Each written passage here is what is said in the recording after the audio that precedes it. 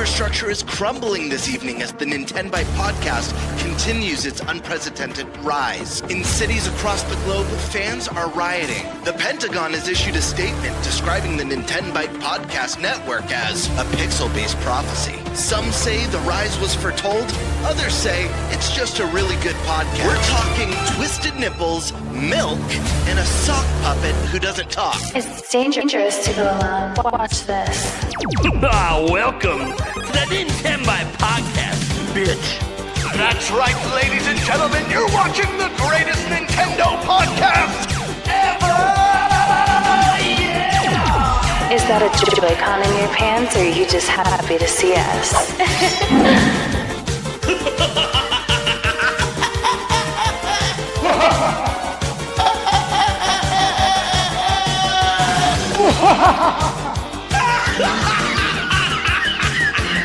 Shut up!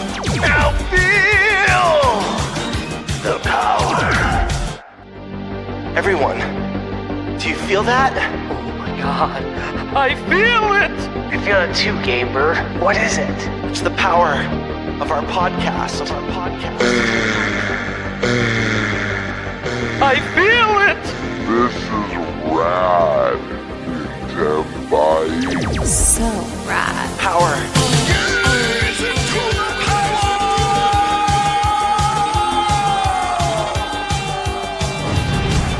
Now bask in their glory.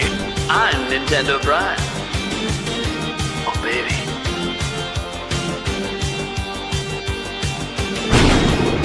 I'm Thunderstash.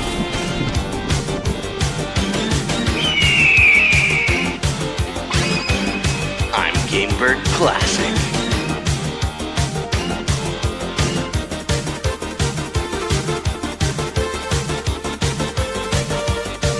Nintenbyte rules. Let's rock. Hey, everybody. Welcome to the Nintenbyte Podcast Season 3, Episode 20. Don't worry. If you're watching the video version, Andres Restart will be back. He's building a new office chair because the one he has sucks ass. So he's working on it. See, there he is. He peeked into around the corner. How you guys doing, everyone? We got a killer show for you today. There is no Eric Moore. The sock puppet is not here. The intro lied. Well, I didn't lie. He's part of the show. Just not the show. He's got some medical stuff going on, but he'll be all right. He'll be back. He'll be back next week. Don't worry about it. That said, we do have a killer show for you guys. You see the title. We're obviously going to be going to Zelda 40th anniversary because, believe it or not, it ain't that far away. It's less than half a year away, which is crazy to think about because we just got all the news about Mario's 40th, and Zelda's 40th actually happens before the dang Mario movie comes out. So we got some crazy stuff to talk about with that. Obviously, there's been a lot of rumors around that, some projections, predictions. Kind of get the initial conversation going. I'm sure rumors and everything will ramp up pretty heavy once we get to January. We're going to turn that calendar, and all of a sudden, it's Zelda time. Except that there's a Mario movie, and there's a Yoshi game, and there's also a Mario Tennis game. And okay, maybe it's not quite Zelda time, but it's something. That said, we have some other topics to talk about as well. A new president coming in at Nintendo of America, and a new CEO. So that's a thing going on. So long, Gay Bowser. And then... Sorry, I gotta make the reference. All right. The reference. Come on. It's a classic. Don't get mad at me. That's Nintendo. Nintendo did that. Okay. I think they meant it as happy. Right? They're using the happy form of that word. The old English version. That being said, we also have some other stuff going on as well. Some other rumors, some big third-party games. And I don't know, bunch of stuff. Metroid stuff too. Kind of interesting. So Nash Weedle Metroid stuff. Probably have to pick Andres Restart's brain a little bit on that one when it comes to it, because I honestly ran out of time, and I know he made a video, and I didn't get to finish the notes. So it's okay, because we do have Andres Restart here. But you know what? He's still getting ready there. So let's go ahead and around the room, introduce everyone. First off, we have Mr. Robot Joe is here. How's it going, man? Guys, thanks for having me again. Yeah, let's talk about some Zelda. I don't know. I don't have much to say. I'm just excited about this topic, actually. Oh, well, there you go. I mean, when we talk Zelda and Robot Joe's in here, I always worry if he's going to say this. What are you going to do? Bleed on me? I don't know. Maybe I will. Classic Joe right there. That's right. classic Joe. God, that's what my mom says. Classic Joe. Anyways, we got He's a the gamer bleeder. here. How's it going, Birdman? It's going well, man. Stoked for another Wednesday Nintenbyte extravaganza. Talking some Zelda, my favorite series, my favorite thing to talk about. And yeah, it's just been a cool week. I did a live stream this week, and you freaking rated it. I didn't even know what was happening. I didn't know what rating meant on a live stream. I didn't even know what that meant. Yeah, people were like, dude, answer your phone. I hear my phone vibrating. I'm like, I'm on a live stream. Who the hell's calling me? But it was a lot of it was a lot of fun. Answer your phone. He's trying to give you views. So many things went wrong in that live stream, but it was a great learning experience. I started it with like my microphone off, so I talked for like 5 minutes to no sound, but I was just hanging out. You know, some people from who are here every Wednesday came and showed up and supported, which was totally awesome. And we just talked Nintendo, did a little Q&A, and I was building the Nintendo Lego Game Boy. Right. I built a little more than half of it, so I'm going to do another live stream next week and finish the build. I realized that chatting and building takes a little bit more mental focus than I thought it would. But it was a lot of fun, man. Why I haven't called on Andres yet, because he is literally building. Right? Yeah. I kept trying to remember to look up. Plenty of show ahead. Finish the chair.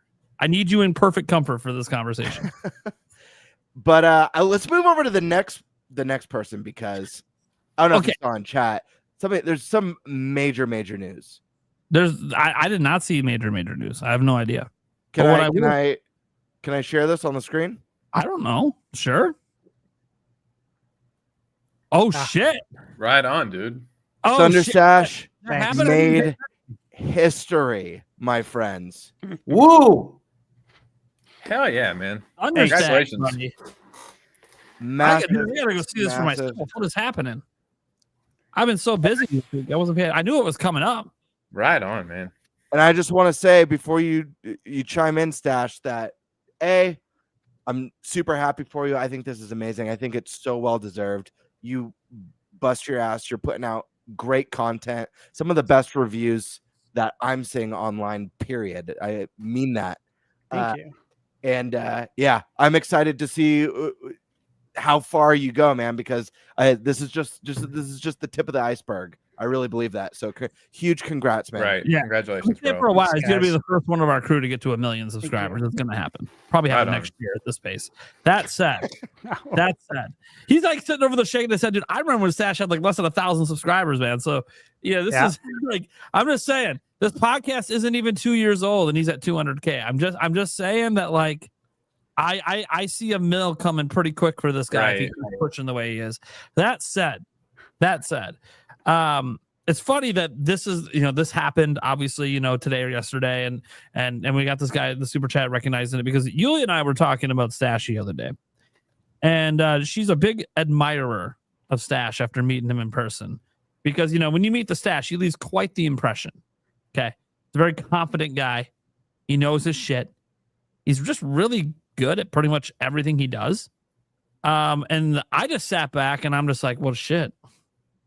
I can't measure up to this. Well, you know what? Well, pardon me, Mr. Perfect. Understash. How we doing? We were all, by the way, we were all covering our mustaches the whole time at PAX in shame. Like Nate and I were walking around like this with him. Yeah, so people wouldn't compare. His stash is like curled up over the top of my head while I'm walking next to him. I'm like, okay. We need Eric the Beacon to distract the whole crowd, because don't look at me. What's up, Stash? I appreciate it, guys. Thanks a lot. And hitting 200K is really cool. And obviously, I've just been crazy busy trying to stay caught up with all of these games, get all of the PAX videos out. I still have to get my NBA Jam video out. I have a couple like business, type videos, like with J Sox, with Figgies. I have like 3 other ones. I just got a projector screen guys. Oh, fuck yeah. I've always wanted one So- of those. I already have one. You know, I have my pull down. It's a Oh, yeah, I 150 have- inch screen. I have this really cheap 200-inch, like it's a cloth. It sucks. Yeah, I've had that. You know, you work your way up, but this company sent me one that is completely motorized, but it's from the floor up. So like you literally set it down like a green screen. Like I have a portable Elgato green screen. Wow. That sounds. You press a button and it goes up and it's motorized. It's I think $2,000, which is a lot. It's a 130-inch screen, and I was playing Digimon Story, Time Stranger on that screen to test it out. I'm like, holy shit, this is so cool, dude. I'll show you guys eventually, but yeah. At any rate, I got some videos like that, and it's just like, dude, just trying to stay caught up with all of these games coming out is the challenge of a lifetime. Because it's like, dude, to play through them, to write a review, to do the thumbnails, to do the takes, to get things right, to get your footage to line up with what you're talking about in the review, and to try and meet, the timelines. Like the embargo for Digimon Story was at 7 a.m. So I was up to like 1 getting it finished up so I could hit embargo. And it's just like the same thing is going to happen next week. You know, I'm playing, what do you call it right now? Our game, Yooka-Replaylay. I'm playing that right now. Nice. Got some next week. Yeah, it's just like, it's nonstop embargoes right now. You're I'm just like, replaying holy it shit. right now? Yeah, I'm replaying it. Yeah. And that was good. But yeah, dude, it's nuts. So this is all really good. The numbers. But my point is that I'm not even looking at them because I'm so crazy busy. That's where I'm at. Every time I look at your channel, it'll be like, oh, this video got 1,000. This one got 1,000. Here's a random one that I'd never thought in a million years. There's 25K on this one. That's the thing about the reviews. You never know which ones are going to be the ones that take off. But there's sometimes seriously, I've been watching his channel now for the last couple of years. It's like, dude, somebody like He-Man, that's the one that's going to blow up. Okay. Oh, it did? Yeah, that one blew up. I'm like, what? Okay. Interesting. that one blew up. Cool. He did a lot more in-depth ones than the He-Man one, and that's the one that blew up. All right. You know, it's like it's so random. But I love that. That's the thing. Like, that's what's cool about you. Like a lot of us content creators, we're always looking at numbers and like that. You just don't give a fuck. You're gonna do the ones you want to do. You're gonna do the reviews you want to do, and if it doesn't get good views, doesn't matter because some random one will that you didn't expect to, and who gives a fuck? You just keep making content. Yeah, you know, I was at the gym earlier, and this all kind of connects. But Switchforce had put out a video about 15 years on YouTube. Oh yeah, yep. And I was listening to it, and the things that I mentioned in my 100K video and just now too, he mentioned in his video talking about how he really obsessed like hardcore over the numbers and why one video would do better than the other, even though that video is better quality. And he'd look at a lot of his competition and it kind of like wrecked him mentally for a while. And he learned over time that I'm not going to look at that stuff and I'm just going to make content, and how much better things have been in his life since he did that. But I thought that was interesting. I'm like, that's cool. I'm glad to hear that because he's been doing it a long time. What's that real cliche saying that's like comparison is a thief of joy or something like that? Yes, and it is. And it couldn't be more true on YouTube. People will message me all the time like, hey, I want to become a YouTuber. Any advice? I'm like, I don't even know what the hell I'm doing still to this day. and they think you're being like coy about it or something. And I'm like, no, we really we don't know what the hell we're doing half the time.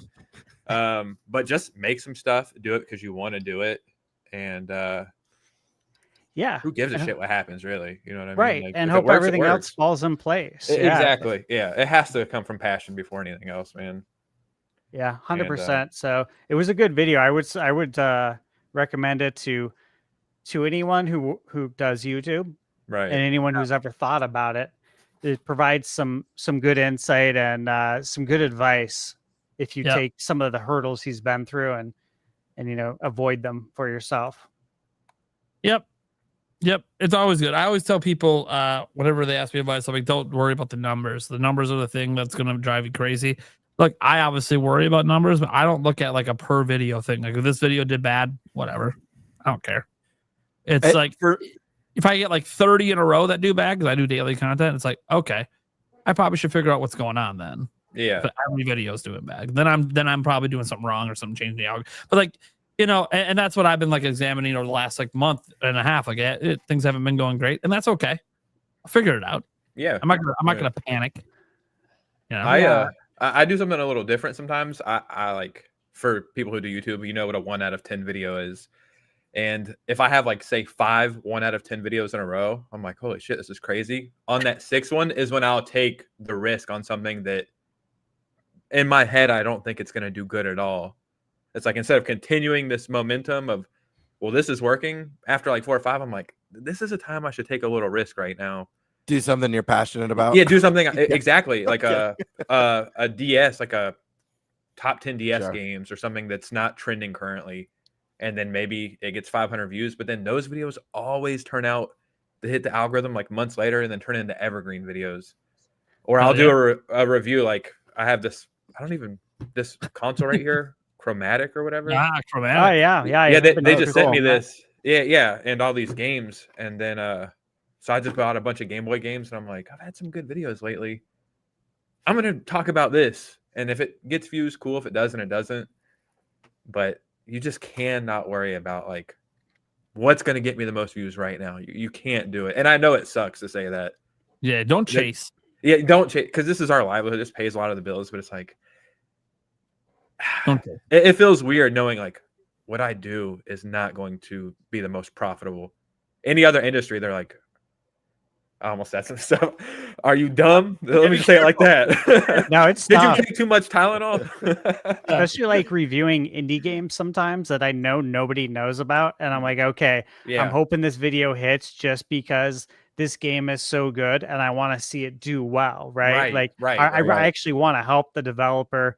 I know that there's probably like a 95 at least % chance that this video will probably bomb, but you know what? The good part is I'll never know, so I'm not going to look anyways.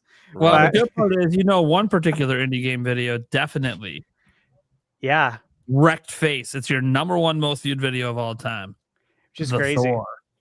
Tiny Thor.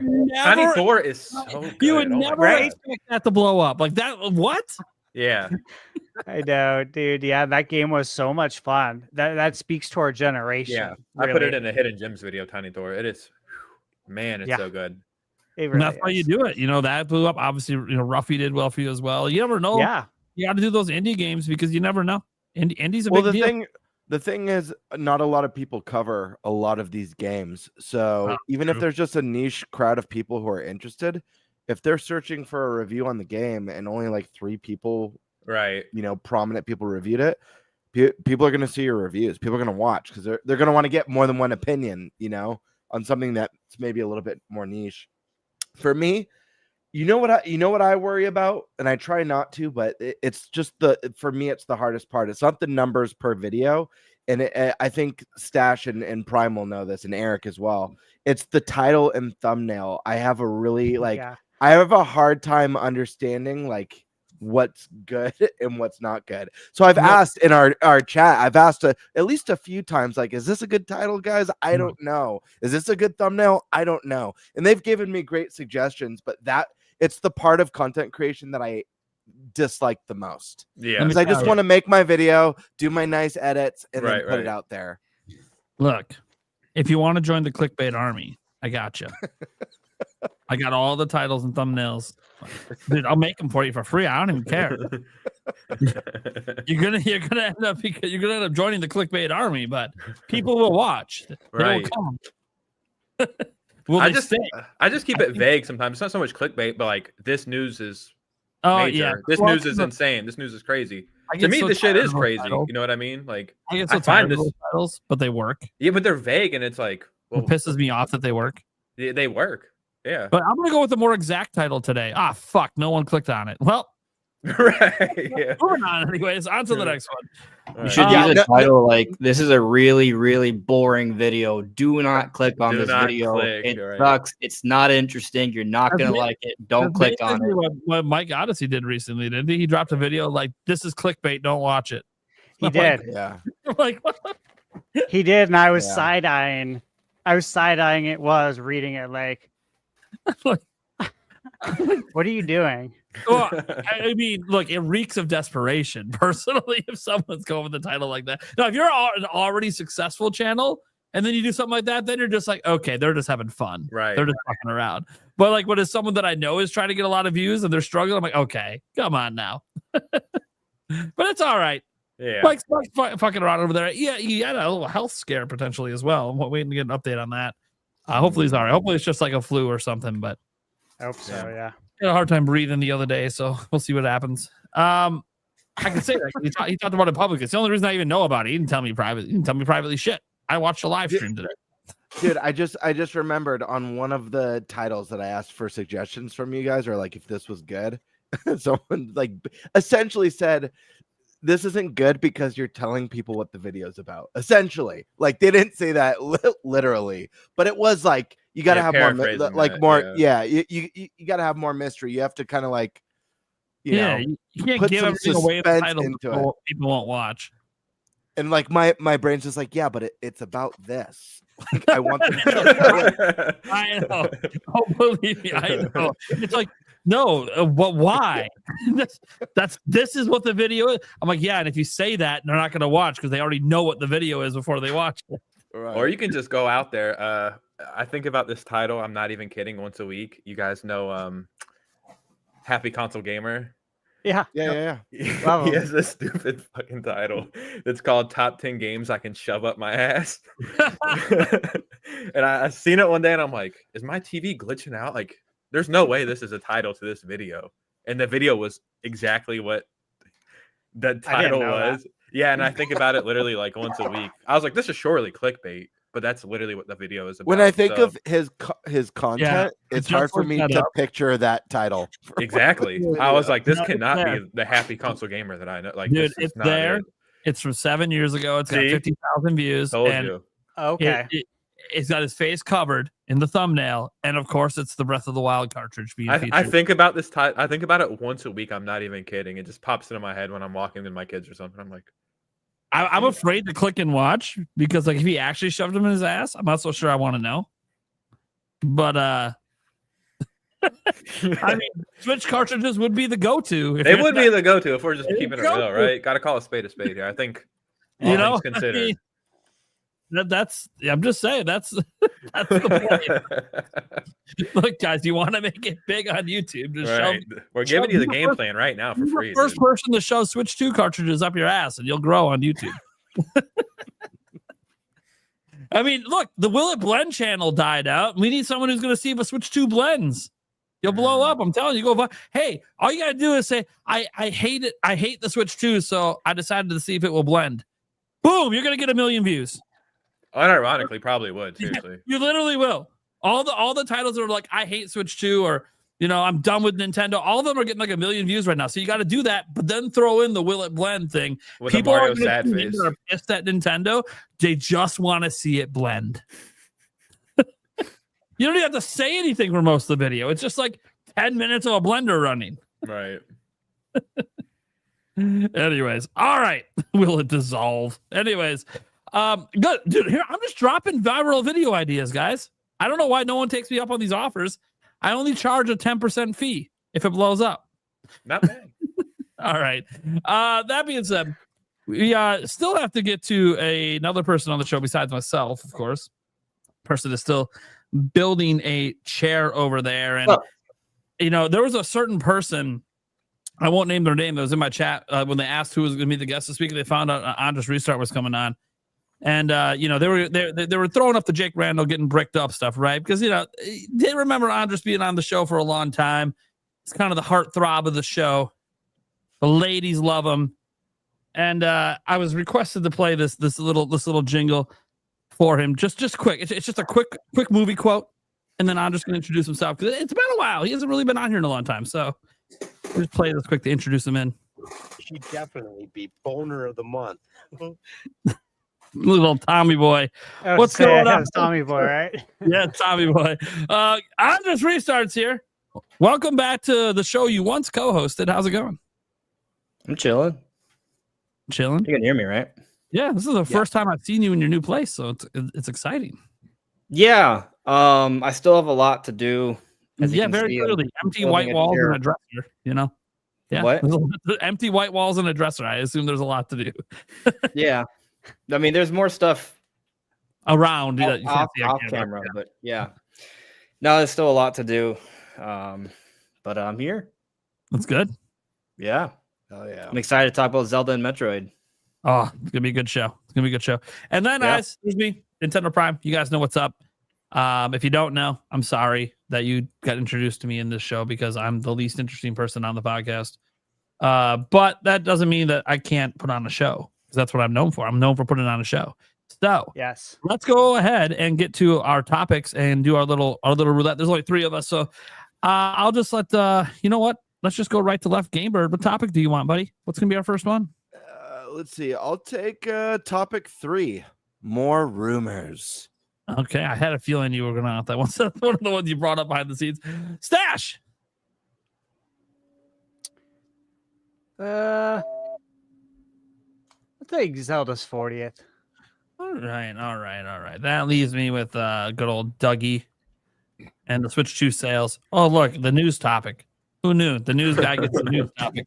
After all, I forgot the ending of Ocarina of Time. Famously, Andres Restart was on that episode and said nothing. Clearly, just sat back and just watched me be wrong the whole He just time. watched you self-sabotage for Watched a whole hour.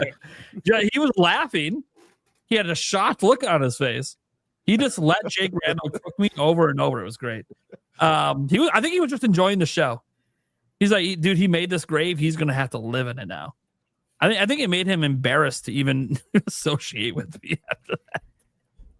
Right. That said, of course, I couldn't take the Zelda topic. It is what it is. I'll probably never get the Zelda topic again because of that episode. Oh, by the way, guys, if you guys didn't know, this is just something I just randomly noticed the other day. This is our 81st episode of the Nintenbyte Podcast. Wow. 81. Damn. And we're going to hit 2 years on May 1st, 2026, which is not a podcast night. But, maybe we'll have to do something special for that because that is a 2-year anniversary of the show. It's our first episode is May 1st, 2024. Yeah, we should. We should do something for it. It doesn't have to be a nice 4-hour show or anything. It was just something to celebrate it a little bit because, 2 years. Some podcasts don't make it 2 months. Right. It went by fast. Yeah, it doesn't even feel like it. It does not at all. Yeah. I'm like, God, it's really been 2 years? Shit. Almost, not quite. All right. Let's get to our first topic. Gamebird, what the fuck are we talking about? Yeah, let's talk about some rumors, guys. So, Nash Weedle, you guys may have heard of him on this channel once or twice. No, I have no before. idea who he is. No. Well, that's just too bad for you now, isn't it? Nash Weedle says that we are getting some special games on Switch 2. This includes Alan Wake 2, which is one of the best third-party games of this past generation. Max Payne 1 and 2, 2 iconic classics that I have very fond memories of. Also, the Prime games, like Metroid Prime 2 and 3, maybe. He also mentions that that there's a 2D Metroid sequel that may be in hot water. But we're going to start with Andres because this is something that Andres actually already covered. And so did a whole video on the Metroid stuff. Yeah. So specifically with the Metroid, I know that that's the big game that a lot of Nintendo fans are waiting for right now. But just your thoughts on these rumors. Obviously, I want to hear about Metroid, but would also love to hear your thoughts on some of this third-party stuff, including Alan Wake and Max Payne 1 and 2. But what do you got for us? Yeah, what's up? He's like, I wasn't paying attention the whole time. What are we talking about? We're talking about Metroid. You're talking about the Nash Weedle rumors. Right? There you go. Yeah, I was paying attention. I just I decided to. Yeah, You try to get used to your new chair already. It's like falling back. I'm figuring stuff out You gotta right figure now. out the settings on it. Yeah, there's I don't There's know. knobs and levers. But I'm sitting on it. It's got that Spring to it. lumbar support. Well, now lumbar me some Metroid stuff. What's going on, buddy? Okay. Man, I feel really short because of the camera setup. I'm actually 6'1", but everyone thinks I'm like 5'2". I met him in person. He towers over me. Anyways, the way it's just camera all does angles. things. It's all angles. People were surprised when they saw in the footage how short I was at PAX. Like, you're that short? You don't look that way in the video. I'm like, dude, it's all angles. I know. Michaela thought you were going to be really tall. She really did? Yeah, she did. Based on the angles. So you nailed the angles. It's all camera angles. Yeah. You want to come from the top down a little bit. The camera just a little bit above you at the right angle. It makes you look tall. This is what it is. Yeah. All right. Well, I'll worry about height and angles and all that other stuff later. So I'm just going to kind of talk about the whole like Metroid situation, right? So I saw some people actually repost my video. I didn't call them out because I didn't feel like calling them out. But they're like, oh, so there's rumor has it there's gonna be a Metroid Prime 4 Direct. And like, yes, there is a rumor for a Metroid Prime 4 Direct, but that's not what the recent rumors are about, right? That was kind of more just I talk about a Metroid Prime 4 Direct because that just kind of seems like the common sense thing at this point to expect. We've gotten one for Kirby. We're going to get two for Kirby. We've gotten multiple Pokemon presentations. We got a Donkey Kong Direct. We got a Mario Kart World Direct. Right. The only one, it would be kind of odd for Prime 4 to not get its own Direct at this point. And I feel like we do have some like signs by Nintendo that they clearly have like a decent marketing plan already. People are kind of skeptical of this because for whatever reason, people just love to assume that Nintendo doesn't care about Metroid, even though this is probably one of the most expensive games they've ever made. That alone should kind of tell you that they do care. Yeah. But they do have an official piggyback collaboration of the Prime 1 through 3 art book that's coming out October 28th. Then they have the 2 Samus amiibos from Prime 4 coming out November 6th. And then they have another wave of amiibos for Silex coming out December 4th. And just for perspective, the Mario Galaxy amiibos aren't even coming out until next year. So, like, clearly they prioritize getting the Metroid amiibos out for this holiday, right? So that's something else to kind of keep in mind. My speculation, right, is that we're getting the Prime 4 Direct in either the last week of October or the first week of November, aligning with either the art book or the amiibos, right? And that's also based off the fact that we've seen how they treat their marketing plans for a lot of their big adventure games. You look at Donkey Kong Bonanza, what happened on June 18th, if I'm not mistaken, or it was June 17th.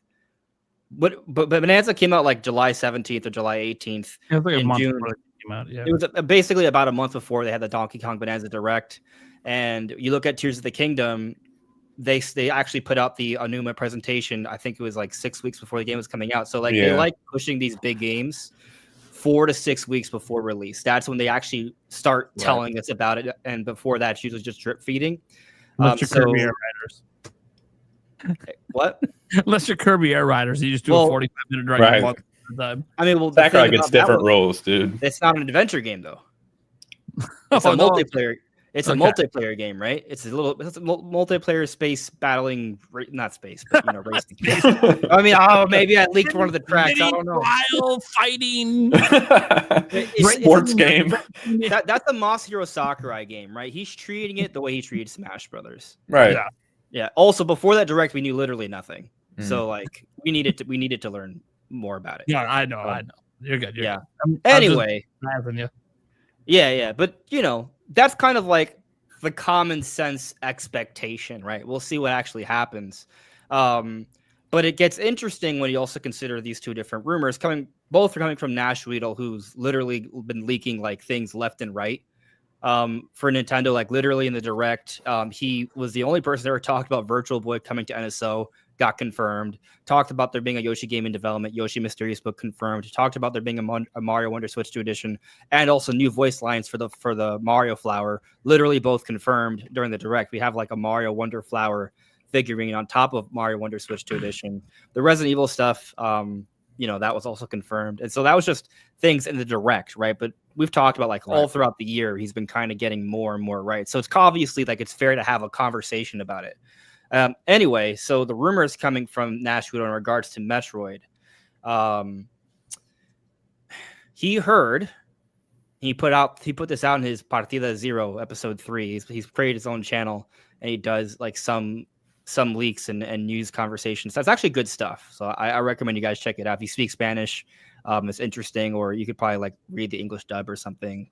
Don't listen to YouTube's English dub. The auto dub is is bad. So it's pretty messy, but I think it's a really well put together program, is what I'm saying. It's really cool. He gets into Nintendo nostalgia stuff. You see, shows off a lot of old commercials and games and things, but also has news and leaks. So it's a pretty good program. Nice. But anyway, he talks about there being every Metroid Prime game coming, and he literally highlights not just Prime 2 and 3, but also Hunters and Pinball. And he doesn't show it, but there is also Federation Force, right? So what's Nintendo going to do? Is this going to tie into the Prime 4 Direct? Or they're just going to be hey, literally every Metroid Prime game is on the eShop? That's an exciting idea. That's not necessarily what's going to happen, right? The rumor just that they're coming doesn't necessarily dictate when they're coming, right? So Nintendo might be thinking more so of, hey, let's make sure Metroid is coming out consistently for years. We did it back in the early 2000s. We had 8 different Metroid games come out in 8 years. Prime 1, Prime 2, Prime 3 Trilogy, Other M, Prime Hunters, Metroid Fusion, and Metroid Zero Mission. All that came out between 2002 and 2010. But because back then the GameCube sucked in terms of sales, it was good, but in terms of sales, it sucked. And in terms of the Wii, had great sales, but it did not have a hardcore audience, right? It was only people pretty much who just liked Wii Fit and Just Dance. It wasn't the right environment for Metroid to succeed, but during the Switch 2 era, it is kind of the right environment for a game like Metroid to succeed. So maybe now they can kind of be consistent with Metroid releases. That's kind of what I'm thinking is. What the basic rumor is, hey, we have some different Metroid games coming. And then another rumor that kind of helps to fuel this thinking is that Mercury Steam is coming out with a game. Well, okay, the rumor is that there is a game coming out in 2026 that Nintendo is kind of talking to a company about. But if you fill in the dots, right, you look through the thread, he never deconfirmed that one. He deconfirms a whole bunch of others. And you look at, he also talks about a game that he did talk about. He's talked about 2D Metroid being made by Mercury Steam. And you also consider, well, it has been 4 years since they came out with Dread, and that was their most successful game. I think that was literally the best-selling game that ever came out of Spain. Best-selling Metroid game. It's a no-brainer that Mercury Steam is going to work on the next Metroid game. And it's been 4 years. So it's reasonable to think that they could come out with another one for next year. So that thread was interesting. So when I was watching your video and I was looking at the stuff, he also kind of made it sound like, the developer, because he doesn't confirm it's Mercury Steam, right? You just kind of connect the dots. You can it could be something else. You can pretty much figure that's what it's Mercury Steam. Yeah, because he says the developers behind schedule, they did get an extension for 2026, but it also says no further delays will be accepted. So it's kind of almost like Nintendo maybe isn't happy with them, that they're not it's not going smoothly, and they're just if you don't get it done next year, we're just going to pull the plug. Yeah. One thing I will say though is that this is all translated, right? So he's saying it in Spanish. There could be a little bit of connotation lost there. Well, sure, I guess. Actually, let me go and read it. Yeah, but you can read Spanish. I don't know why you're. Yeah, the thing is though, I still default to just it shows me a translation. It shows up. Yeah. It shows up that way. I'm not going to pretend like I'm the greatest Spanish speaker in the world. I understand it, but I have to have a mental shift. I mean, I'd be very curious because the last point made, it says no further delays will be accepted. I don't know how that could be mistranslated. Right. That's literally. Well, I mean, they're still So you look at it in Spanish, though. Spain Spanish is also a little bit different than right Colombian, Cuban Spanish. There's subtle differences, but Like the way they say gracias in Spain is crazy. Yeah. I mean, it just says deadline 2026. No se admite otro retraso. I mean, it just sounds like that they want it out in 2026. I don't know if we should like look so deeply into it. They were like, oh, Nintendo's being like really rude about this. I just think it. Well, I didn't say rude. I would say like they're setting a business deadline like 2026 is this is when we want it out. Yeah. And if that's the case, it kind of makes sense to what I'm kind of getting at, though, is that Nintendo wants to come out with Metroid games consistently because they want to keep that momentum going. They want to keep that train going. They want this that is trend to grow. This is what Kiwi Talks was saying when we had him as a guest on the show, that there's been discussions behind the scenes of like, why isn't this series selling well? And it's something that Retro, at least in regarding Prime, has been like, when you think of the huge jump or the massive leap in years in time between new entries, they're not keeping that momentum. They're not creating new fans and consistent fans for a series to come back to. It's getting forgotten to time. Yeah. I also wonder, because like, you know, the whole genre is called the Metroidvania genre. There's a ton of games that are massive in that genre that are sold better than any Castlevania, sold better than any Metroid. And yet those are the games that basically founded the whole genre. That's why it's called Metroidvania. What I don't get is like, it should just be called Metroid. Like, whatever. Let's be honest here. But look, I'm trying not to diss the Castlevania. We'll leave it be. Castlevania is great. Don't get me wrong, but I know. Metroid's the OG. You can't shit on this game right here. Okay. Yeah, don't piss off the stash. All right. We already succumbed to the powers of the stash. I know you keep twisting it. You can twist it all you want. You're not gonna get to the power of the stash. No, but what I'm trying to like point out, I guess, is that like they might look at it internally and be like, oh, because there's been such large gaps that people forget about it. Dude, there's games that come out that have no history and blow up and sell 10 million copies in the genre. Right. So like at some point you can't blame the gaps. Yeah. At some point you have to figure out, why are other people able to make games in this genre and they're instantly appealing and evergreen, like Hollow Knight as an example, but we can't do it. What are we not getting about this genre that other companies are? I think it's marketing. I was gonna say, I think I hate saying the newer generation because I don't even know what the hell that means anymore, but just say 20 and under. What connection? And that's a big marketing gaming. Truly, what connection do they have to Metroid? What would they have to play? Or if you go back to, when did Metroid Dread come out? 2021. 2021. So say you became a big gamer in 2022, and you're like, I wrote it down because I knew this would be asked earlier. yeah, but if after that, you know, we had the hype for Metroid Dread. It came out the same day, I think, as the Switch OLED did, if I'm not mistaken. Yes, it came out October 8th, 2021. Yeah, so I feel like Nintendo almost tied the marketing of Metroid Dread to the Switch OLED. Bro, Emmy edition. It had the same color layout. Same color, exactly. Absolutely. And I do think that actually helped a bit with Metroid Dread. Some people went out and got the Switch OLED, and they're like, "Well, this." They heavily marketed the game during that period. And if they had a follow up to Metroid Dread within 2 years, this is my exact point. But there was nothing, so you have. I hate seeing the newer generation, but you know, we know Metroid, we've grown up with it, whatever. But yeah, Prime and Master, they just didn't market it. They didn't market it at all, and it's one of the best things that not at all ever put out. It's literally one of the best dropping, games last like handful of years. $40. Shadow dropping a game from a series that doesn't sell well is, in my opinion, just not. Yeah, move, it's almost like. I have a theory that game was $40 as well because Tears of the Kingdom was the first $70 Nintendo game. So they're like, let's soften the blow, do something $40, whatever. But yeah, I just feel like the next there's no connection to Metroid for almost like maybe Doug Bowser hates Metroid, and so like he's always made sure that we're just gonna sabotage it. But now that there's someone else in power, Doug Bowser sucks at Metroid games. Confirmed. Could be. Nate, you have permission to talk during your podcast. One, it's not my podcast. We all call home some bitch. 25%. Okay, you have permission to talk on this show that runs on your YouTube channel. and Thunderstash's YouTube channel and Gamebird's channel. Okay, whatever. Just talk. This isn't the show you think it is, Anders. That said, I'm sorry. it's okay. It's okay. Yeah, this isn't like the Nintendo Prime Podcast. It's not my show. It's our show.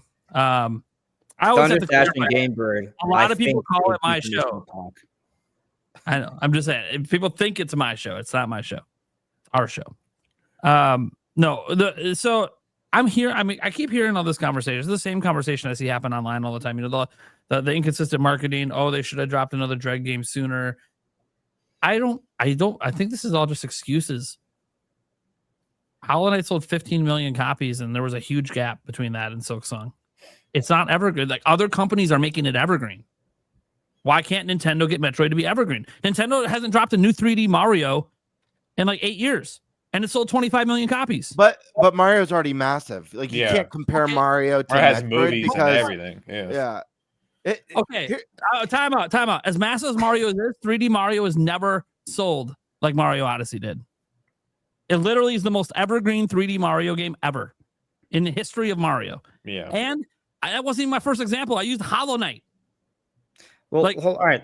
Well, let's talk about that I then. think I know what it is. Most of Hollow Knight sales and most Metroidvania sales are on PC where Nintendo isn't.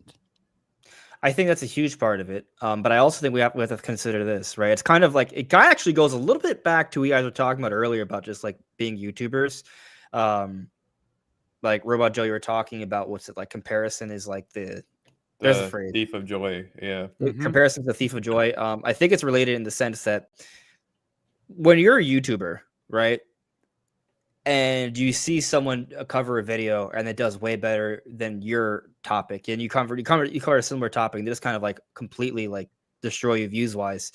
What you gotta realize is that you're getting recommended that video because it's getting pushed by the algorithm. It's the success story.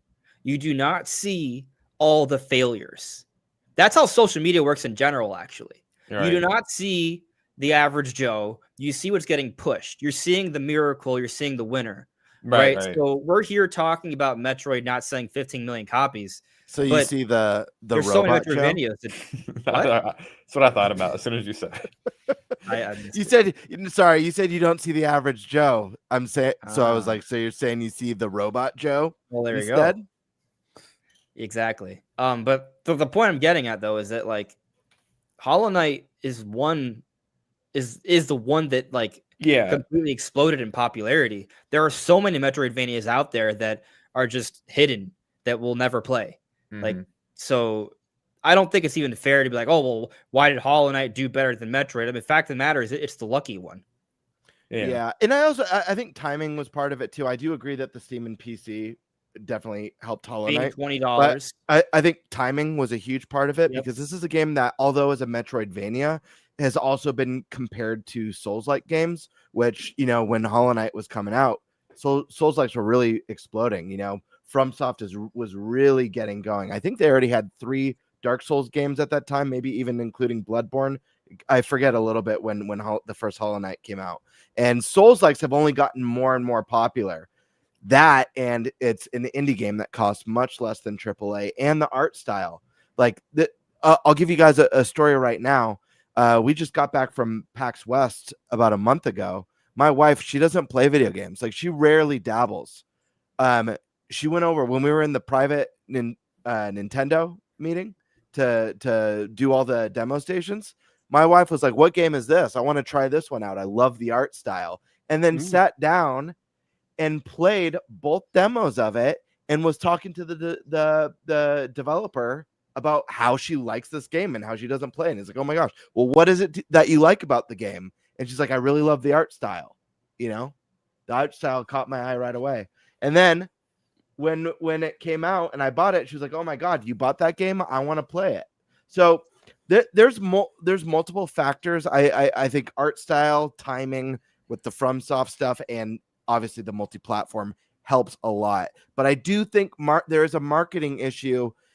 I mean, Metroid has a tough thing, especially Prime, because it's a first-person shooter. Yeah.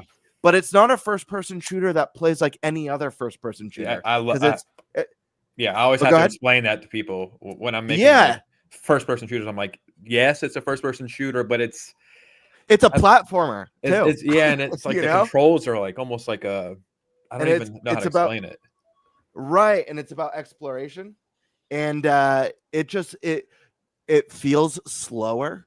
It's not like high speed like a Doom. Right. And I don't know. I feel like Metroid really thrives with its power-ups, with its incredible like perfection in level design and stellar boss fights.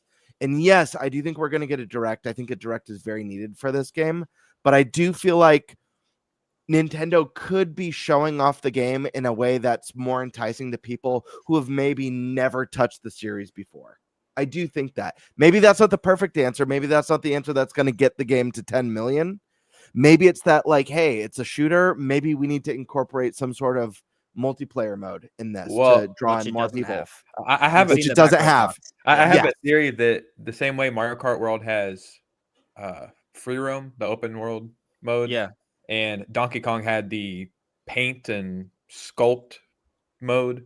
Metroid is going to have something that's what they should do for kids. I'll tell you right now, they're going to have something where Nintendo in the Direct's like, hey, and also your 5-year-old kid can mess around and do this or something. But yeah, I think that might be the motorcycle open exploration element. Yeah, very well could be. Yeah, this isn't happening, but this would be kick-ass. Is if they did what Ghost of Tsushima and the new Ghost of Yote did, where they launch the core game and then they announce at a later date that a free multiplayer mode is coming at a later time, would be awesome. That's possible. Yeah, I don't think so, but I don't think so either. But I think that would be awesome. Do you think in the Direct they're really going to push the mouse controls? Absolutely. So I've had this theory. I kind of mentioned it before. I've done research on like Metroidvania games and stuff like that, and like how well they sell and where they sell. Because it's not just Hollow Knight. That's just like an easy example to pull out. Dead Cells, even certain Castlevania games. But if you look at where all the sales for these games are happening, it's like 90% on PC. I just don't think these games appeal to Nintendo audiences. I mean, Pokemon fan put it in there, like in the chat saying, I don't feel like Prime appeals to Nintendo fans. It just isn't a game Nintendo fans care about. And that feels weird to say because like it's still going to sell millions, right? Like we're still talking about a series that's going to sell 2, 3, 4. We're hoping Prime 5 does 5, 6 million, but Prime 5, Prime 4. But it's still kind of like, yeah, but if it was on PC, it could be like 10 million. It's just the audience that love those kind of games. That's a very fair point. Probably aren't really on Nintendo. Like they're on a different platform because that's where all the sales for this franchise, for this genre keeps happening. Yeah, that's a fair point. I didn't think I hear you, but just to make a counter argument, Nintendo is at the height of its popularity right now. Switch, like the install base skyrocketed beyond what Nintendo's ever done for home console before. So I do think that Switch 1 brought in millions of first-time Nintendo gamers, millions, and an older audience than what they previously had garnered with the Wii and the Wii U. Switch 2. So why did I don't know. It doesn't matter. If the audience coming in isn't the audience from PC that plays these games, then it doesn't matter. Yeah. So I'm just saying, like, I think the potential is there. Like, I think it's possible for Metroid to really succeed. By the way, guys, I want to make clear, I'm not knocking Dread. The sales are really good for it, and it's not a game that cost them a lot of money, so it was very profitable platform game. Yeah, but it's available on multi-platform. Yeah. That's what I'm saying though, is like the audience for this kind of game doesn't seem to be on Nintendo's platform. Doesn't mean saying Nintendo should put them on PC. I'm not saying they should do that. I know there's a lot of people that hope someday Nintendo puts their games on PC. A lot of people would love that. We'll look at when they are cross-platform. What is the Prince of Persia Metroidvania called? The Lost Crown. Lost Crown. That game was incredible. One of the best Metroidvanias I've ever played. Cross-platform, and still fell tremendously short. One of the highest rated games of that year too. I think it averaged like an 86 or something like that. I'll say this. We're talking about a Ubisoft game. The studio was basically closed before the game came out. Yeah, but it's. So it didn't matter what the game did. They already decided before it came out they were close. I just think Metroidvania is in their essence. Like Hollow Knight, like you're saying, that's the rare one that broke through, and there's a couple here and there. I so disagree with this. There are indie studios that make nothing but Metroidvanias, and that's all they do, and they've been doing it for decades. Like this is not a new genre. The genre is very popular. There are a lot of games that are successful at it. Now, I will note they're not like Nintendo successful, but here's the thing: they don't have to be, right? Like exactly, Nintendo's Well, neither does Metroid Dread. Yeah, 3 million is great. So We 3 shouldn't million be complaining about this. Fire Emblem and Xenoblade don't sell 3 million most of the time. Yeah. Yeah, because the audience for those kind of games also doesn't happen to be on Nintendo. That's the thing. Like, I'm glad these games exist. It's just the audiences for it are elsewhere. I want to shift over because Stash hasn't had. We've all been jumping around, but I want to hear Stash's thoughts on this one because I know he's a very passionate Metroidvania player. So Stash, what are your thoughts on this? Yeah, obviously, yes, I love Metroidvania games, and I play a ton of them. Look, I haven't understood why this isn't a game of the year category. Metroidvania is a very legitimate genre. There are tons every year that come out. And if you don't know about it, that's just because you're not looking. All you have to do is Google, 2024 list of Metroidvania games, 2025. Go to 2026, you're going to see tons. Like I could make a video right now on the top 25 Metroidvanias coming out in 2026 that I would be excited about. But I don't have time to do this, right? However, this is a genre that's been really blowing up, right? And there's even games that you may not think are Metroidvanias, but they are. Like the Batman Arkham Asylum is considered a Metroidvania, even though it's a third-person, action adventure game. Axiom Verge, great Metroidvanias. Obviously, we know all the Castlevanias. I love that game. Yeah. Excellent games, man. There was one that came out on Xbox Live Arcade back in the day. Is Shadow Complex. Yeah, that's a badass game. Dude, even I don't know if you mentioned. I didn't hear Animal Well. Yeah, Animal Well. Some of my favorites are the Guacamelee games. Guacamelee. Those are so good. The Ori games. Oh, yeah, true. Yeah, there's tons.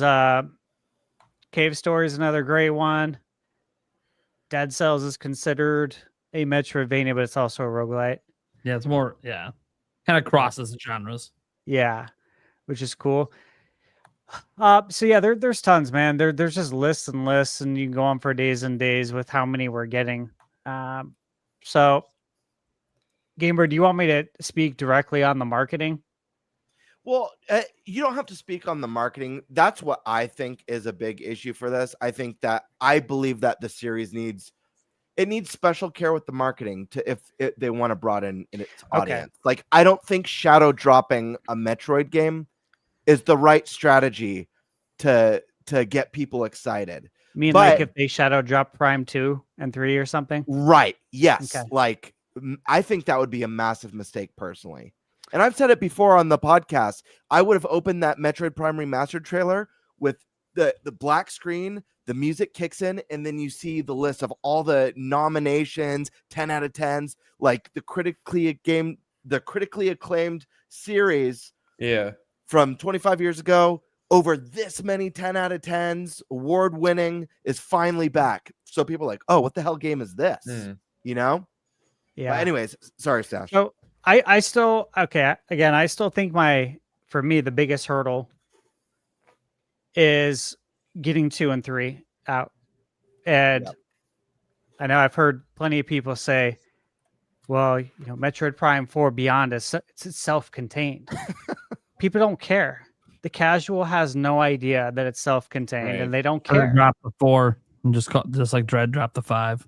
Yeah, exactly. Just drop the number, and then you'd probably do better. But you're calling it that, and I do still think there's a reason. I've never budged on that. I do still believe Prime 2 and 3 are coming out. And again, I think I said this last week or the week before. Just a reminder that Pikmin 1 and 2 came out 30 days before Pikmin 4. 30 days. Right. A lot of people have said, "Oh, we've run out of time." It's like it was 30 days, man. So And when do we expect that Prime 4 Direct? So we technically still have time, yeah. I think that would help build momentum. There's a lot that goes into this that I think Nintendo could do. Obviously, with the first person, you're going to be categorized as a first person shooter. Okay. Right. And that sucks because this is a first person adventure game. Right. Okay? This plays more like Indiana Jones. Absolutely. Right. And it 100%. doesn't get credit for that. That's Okay. a fair point. People used to compare it to Halo when Halo during the I remember Xbox that. and GameCube, and I'm like, this is nowhere near that, guys. Because people are like, oh, I'd rather play Halo. It's like, well, you can play both because these are completely different games outside of the view. But again, common sense, right? It's not common anymore.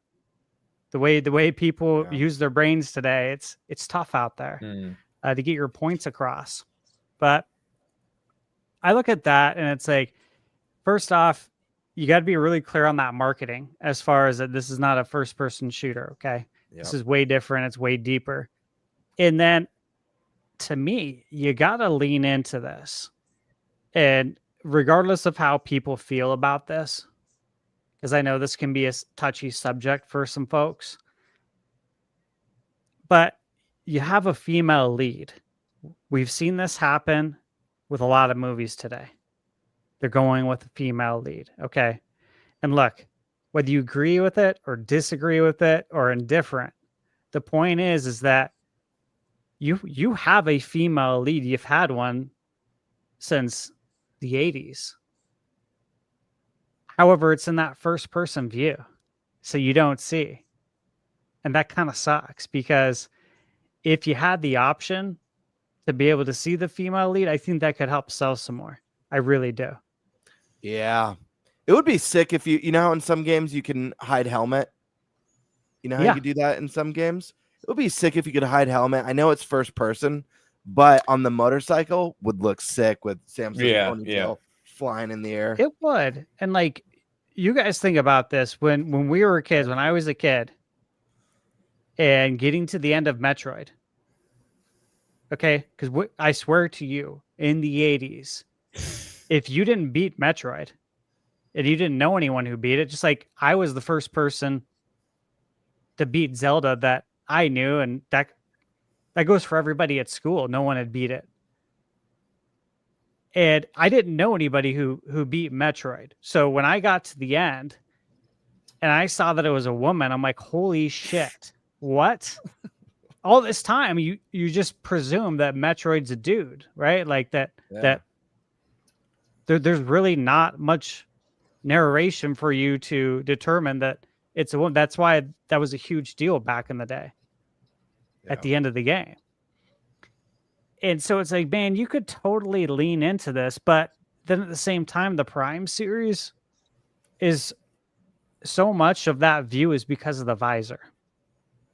Because they want it's like the RoboCop game. You guys play the RoboCop game?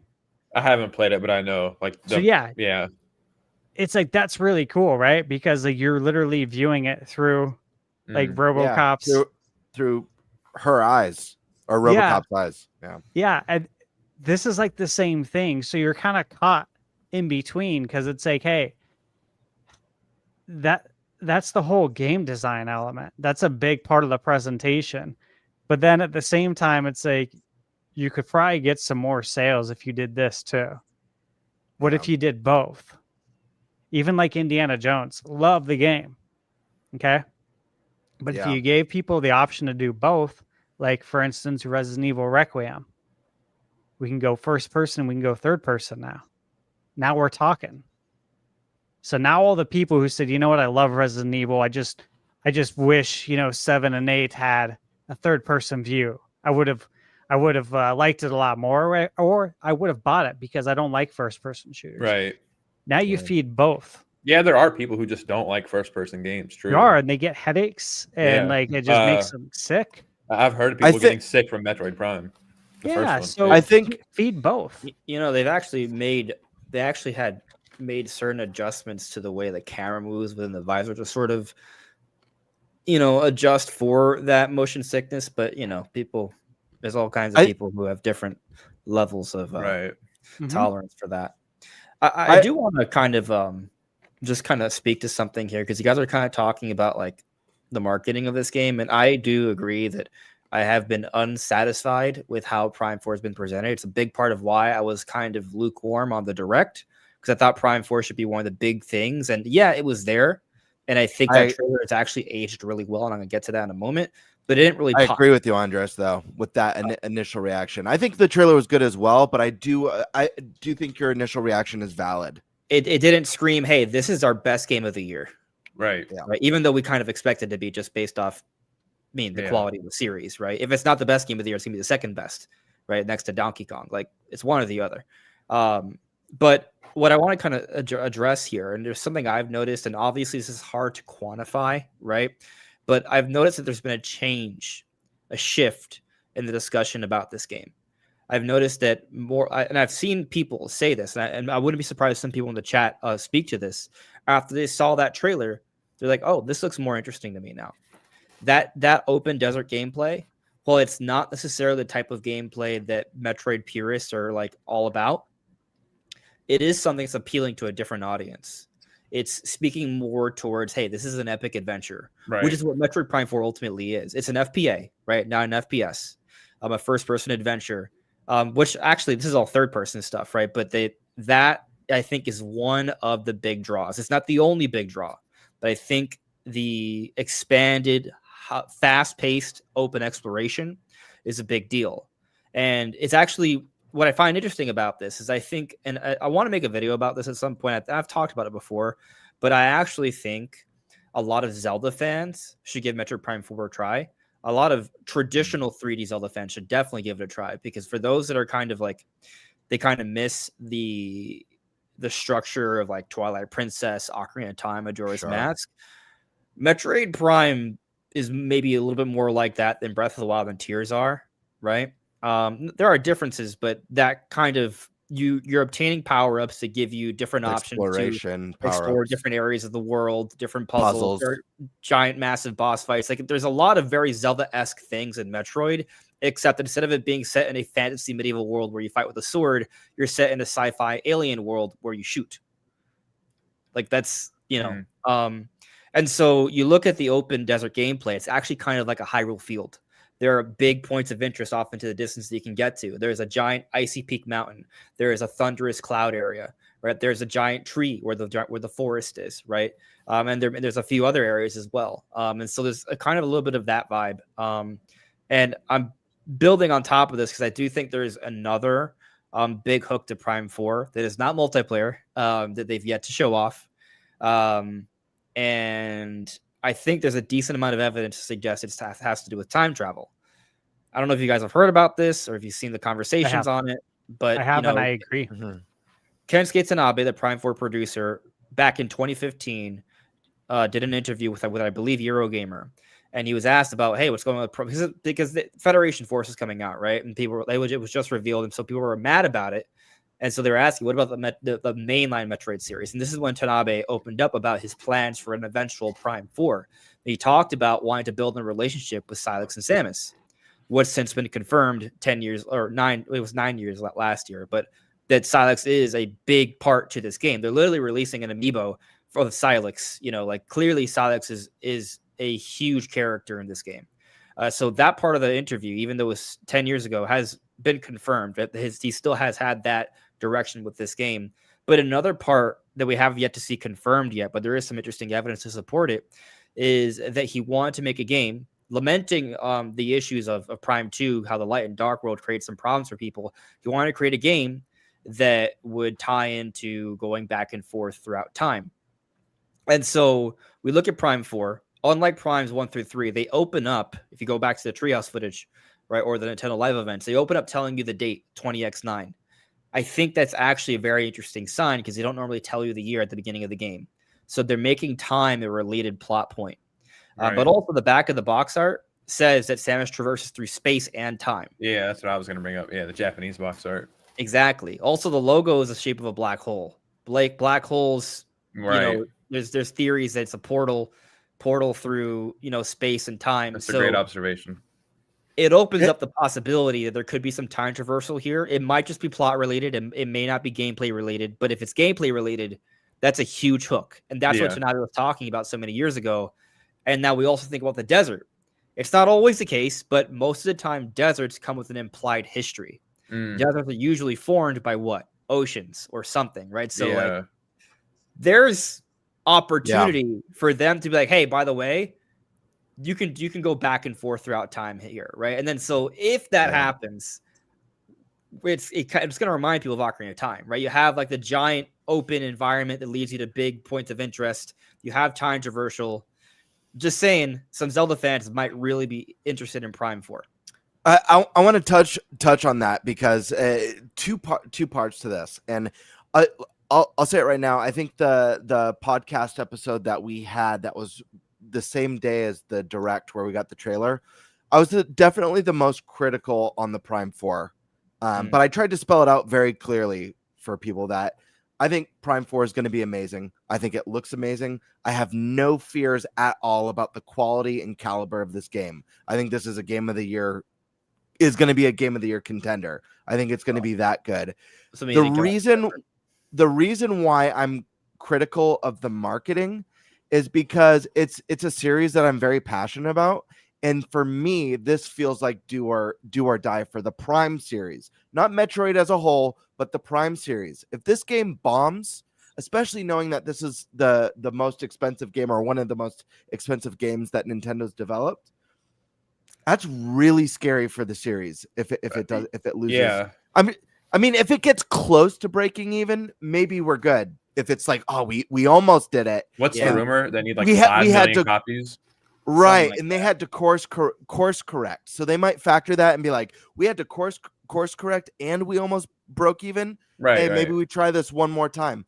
But it's literally from a passionate fan, and I had to look at it like this is a new series. Obviously, the 1 million people who are diehards who bought Prime Remastered are going to show up for this game. Like we already know that. We already know they're excited for it. But as someone who's never played a Metroid game before, or putting myself in the mindset of someone who's never played a Metroid game before, watching that trailer, there's no dialogue, there's no explanation. Yeah, I'd be like, I don't really like it. Looked kind of cool. I don't really know what that is, right. You know. And yeah, then that's a great point. I brought this up, and I'm glad Stash also brought it up about the confusion of people who aren't familiar just being like, oh, it's a first-person shooter, when the game is not that. It's an exploration game. It's a puzzle game. It's a platformer. A lot of people probably gloss over that. That's an interesting point. Like, some people probably just overlook it. Like, oh, sci-fi shooter, whatever. Exactly. Absolutely. Yeah. And when they compare it to other shooters that maybe they're familiar with, or maybe that they like, they're like, oh, this looks really slow. This looks like a really slow shooter. This does not look fun or intense. Nintendo needs to speak very clearly about what kind of game this is. They need to describe this game to a way that are going to make people be like, oh, this isn't a competitive shooter. This isn't a Halo. I want to say real something. quick. Real quick. Let me just wrap up this thought really quick. Yeah. And that way, I do think and maybe this exists in the game. I do think there's an element that they could bring into this game that gives it a little bit more speed that could be like, ooh, that was cool. And it's the counterattack that you can do in both Dread and Samus Returns. If there's some way to do a fast, like quick time counter in the game, there is. I think that's something that you show off. But go ahead, Andre. Sorry, I've been no. I just want to kind of like piggyback and kind of extend, because what I want to ultimately get at is that I don't know if they're going to do it right. I think they can't. I mean, I would imagine they're not this dumb, but I mean, we'll see what happens, right? But I do sort of see that Prime 4 actually has several key elements that can really help it to stand out. And from a designer's perspective, this may have been intentional, right?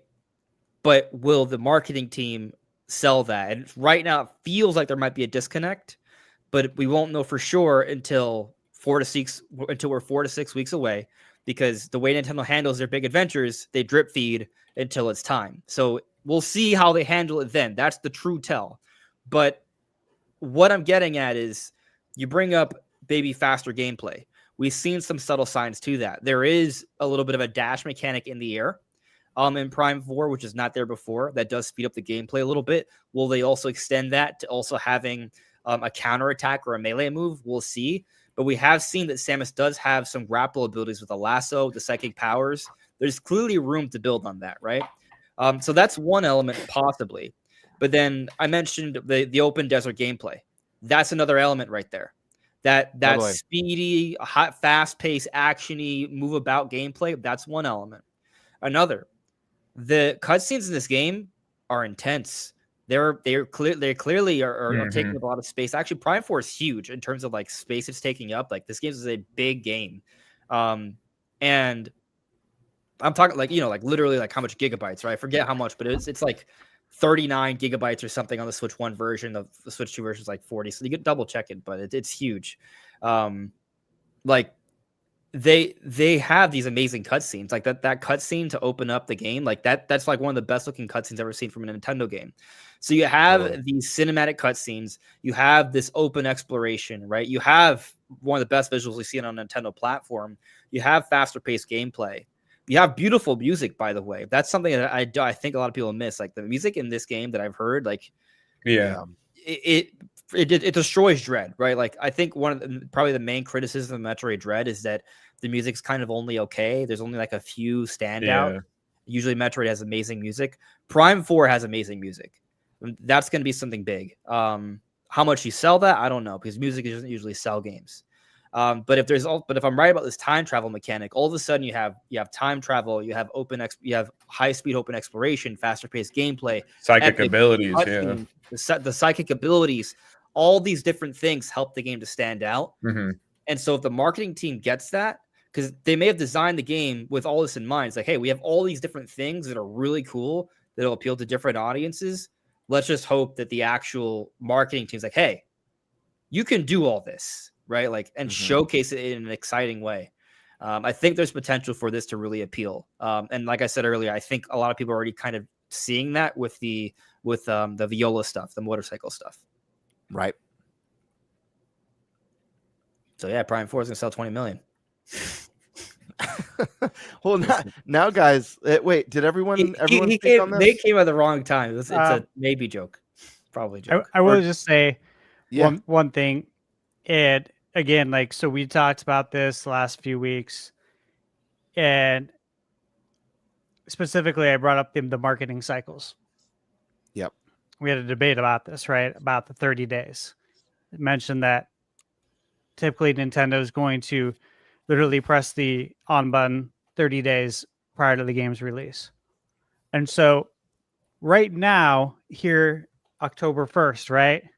What do we have on deck? We have Pokemon ZA. That's coming out very soon. Then we have Hyrule Warriors. Then we have Kirby. Then we have Metroid. So it may seem like the marketing's not good right now, but there's other games in front of it that need to be marketed right now, like really right now. So it has to wait. And this is why before I think we come to a complete judgment on whether they've done a good job or not, we got to get there first. Like, we're hyped for it, but they can't be hyping up Metroid right now and then saying, but wait, we need you to go buy Kirby. Kirby needs it's going to need help too. Or, but wait, we need you to go buy Hyrule Warriors first. So I think we got to give us some time. And again, October 1st, ball's here now. I do still think we're going to get Prime 2 and 3. And I think that could change a lot of things. Could be an interesting release for that Halloween week. Yeah. That's when the art book comes out. So that might be the right time to do it. Yeah. we're talking video games here. We're gamers. We play video games. We don't want to read about it. Okay. It is awesome. There's a book. The book looks very nice. It's a great companion to the games that we're going to play. But if you just tell me you want me to read about the games that I can't play, it's kind of messed up. You want me to buy this book and read about all these games that sound awesome and then say, oh, by the way, sorry, we don't have a modern way for you to play it. You got to track down a Wii or a Wii U, and it's going to be very blurry on your TV and may not look great. That's not how they do it. These are coming with mouse controls. I've said this from the beginning. Literally said this in my Prime 4 video from the Switch 2 experience, that after playing with the mouse Joy-Con controls, I'm convinced that Prime 1, 2, and 3 will all have mouse Joy-Con controls because it is the best way to play the game, and it feels like an evolution of the Wiimote. It feels better than that. So that's what I expect. Do you think that Metroid Prime 4 on the Switch 2 will be $80? Because I think that could, how the internet is. It's 70. It's 70 already? Okay. Yeah, it's 70. And I think the price will be fine. What it is right now, that's fair. I think this is going to be a big game because, again, the Prime games, they're Metroidvanias. They have all the gameplay elements of a Metroidvania. It's a first-person Metroidvania game. Most Metroidvanias fall under like an action-adventure subgenre and platformer subgenre. You look at, again, Castlevanias, the Metroids of the world, all the other Metroidvania games, they're all the same thing. Going somewhere and backtracking. You're going somewhere. Yeah, you're backtracking. That's why when people were complaining about seeing this big desert that you're traversing and there's nothing going on, first off, I'm pretty sure if there's something going on there, Nintendo might want to keep that quiet right now. Right. Yeah. And I mean, like a massive boss fight. Look what they did with Tears of the Kingdom. We didn't even know about the whole underground part at all. They know. Just showed off the Sky Islands, and then here's my. I do have a counter to that, and I totally get what you're saying. With what part? The desert? Well, just like something. Just them not showing stuff, like keeping stuff tight. Like, obviously, I as a hardcore Nintendo fan, I appreciate that. I miss the days of secrets in games, and I do too. The wonder of discovering that on your own. But today, I feel like Zelda, just at its popularity and how mainstream it is, can get away with being cryptic and mysterious, and them like very trickling in Tears of the Kingdom to where people are like, what's going on with this? It was still building a hype because people are like, what's the deal? What's going on with Zelda? Metroid's not going to draw that same sort of mystique that people are like, oh, like I barely know anything about this. I got it. Like I need to know more. I think I do think they need to give us a little bit more. And we will. Yes, we will. We're gonna get the Metroid Prime 4 Direct. We're gonna get more information.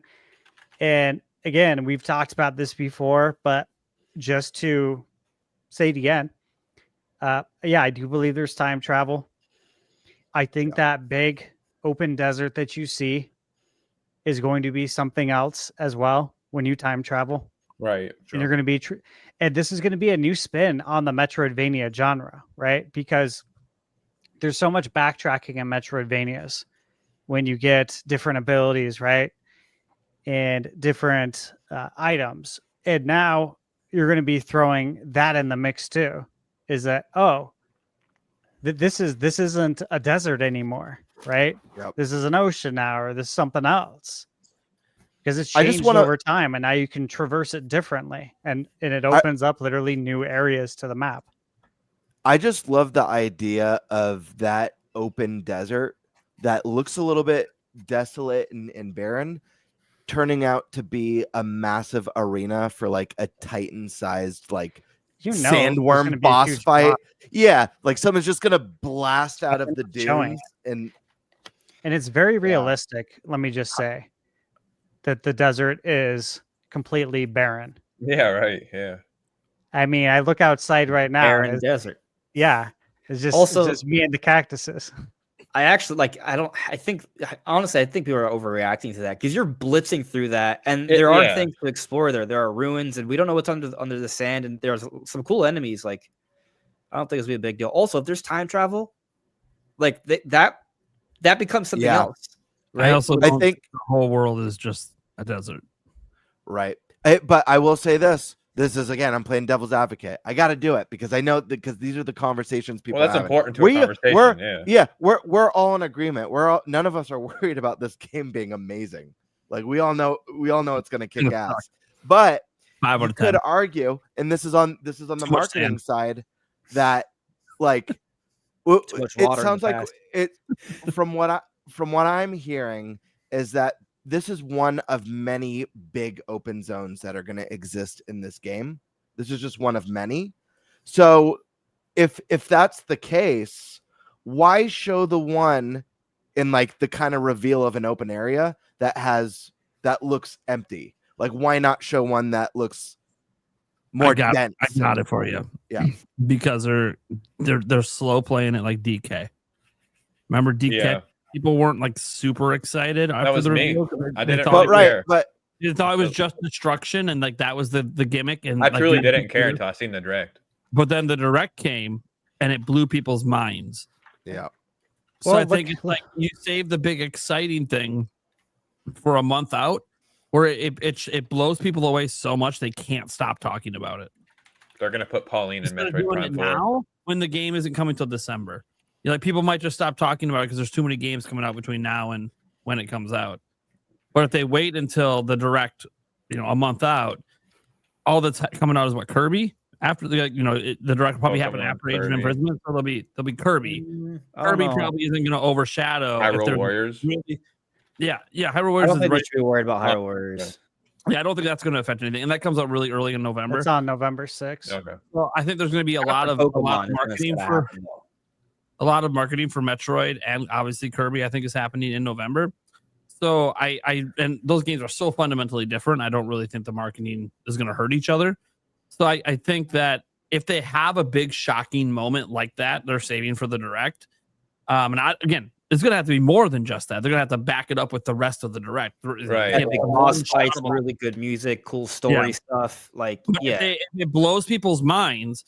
And they keep like it could be like that Breath of the Wild moment in so much that people can't stop talking about that moment because they didn't know that Nintendo made games like this. And it just keeps building hype all through the holidays. And now people talk about picking up a Switch 2 on Black Friday so they can play Metroid Prime on it, even though you can play it on Switch. But Nintendo keeps marketing it just for Switch 2. It's kind of funny watching. Legends EA, they're only marketing it for Switch 2, but it's on Switch 1. Yeah, it's weird how Nintendo. I mean, I know why Nintendo's doing it. It's their new console. They want to push the new console, obviously. But it is funny when you watch all the commercials. It's like it's Switch 2 and it's Switch 2. I'm like, it's also on Switch 1.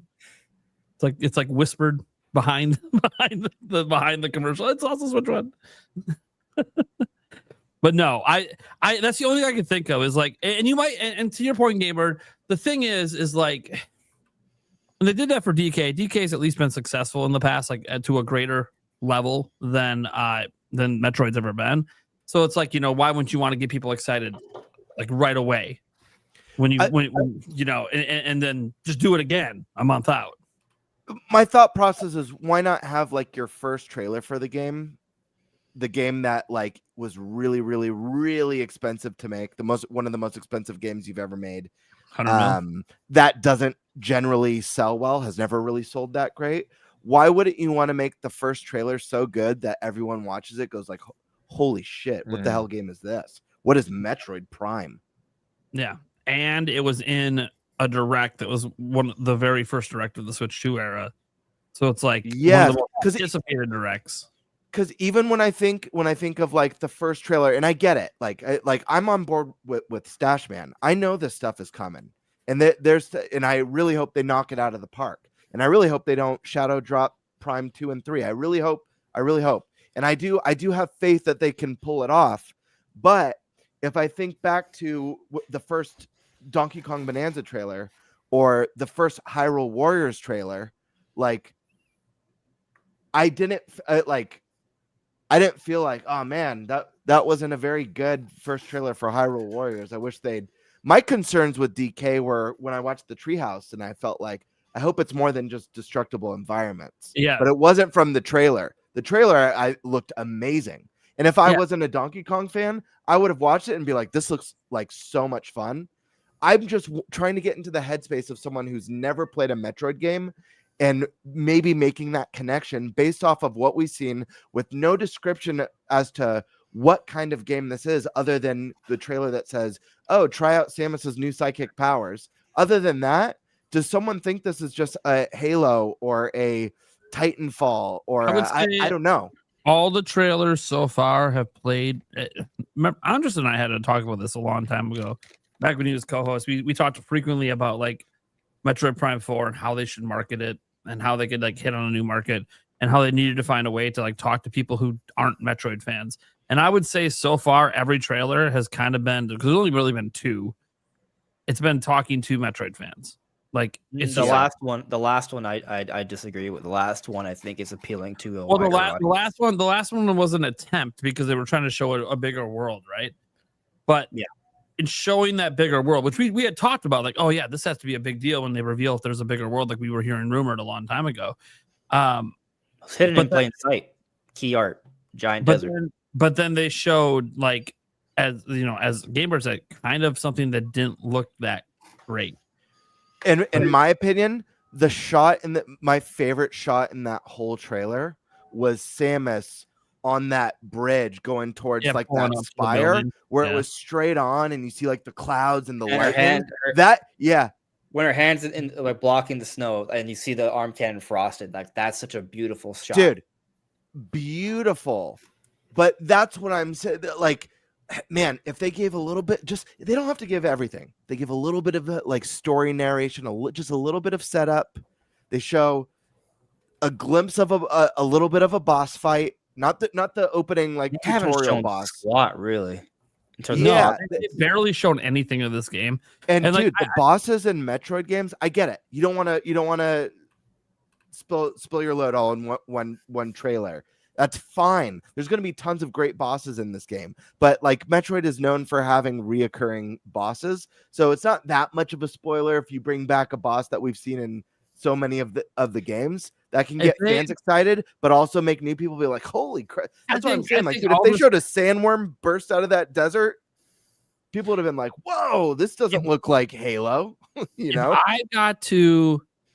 I got to advertise the game, if I got to make any decisions for the trailer, I would have been like, all right, let's start with showing her getting on the bike, but let's not cut to the desert. Let's cut to her driving the bike up that thing to the spire, because it's a badass moment. Right. Have her do a little fighting, a little puzzle solving quick in there. Right. And let's shorten this trailer down, and let's just show a moment where she walks out into a balcony, maybe off that spire, and just pans out to the world and stops. You just stop there. You explain nothing.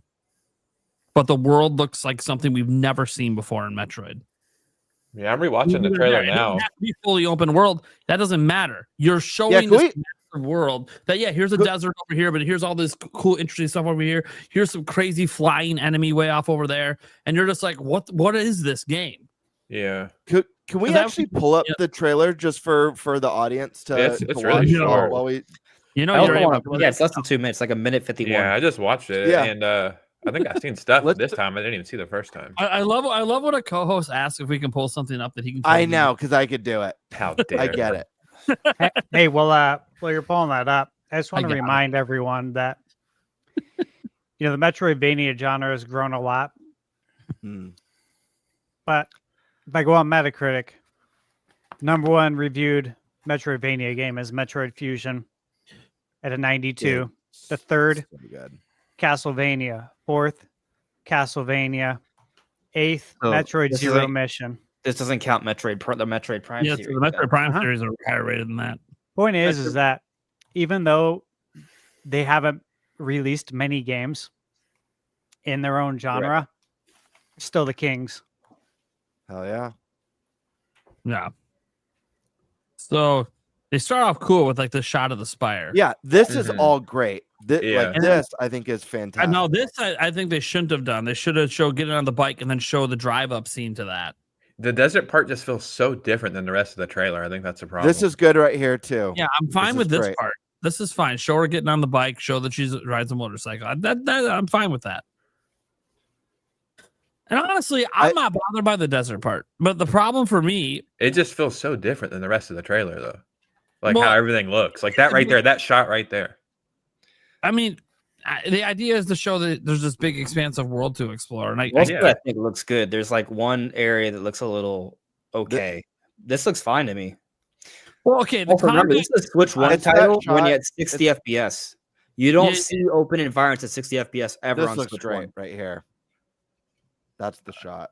The part where it's the snow, though, that is so nice. Yeah, like when she pulls up in here, like this looks awesome. Yeah, for sure. It's badass to get off the cycle. And like for me, I was never put off by the desert. I was like, no, this looks pretty cool. And this is a Switch 1 title. It's a 60 FPS. Yeah, they're showing Switch 2 footage, but this looks really good. I really like this. But the problem is, it's like, yeah, but I love Metroid. And I love Metroid Prime. And this idea of having like this full world that I can explore with a motorcycle is kind of badass to me. But to somebody who like, when we talked about them having giant open zones or having some sort of open world, which again we don't know yet what this is, you do that because it's more appealing to more people. Like you're trying to appeal to a wider audience, and that's fine. I just don't know that what they showed appeals to that audience. So that's kind of the problem. The thing that's worth noting, and obviously this doesn't say that much, but maybe it's not obvious, but the lava looks so good. Yeah, so we've seen that Metroid Prime 4 bundles worldwide are selling out. It's the #1 best-selling Switch 2 title on Amazon. Like there are positive signs since this trailer. Now, those don't mean it's going to sell 20 million copies, right? But everything's selling out and being on the #1 bestseller list. Those are not bad signs. No, they're not bad signs. And again, I have to reiterate this. All these concerns are from a place of love and a place of like me wanting this to reach as many people as possible and have the best shot possible. Guys, I want Metroid Prime 5. I want Metroid Prime 6. I want these games so badly. I don't want this to be the farewell for at least this branch of the franchise. Well, I'll say that what scares me, and I kind of knew that this was a high budget game, was when Kiwi Talks is like, you can easily figure out this is $100 million+ game. And I'm like, okay, this is Nintendo. They don't spend that kind of money on anything but Zelda. This game selling $4 or $5 million is not going to be enough for Nintendo to continue sinking that kind of money into a game. Like, right, but we know that part of that is the fact that they had to reset. It kind of has to be a breakthrough that's not just like having the title best selling Metroid ever isn't going to be enough. Like it's going to have to sell significant numbers. Like I'm not saying like 20 million. No, I think it just needs to break even. Yeah. I don't even think breaking even is good enough. Not with Nintendo doesn't spend $100 million to break even. But here's the thing, though, Nate. You were in the restroom. I mentioned this earlier. With the logic that, like, hey, part of the reason why this game cost so much is because we had to completely restart development. Like, and they broke even, right? And it's a game that's releasing as a core title for our last gen platform at the holiday of our newest platform. I think that breaking even would be like, oh crap. Like if this had a normal development, we would have made some money here. If it was Switch 2 exclusive, I would agree, but it's not. It has an audience of 150 million. There's no way if this thing sells like 4.5 million, and that's the breaking point.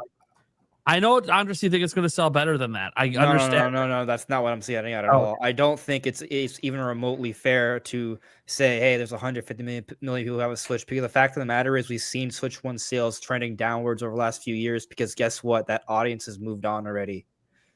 You're not taking advantage of that large install base. With what have they moved on to? Not Switch 1, dude. They only have to do one. They only have to do one thing, guys. You just look at the sales numbers. Echoes of Wisdom has sold less than a remake. So, Right. Okay, so I have a question for you. Who are the 127 million active players then that Nintendo reports? I'm just telling you that they're not buying as many new titles as they were during Well, 2021. I mean, these are To be people still clear, playing there's Animal not- Crossing. To be clear, there's not as many new titles releasing. So I literally just brought up a game that vastly underperformed. That it's not the only one. what game? You look at sales numbers. I said Echoes of Wisdom. Oh, Echoes of Wisdom. Okay, yeah. Well, All what I'm trying to did it tell sell? you is I What do did not think Echoes of Wisdom sell? it is a fair assessment to say, oh, this game has everything going for it because it's being put out on a system with a large install base. That install base isn't as active anymore in purchasing new titles. Question for you. Do you think Odyssey 1 and 2 that drops tomorrow is going to sell well? What? Do you mean think Galaxy 1 and 2? Galaxy 1 and 2 is it going to sell Yes. well? Okay, Yes. but you just said the audience isn't active anymore. So why would they buy it? No. I did not say. I said it's not as active. Okay. But It's a if big it's difference. active enough to buy millions and millions and millions of copies of Mario, then they're still there. They're still hungry for games. It's not the Legends same. Legends EA could sell 10 million plus to that Yeah. audience. Yeah, All but I'm that telling I think you it's is that selective games. So You cannot assess it as if it were a title coming out in the thick of the Switch 1 era to take advantage of that install base. That said, it's also coming out for Switch 2. Maybe that offsets it. Here's the solution, Okay. and I've said this since when I first joined the podcast. I've been preaching this. Hold on, Nate. I know you really want to say something, but hold on real quick. I've been saying this. Nintendo should really consider offering a Switch 2 Metroid Prime 4 Beyond bundle because people getting a Switch 2 version of this game at $50 will entice people before Christmas to buy this bundle who know nothing about Metroid just because it's a discounted.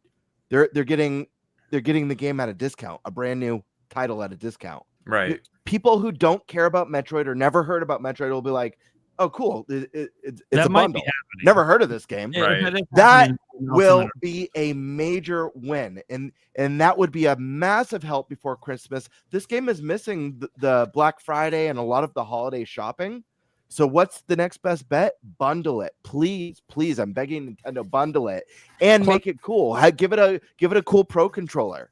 Even bundle it with a Pro controller, guys. Plus, well, they're not going to do that. I'm going to tell you that right now.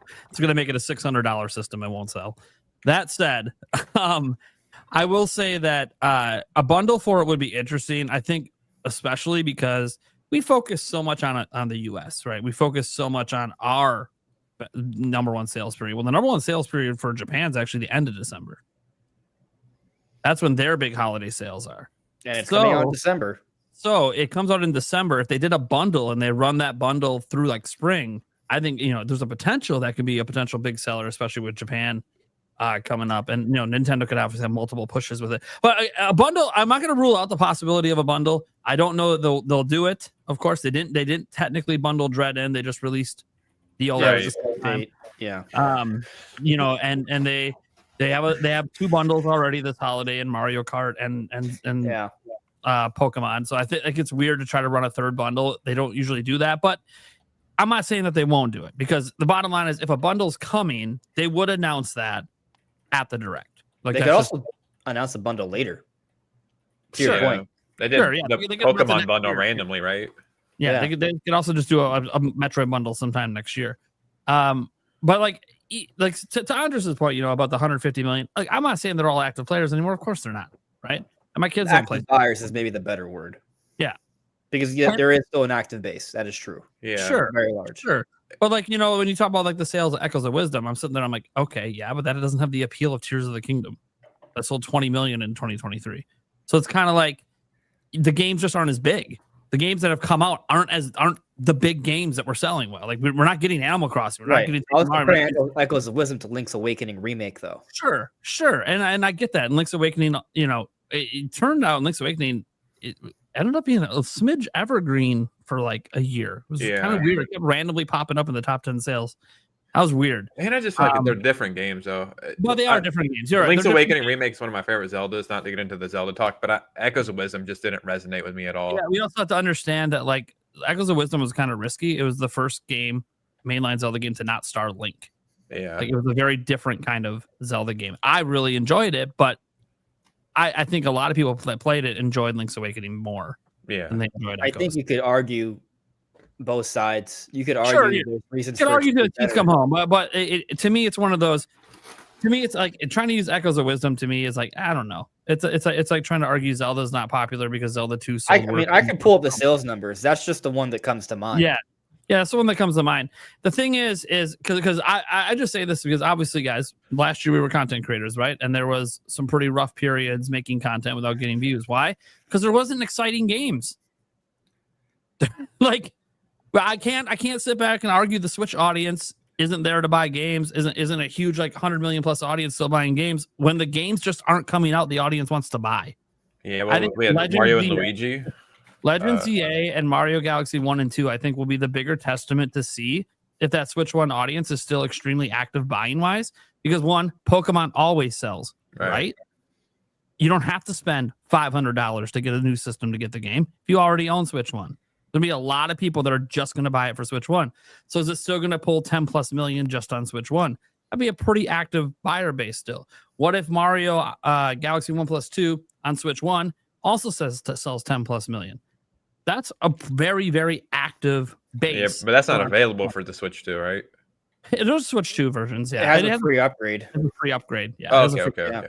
But that's something else to consider, though, right? Like, I think some people might be more willing to pick up the games knowing that they're future-proofed. Sure. I just point out that like obviously we're not in the heyday. The heyday is what? COVID years? Like everything, anything you dropped was gonna sell. Right. So I even think 2023 is still in that window. Sure. I think that's right. Tears of the Kingdom came out. But we gotta remember, why do we think 2023 was still in that window? Tears of the Kingdom, Mario Wonder. We're talking about massive games. Yeah, well, I mean, even then, Tears of the Kingdom did not compete with Breath of the Wild. I mean, Tears of the Kingdom didn't go evergreen. That's all that happened. It had a larger launch. Too late into generation to do so. I would argue. Yeah. Possibly. It was supposed to launch in 2022. I think. There's also some theories out there with Tears of the Kingdom that it's more of didn't feel as new as Breath of the Wild, so it didn't feel like you gotta own it. Yeah, kind of like Breath of the Wild. That is fair. Yeah. But it's hard to know. What we do know though is that sales were still really good in 2023. Nintendo had a lot of games sell very, very well in 2023. But why? Think about the games they were dropping. All of those games were a bigger deal than any game they've released since until Mario Kart World. That's the next biggest game they've launched since probably Mario Wonder, to be honest. Like we loved Thousand Year Door. We talked about Mario and Luigi and Echoes. All those are like minuscule B tier games till we get to Mario Kart World.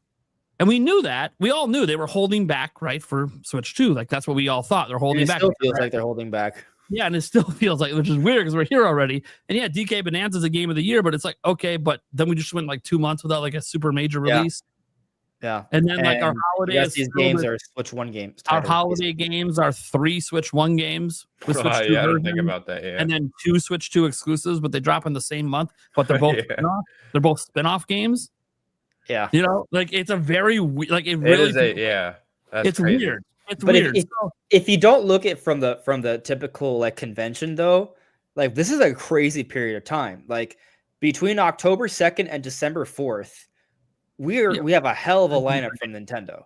5 major games. Yeah. That you can't, in essentially like a 2 month and 2 day span. That's incredible. Yeah, it is. It's just that's kind of the strategy this holiday is Legends EA. I want to be very clear here that they've clarified in the past the prior Legends game is considered a mainline game. So I don't want to act like that's a spinoff game. That's actually probably the biggest game of the holiday coming out as Legends EA for Nintendo. It's not a spinoff. Yeah. What?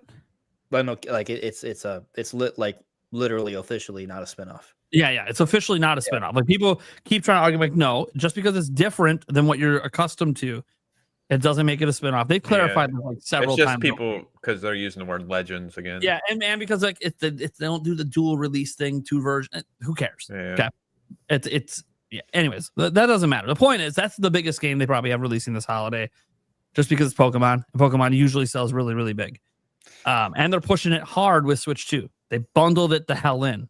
Holiday 1. Pokemon's bundled in. Yeah, they prioritize the Switch 2 version in the marketing. Every demo, it's the Switch 2 version, not the Switch 1 version. Which also makes you wonder. Hopefully the Switch 1 version. Yeah, I just want to say though that like I remember we would have debates like, hey, are they going to have Legends ZA for on Switch 2? And not only no, they always wait a whole year before they do that. I was on the right side of history with this one. That's all I'm going to say. Same here. There would so be. was Same I. here. I said it would for sure. I'm on the wrong side of history. Too. I'm on the wrong side. You were. Yeah, I forget if I tweeted about it or if I mentioned it in a video, but I did have a number of comments telling me how wrong I was, and I just said, "We'll see." Like, dude, come on. Times have changed, folks. They can barely get their games to run. Of course, they're gonna put it on the. Yeah, it still looks like doo-doo. Games to run. That's good. It does run well. It is sharp and it runs. Oh, by the way, I want to say something about the snow area. Yeah, I like the snow area. I think it looks like cool. It's very like right there. That's a cutscene, right? But I find it kind of hard to believe that we're not going to be able to like just kind of walk through that, right? Because I'm sure we can. And so, like, you kind of wonder about, is Viola going to be or are you going to be able to use it in other places? This looks like a pretty wide, snowy area. I'm calling it now. Next trailer, they either reveal a snowboard or a snowplow. I was thinking, or not snowplow. Sorry, a snowmobile. I was thinking multiple vehicles as well, which would be maybe rad. Viola just transforms. Viola can like transform into a like a snowmobile. Yeah, or like if there's an ocean and Viola can like is like a Mario Kart, bro.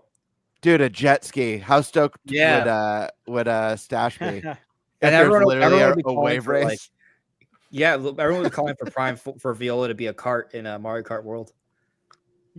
That would be pretty cool. It'd be awesome. Yeah, I'll just be honest. I'm really excited for Metroid Prime 4. Like, I haven't rewatched the trailer in a bit. It looks so badass. Like, I know that like this appealing to like the mass audience. I don't care. This looks so good. Like the gameplay is going to be so. Like, yeah, okay, guys. It's not the most visually impressive thing ever. It's made for Switch 1. Switch 1 game. This looks visually impressive to me. This shot right here, seeing like the frost on the cannon. I mean, I just mentioned it earlier. Well, sure. And some of the particle effects. They're doing clever tricks. Like they simplified some of the geometry and the textures on the platform they're watching. Like there's tricks on here. But I don't think the look of the game is its issue. There's been some stunning skyboxes in the game too that they've shown off. I think the game looks fantastic, and to me, I mean, this is going to go down as the best looking Switch 1 game. Period. Full stop. Right. Like it will be, and it's going to be a game that people play and be like, I can't believe this is a Switch 1 game. But yeah, I'm just interested to see what they do with on Switch 2 or that. Yeah. No, obviously I think the game's going to be incredible. I've always had sales concerns for this. I've had sales concerns for a long time. My sales concerns haven't gone away just because it looks incredible, because it's looking incredible to us, and we like Metroid. Telling you, man, that desert's selling people. I showed. Well, okay, so I've seen a lot. Okay, this got brought up a lot in the comments, and maybe you guys talked about it when I went to the bathroom. A lot of people by default compare it to Halo. Yeah, we talked about it while you're in the bathroom. And then that's one. It's a disservice to the game because it's nothing like Halo. But the problem is, it's not an FPS. That's the issue. And anyone who doesn't play these games, because all your combat is first-person shooting. Yeah, right. But I mean, like what people think of when people think of like Halo and Titanfall and all that Battlefield and Call of Duty. What I did, so you guys know my fiance. She does play some games, but she doesn't know differences or genres or any of that stuff. I showed her the trailer for Halo Infinite, the launch trailer, and then I showed her this trailer, and she said, "Aren't these the same game?" And that's the problem. To the casual audience, it looks like the same game. And we know it's not. We know how ridiculous that is. But we are the audience that loves Metroid. But the Metroid... like she's as casual as you could be, and we have people in the chat saying, yeah, if you're a casual, it kind of looks like the same game, except Halo looks better. So it's like it sucks because that's not what it. So I don't know how Nintendo can actually like break that stereotype. They say it. Realize they market it. Same. They market it as an exploration adventure game with time travel. Yeah. In the puzzle solving. Well, if you go back to the trailer, there's not that much first-person shooter combat. Like it's in there. Yeah, that final trailer was a lot of other stuff. It gave off the exploration vibe in the last trailer. moment that you guys were like time travel, I'm like, so Halo? What are we doing? That's what they do in Halo. Yeah, I didn't play enough Halo. Like Halo is like you're just talking about things that Halo does. But like you don't go back like I don't know the Halo story, right? I've played the Halo games, but I don't know the Halo story because I didn't play like the campaigns from beginning to end. Yeah, the campaigns are really good. Look, sorry, the first. I've played them, but I haven't played them from beginning to end, right? Like the first three Halo games are great campaigns. So I just don't know how all the story connects. But is there time travel to the gameplay? And I don't think there is. Halo Infinite has a thing in it that it's not obvious, but it heavily implies you time travel during the game. But like, it's not. They don't make as big a deal out of it. Yeah, but the thing we're theorizing here is like a time traversal component that's like a key component to the gameplay. Sure. Like sure. I mean, we're not entirely sure how it would be utilized. I hear you. Yeah. No, I hear you. This would be different. That's what I'm saying, though, is like, and I see some people on the side, well, wouldn't it be that Halo looks like Metroid? Yeah, you know why people think it's the other way around? Because Halo's been significantly more popular than Metroid. There's also been artists that have worked on both teams. Yeah, that too. There's people that literally worked on Metroid Prime 4 that worked on Halo. And vice versa. So, like, it's one of those things where that could be, this isn't a problem with a game like Dread, but this is a problem with a game like this, because this is we could talk. It's not a first-person shooter, but you're doing first-person combat. Well, here's another thing. Wouldn't some people say that Silent Hill and Resident Evil look the same too? Right? Yeah, I mean, I would if I did. Yeah. Yeah, I mean, I would say like at first glance, you might even for someone who's not even that casual, they might be like, it's a horror game. We can walk around first person. Yeah. Yeah. Yeah. I think one of the big things, the reason that people don't, well, to be fair, Resident Evil usually sells way more than Silent Hill as well. But I think one of the big components is that Resident Evil has shifted since 4 and onwards a lot to show. When you watch the trailers, it shows a lot of action going on all the time. Like you're constantly fighting zombies and stuff. Whereas like Silent Hill focuses more on the eerie, slow paced jump scare. Don't get me wrong, this totally exists, and it exists even in the new Resident Evil. We saw it when we played the demo. But like when you watch the trailers really emphasize like more of this is a zombie killing game or a zombie survival game. And Silent Hill focuses more on like, we're trying to tell a really cool horror story that's very slow paced, that feels like a movie, even though they're zombies. Like we know you play the game. That's the thing, though. You could tell by watching the trailers that they're not the same game. Casuals can't seem to tell there's a difference between Halo and Metroid Prime, and I think that's a problem. And it's been a problem for Metroid Prime because, one, it's never had a popular multiplayer aspect. We can talk about Prime Hunters, and we talk about how Prime 2 had multiplayer. None of it was ever popular. Halo was. But then if you put multiplayer, here's the problem. Like people talk about, if you put a multiplayer mode, like a really good multiplayer mode in Metroid Prime 4, it'll do well. Will it? That just makes it compare more to Halo. Depends on what the kind of multiplayer they do. I know, but even if they do something extremely different, then the complaint might be that it's not Halo enough. So, like, I think they're kind of in a rock and a hard place because I'm going to be honest. I love Metroid Prime, but the things I love the most about it are the things that feel like Zelda. And that's all the puzzle solving. Sci-fi Zelda. Yeah. But I don't know that they do a good job ever advertising that. They advertise like they showed areas, they showed combat, they showed more areas, they showed one puzzle where you do the whip and pull. Okay. Like they didn't really show any puzzles in the trailers. Like any of the trailers haven't shown any of the puzzles. The psychic powers There's a little bit of that. There's some inference, yes, but it's not. When you watch like a Zelda trailer and they're showing a dungeon, what are they showing? They're showing the block pushing, they're showing the puzzle solving. These trailers have basically showed shooting, running, looking at shit, which is a big part of Metroid. But my most appealing part isn't the shooting, running, looking at shit. It's the puzzles, and I think that's what makes it stand out. Because when people think about Halo, they don't think about solving puzzles. Yeah. That's one of the massive differences between these two games. Is like one has a lot of puzzle solving elements to it, and especially in the campaigns, obviously, is what we're talking about here. And I don't feel like they ever showcase that enough. Because I think one of the things they should do is stop trying to stand out from Halo. Maybe look within your own fan base and be like, dude, we have a whole fan base that loves puzzle solving. Why are we not emphasizing this more to our own fans? Because look, I'll just say, Andres, aren't there, maybe my memory's foggy like it was with the ending of Ocarina of Time, aren't there a lot of moments in Prime 1, 2, and 3 that feel like you're dungeon crawling? I mean, the entire game's basically a massive dungeon. So why can't you find a way to make that appeal to your Zelda fans? You should. But they don't. I mean, I don't know if you were here. I think you were away from the chair, but this is like a talking point I had when you were away earlier. I was like, Zelda fans should Zelda fans should seriously consider playing Metroid. Every Zelda fan I know that has tried Metroid Prime loves it, but how can you convince them to try it? Well, you have to do it with the marketing.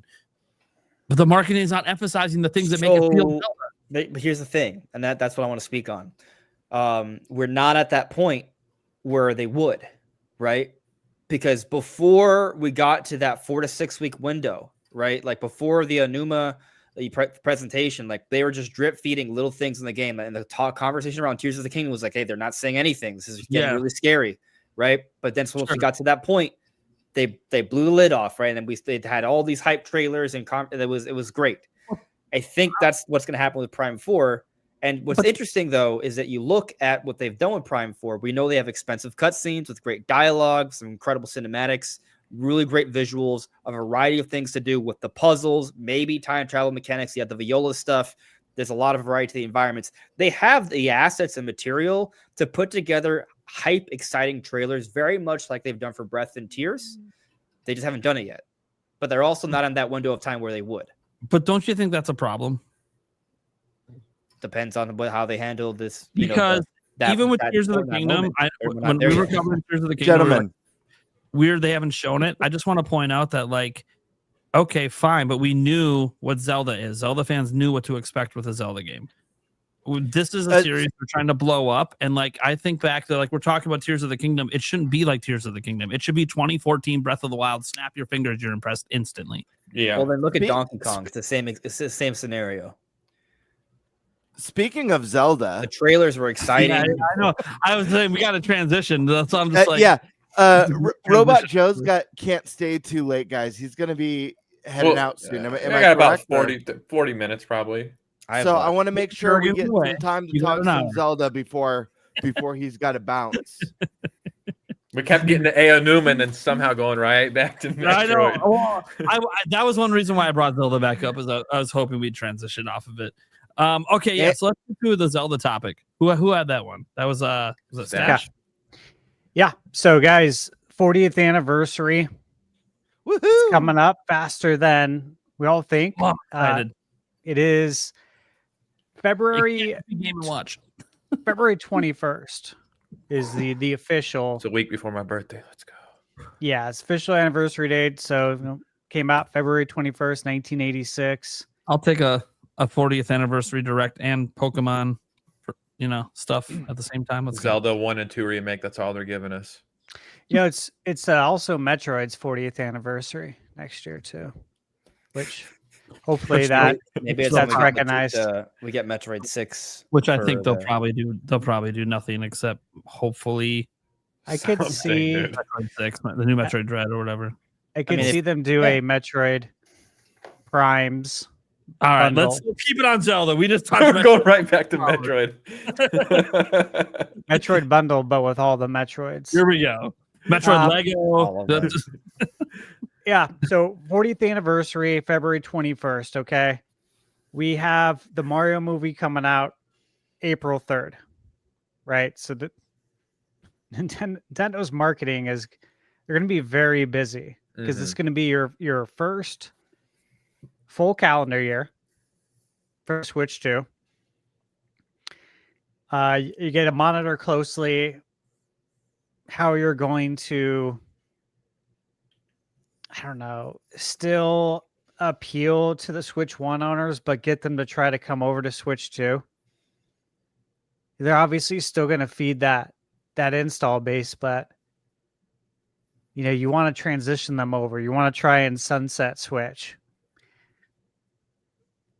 You got a lot going on, man. How is it all going to play out is the question. So there's some rumors for Zelda things happening throughout the year, according to Nash Weedle. This is what he said. I believe he tweeted this. 4 Zelda things are happening throughout the year. So we know about the rumored Lego set. Obviously, we've all spoken about the Ocarina of Time remake rumors. But that's just 2 things. What else do we get? Obviously, the movie's coming out May 7th, 2027. That's my 42nd birthday. Is the 4 Zelda things a trailer for it? Yeah, I think you would think, get that first trailer. But I feel like it's common sense we're going to get a trailer for it. Like, you don't need to say this is a rumor. Like, of course we're going to get one. It's coming out in May. You usually get a trailer for a movie about 6 to 12 months before. So, yeah, we're going to get that. But what else could it be? What about games, guys? Just to kind of set the stage, you look at this year, we got Breath of the Wild, Tears of the Kingdom, Switch 2 editions. We got Link's Awakening and Echoes of Wisdom, free Switch 2 upgrades. So we got essentially 4 Hyrule Warriors.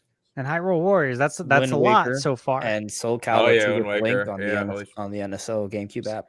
So there's a lot. There's a lot already. A lot of little things. Yeah, a lot of little like tiny things. Yeah. Yeah. Breath and Tears aren't even selling that much as Switch 2 editions. Yeah, well, it's because most people that buy a Switch 2 already had a Switch 1. Just get right. I mean, they're just kind of there to get some evergreen sales. Yeah. Yep, I agree. So I guess let's start with the rumors. What do we think the 4 things are that we're gonna get? Well, the Lego set that was part of the piggyback, right? Like, so I think it's gonna be more than 4 things, to be honest. Yeah, me too. He may have just heard of 4 things. I think there could definitely be substantially more, to be honest. He said it. The thing I said. So the 4 things, I think it might just be 4 things that he's aware of, or the person he knows is aware of. I think it could be 4 events potentially that are going to have announcements in them. Zelda concert. The crazy thing is he mentioned that it begins in January, and I was like, well, that doesn't include Hyrule Warriors or anything, then, right? Yeah. He assumed that meant Hyrule Warriors, but Hyrule Warriors is this year, so his assumption was wrong. Right. So he was told it begins in January. So what the fuck do you mean it begins in January? Now, remember, it might just be more so like a 2026 initiative. I think about this.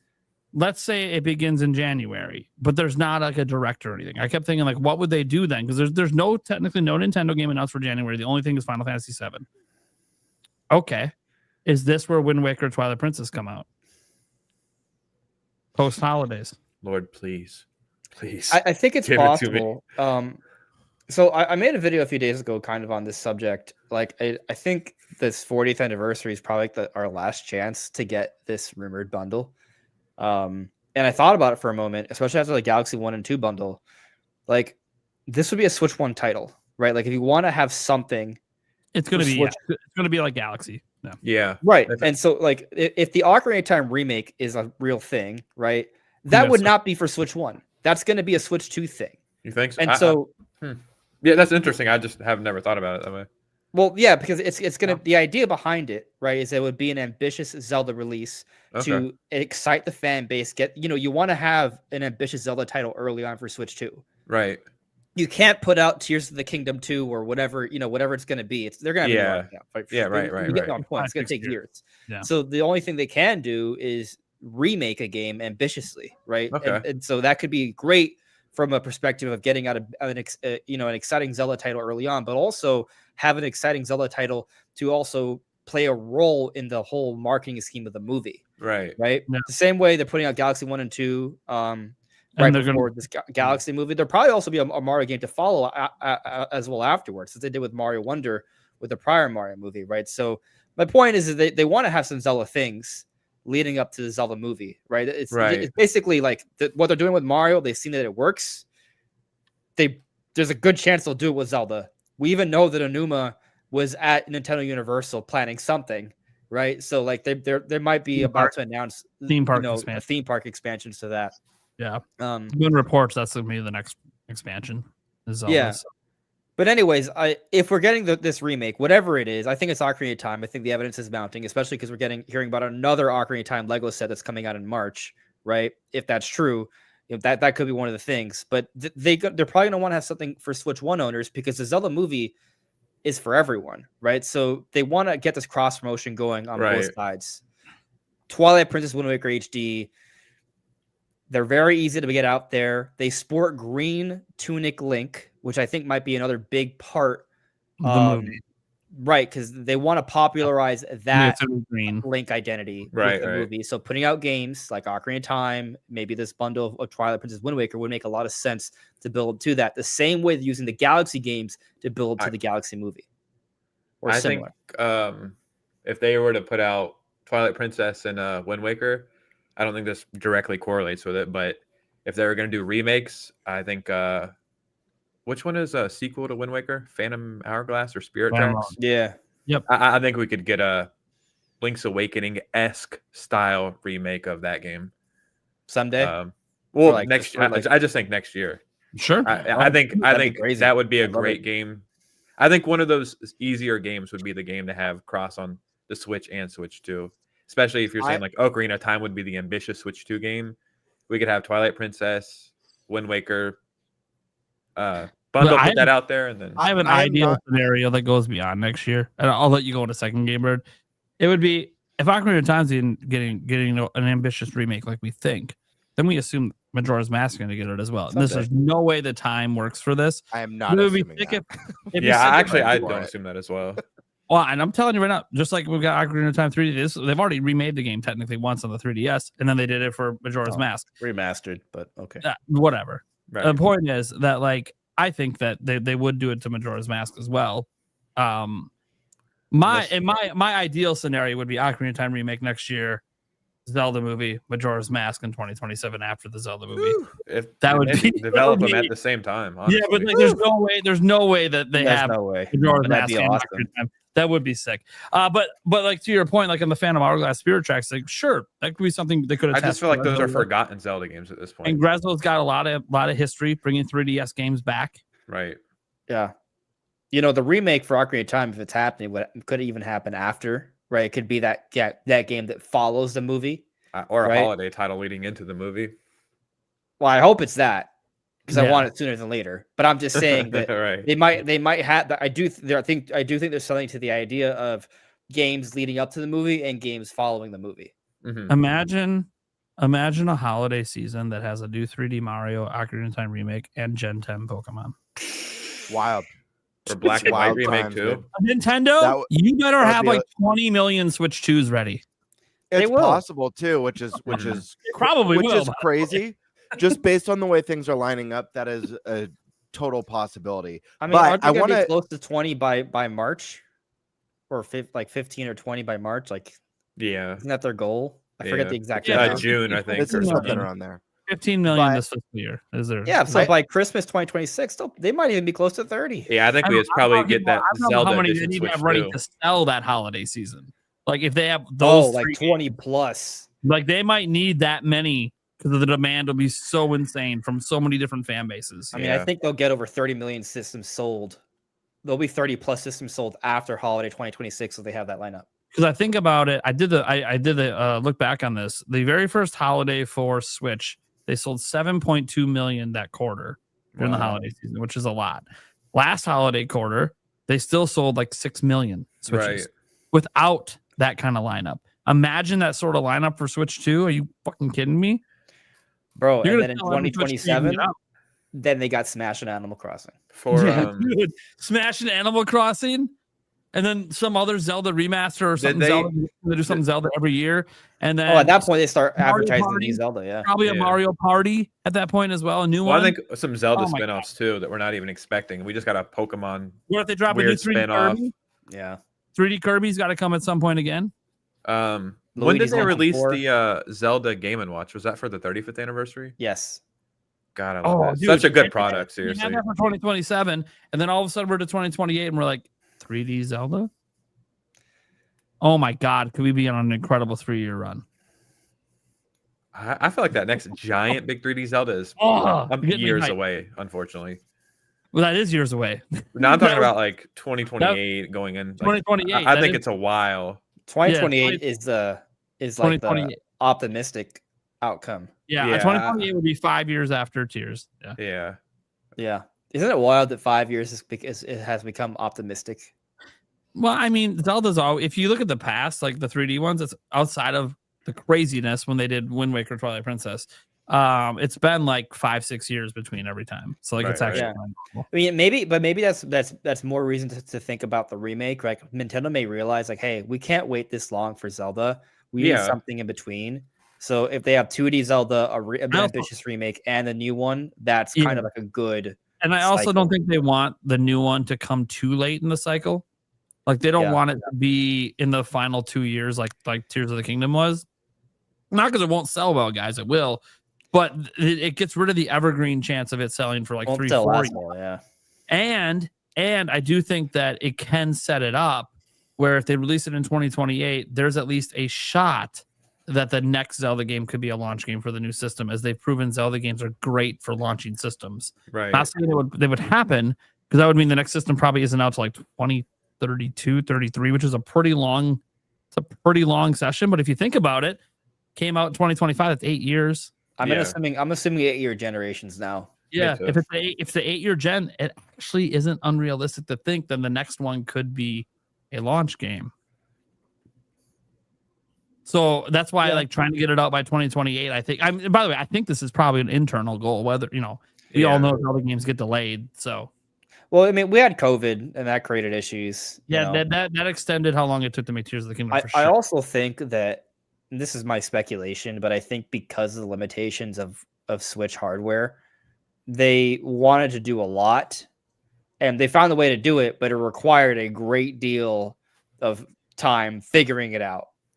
Like developers are completely floored by what Nintendo was able to accomplish with Tears of the Kingdom. Right. That can't have been easy. That can't have been done quickly. So I'm just saying, like maybe with Switch 2, it's easier to kind of do crazy stuff, and so it doesn't take them as long. Hopefully, fingers crossed. I mean, isn't that part of the point, right? Like we're devs are consistently like there are some companies that just have dedicated teams that just figuring out new tools to make development easier. Like you look at all the stuff we hear from Monolith Soft, they're always figuring out different things to streamline development. So, one would hope that maybe for Switch 2, they can not take 6 to 7 years to make a game. Yeah. I mean that's obviously the hope. And we know that they've been hiring at Monolith Soft not just for their games, but for their team that works on Zelda as well. I mean, the Zelda team's I think technically the biggest development team they have at Nintendo right now, which is fine. And the games now sell so much they obviously can support those big budgets. Right. Gamebird, you wanted to talk earlier about some Zelda Yeah. stuff. What do you got here, man? Yeah. So I wanted to jump onto, we were talking about Wind Waker HD and Twilight Princess HD, and I'm not convinced that those are coming to Switch 2. And the reason why is not because we have Wind Waker on NSO, although I do think it's more likely we'll get an NSO version of Twilight Princess. The reason is I feel like it's a tougher sell, even though a lot of people, in this community are saying we want Skyward Sword and Twilight Princess HD. I feel like it's a tougher sell selling an inferior version of the games on Switch 2.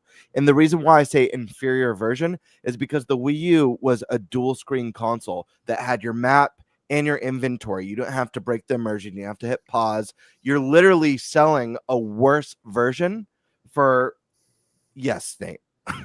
Just a counterpoint: the Wii U sold 13 million. Most people don't even fucking know this. Yeah, they know the GameCube version and the Wii version. I know. Yeah, so I'd like to. It's like, oh, it's Xenoblade inferior, X, but most people Pikmin aren't 3 gonna know. Deluxe. Like there are a lot of Wii U adapted games. Yeah, I agree with your point, your premise that it would be worse because the gamepad was so great. You're releasing a downgraded version of the original. Most and people look at like, know. I mean, I'll even make the comparison. Like, I loved Mario Maker 2, but let's all be honest here. What made the first Mario Maker so great was the touchpad and designing your courses. It was way better. It's something that obviously they have a solution now with Switch 2 with mouse mode if they ever do a Mario Maker 3. But it is a lesser version. There's a reason that the 3DS version of Ocarina of Time and Majora's Mask were so fantastic, and the same reason applies to the Wind Waker HD and Twilight Princess HD. I think that we just recently got Wind Waker on the NSO, and I think they could easily drop Twilight Princess. And who knows, guys, like we have gyro, we have motion controls with Switch 2. I would not be surprised to see Wii NSO land on Switch 2. There's Link's so many Pro training. There's so many great gems on there. So if they do the Wii version of Twilight Princess, and this lends itself to Metroid Prime trilogy, even, years from now, maybe. We don't know. Many years. I'm just like, I'm not saying that they're not coming. I'm just not sold on the idea. Like, I feel more confident about Prime 2 and 3 than I do about Wind Waker HD and Twilight Princess HD. Yeah. I mean, I think that's fair because of what we've seen on NSO. But we do have that thing where Tim Geddes spoke to Nate Bildorf, and Nate said, hey, yeah, just because Wind Waker's on NSO doesn't mean we can't bring Wind Waker HD or a remaster later down the road. I've just never thought they were going to do a bundle for both of those games. It's Nintendo. Like Galaxy and Galaxy 2 are damn near the same game, so I get it being a bundle. I know there's been rumors forever. I just cannot see Nintendo. Well, that's the thing, though. They wouldn't be doing much work for Wind Waker and Twilight Princess. The games already exist.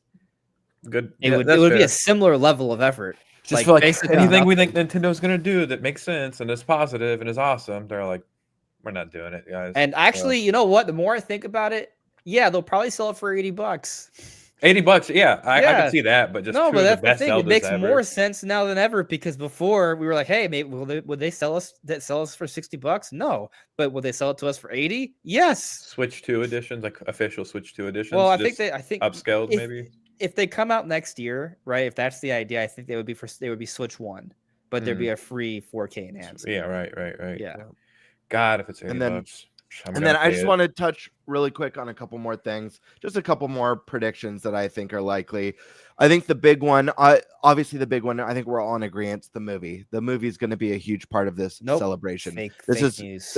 It's a rumor. This is a groundbreaking moment for Nintendo and the Zelda IP getting a live action full scale movie. This is a huge deal. So this is certainly going to be part of the celebration.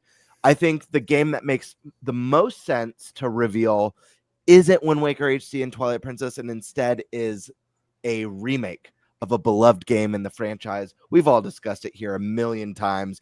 Ocarina of Time. It's the game of choice. It's the one that for a lot of people is the most nostalgic. It's the one. It's the quintessential Zelda. It's genre defining. Like it set the standard for what like open world fantasy games could be, bringing a 2D adventure game to 3D for the first time and having a mount system where you have your own horse and you're exploring these epic lands. So I think that one makes the most sense. There's another remake that I actually thought you were talking about, Cameron, that might be a better fit. I actually thought you were going to say Ripened at Tinkle's Balloon Trip of Love. that game's too big to mention for this anniversary. Right. Nintendo goes bigger on the 5s, so I'm saving that one for either the 45th or the 50th. Yeah, there you go. The whole trilogy. But I expect some sort of a hardware related thing, whether it's golden Joy-Cons or a golden Pro controller or a golden Switch, cartridge. Golden cartridge even. golden whatever Switch the 2 release is. case. Yeah, Oh, I'm it's expecting that. Probably gonna be And red. then the other one that I wanted to mention, and this is based off of some, some of the changes that we've seen at this place. But guys, there's potential that some sort of Zelda attraction might be coming to Universal Studios. And this would be a huge thing. We've got the I think movie it's a given for sure. through Universal. We have some sort of Zelda attraction coming to the theme park, at least in Florida. Like, that's a big deal. Now it's not just the movie that's groundbreaking history. Now it's like, oh, you love Zelda? Go experience it in real life at this new Zelda attraction. So I think remake, movie, attraction, and hardware are or hardware that includes accessory. I think those are the 4 key pillars. And yes, obviously, Wind Waker and Twilight Princess HD are possible. I'm just not sold on that yet. I feel like I'm probably in the minority on this one. I think it's fine because we've been waiting so many years. So like, every year we're like, it's coming to the Switch this year. Or it's coming this year. I think this is our last chance to be honest. Truly, yeah. What's cool is that I say my expectations to you guys, and then I'm like, wow, like my expectations are also my hopes, which is really cool to say. So I don't know. That's where I'm at. That's my piece on the anniversary. Well, we haven't heard from Stash. It's his topic. So what are we thinking? Yeah. So we kind of touched on some of it. So for next year, I think we'll see a trailer. Obviously, the movie doesn't come till 2027, but I think they'll still be celebrating a little bit for the 40th. Game Bird, you mentioned controllers, right? Or like a gold cartridge. I think those would all be really well received. I'd be in on any of that. That sounds great. Mm-hmm. I think you're going to get your typical stuff as far as with, different clothing options, right? I think we'll see a bunch of Mario movie stuff. I think we'll see Zelda 40th things and things that will tie in with the movie, all that good stuff. As far as Wind Waker and Twilight Princess, I've mentioned this before in the same vein as Galaxy 1 and 2. I think I mentioned this in your video as well, but I could see Wind Waker and Twilight Princess coming out as a Switch 1 game that will perform better on Switch 2. Again, I predict that last year around March. And I did for Mario as well, and it happened. I think that's going to happen again. I think that's a given. I think it makes sense, and that's how you feed the Switch 1 install base and the Switch 2. It's easy. It's one SKU. And again, we're seeing it play out right now. So let's see how well Mario Galaxy 1 and 2 do. And again, you got to remember, Galaxy 1's already been released. Yeah. So All-Stars, right? If this does really good, which I believe it's going to do amazing, then how well would a Wind Waker or Twilight Princess do? Mm-hmm. I think considerably better. There are a couple other things that I'd like to see. I still want them to get Link Between Worlds onto a console. I think that's important. I think we get that off 3DS and get it onto a console. If I could have one Zelda game remade, it would be Link to the Past with a fully orchestrated soundtrack, HD 2D. God. Get out of my here. God, HD Yeah. 2D Killing would be me. incredible. It's my favorite 2D Zelda. My favorite 3D, of course, Ocarina of Time. My favorite overall is Ocarina of Time. But Link to the Past, I love it dearly. Mhm. Would love to see that. I also do question when it comes to the 2D outings. Yeah, I think we're gonna get the Oracle games remade on Switch 2. Capcom have anything to do with those, or is it just Minish Yeah. Cap? They did. Okay. Yep. Yeah, I think we're gonna get those. I don't think they're gonna use the same engine as Link's Awakening and Echoes of Wisdom. I hope not. I mean, look, they could use a similar engine, but what I really am focused on is the art style. I think the art style, right, Yeah. will be different. You could use the same engine with a different art style, but I think those are going to be something we see. What about Stash? What are your thoughts on this? Because I was just thinking this was a game that I predicted would come to Switch 1. Obviously, it never came to fruition. Game that I feel like needs to land on one of these consoles. A Link Between Worlds, the spiritual successor to A Link to the Past. They could do it. That's what I said. That's the first thing I said. Yeah, that's right. I want to see it. Yeah, I think that'd be great. And but my point is, like, you got to get that off 3DS. Absolutely. Because it's such a gem, right? Yeah. And, that's the thing, though. Do you bring that over first? Right. Or do you have plans to do something at some point with A Link to the Past? And would you rather give us that first, so then you can then give us the spiritual successor, Link Between Worlds, at a later time, right? Mm. I did mention this before. I think there's a good chance that Ocarina of Time is going to play into the movie. Really do. A lot more now that we're seeing Nintendo's like, yep, we're making a Galaxy movie and we're releasing Galaxy games. Yeah, and I looked at one of our old podcasts when we talked about this. I did this last week actually, and I'd brought this up. I think it was in May of 2024 on the podcast about Ocarina of Time getting fully remade. Talked about giving it Final Fantasy VII treatment as far as, everything you've added to it, right? Not as far as like changing the gameplay so much, but all the things that you've added. And I mentioned Ocarina of Time and how, like, hey, if you look at all the Zelda titles, which one would really represent the IP, and which one could you make a movie out of? Right. And I think this title just, again, it resonates with everybody. Yeah. And if you're remaking, again, these are all the same things I said in May, but this is the highest rated video game of all time.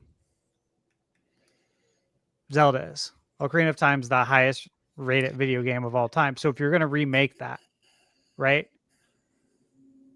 you got to do it right. You got to do it big. And if you're going to make any Zelda game into a movie, 3D upscale. Like, this is not that. No. This is going to be maybe Nintendo's most ambitious remake ever. In that podcast episode, though, that I just rewatched last week. Really?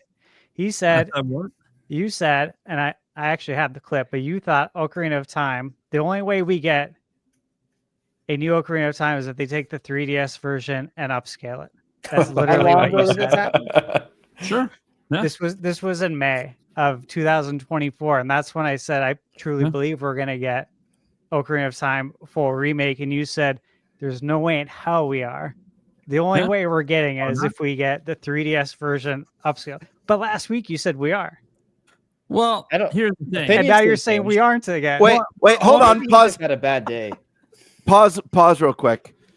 I just want to say something in defense of Prime. You guys in Ocarina of Time with this man.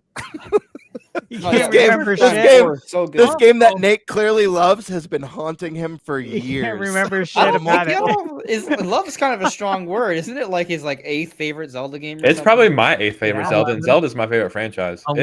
I think it's great. 11th, you monster. How many Zelda games are there? There's a lot. I love them all. This sounds blasphemous, but I put Skyward Sword HD over Ocarina of Time. You call yourself a Zelda fan, and you said 15 out loud? I can't even. I love listen, Skyward. Here's the thing. Like, I love the problem is that Ocarina of Time was made in the 90s, right? Like, yeah, I played it in the 90s, so I think it's great. I think it's amazing. I don't have the connection to it for some reason. I don't know. And that's fine. I just have to address this slander that was just thrown my way, since Sash wanted to to trash me and even made sure he had the clip so he could play it if I tried to deny it. That's crazy. I'm not denying my stance. Okay, I'm not denying my stance back then. That was a year and a half ago. Your opinion can change. Since then, Yeah. Right, that's true. we have had rumors come up that it's being remade, not remastered. Yeah, I Back brought up then- all these reasons in May. Yeah, I just rewatched it and you didn't believe me. No, you had those reasons. You can have look anyone. Okay, let me. But I don't need a rumor to know what's going to happen. Is what I'm telling you. I know that, Stash. I know that. That's What why I'm you trying should to- believe me. No, Stash. Anyone can come up. Like if you want to make like extremely good arguments that something's going to happen, anyone. I shouldn't say anyone, but a good argument can come up for anything to exist. You literally can come up with a really good logical argument for anything. So just because you had really good logical arguments, which you always do, because of course you do. You're well researched. You're very experienced. If you're going to make a point, it's going to be something you've thought about and you've looked into a little bit. Okay. So yes, you had really good logical reasoning. However, I am someone that I'm a news channel, right? I follow the news. I follow the trends. So I form a lot of my thoughts based on what I'm covering. And yes, I thought something with Ocarina of Time was going to happen. We had those interviews, Aonuma hinting, all this kind of stuff. But I just kind of figured at the time, hey, a from the ground up, this was my logic at the time. A from the ground up remake is exciting, but I don't think they'd trust anyone to do it but the Zelda team. And if they're doing that, that's just going to push back the 3D Zelda. I don't think they're going to do that.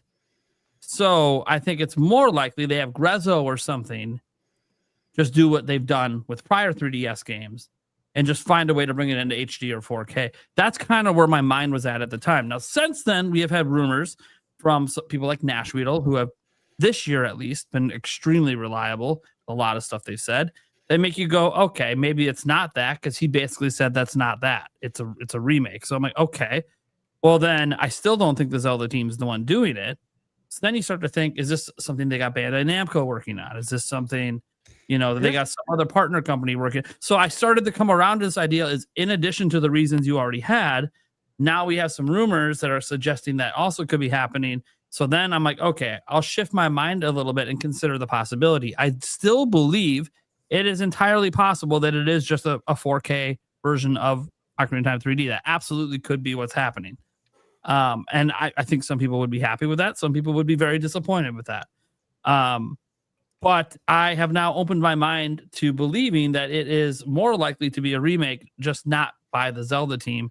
And I think they'd be very careful at who they pick to remake it.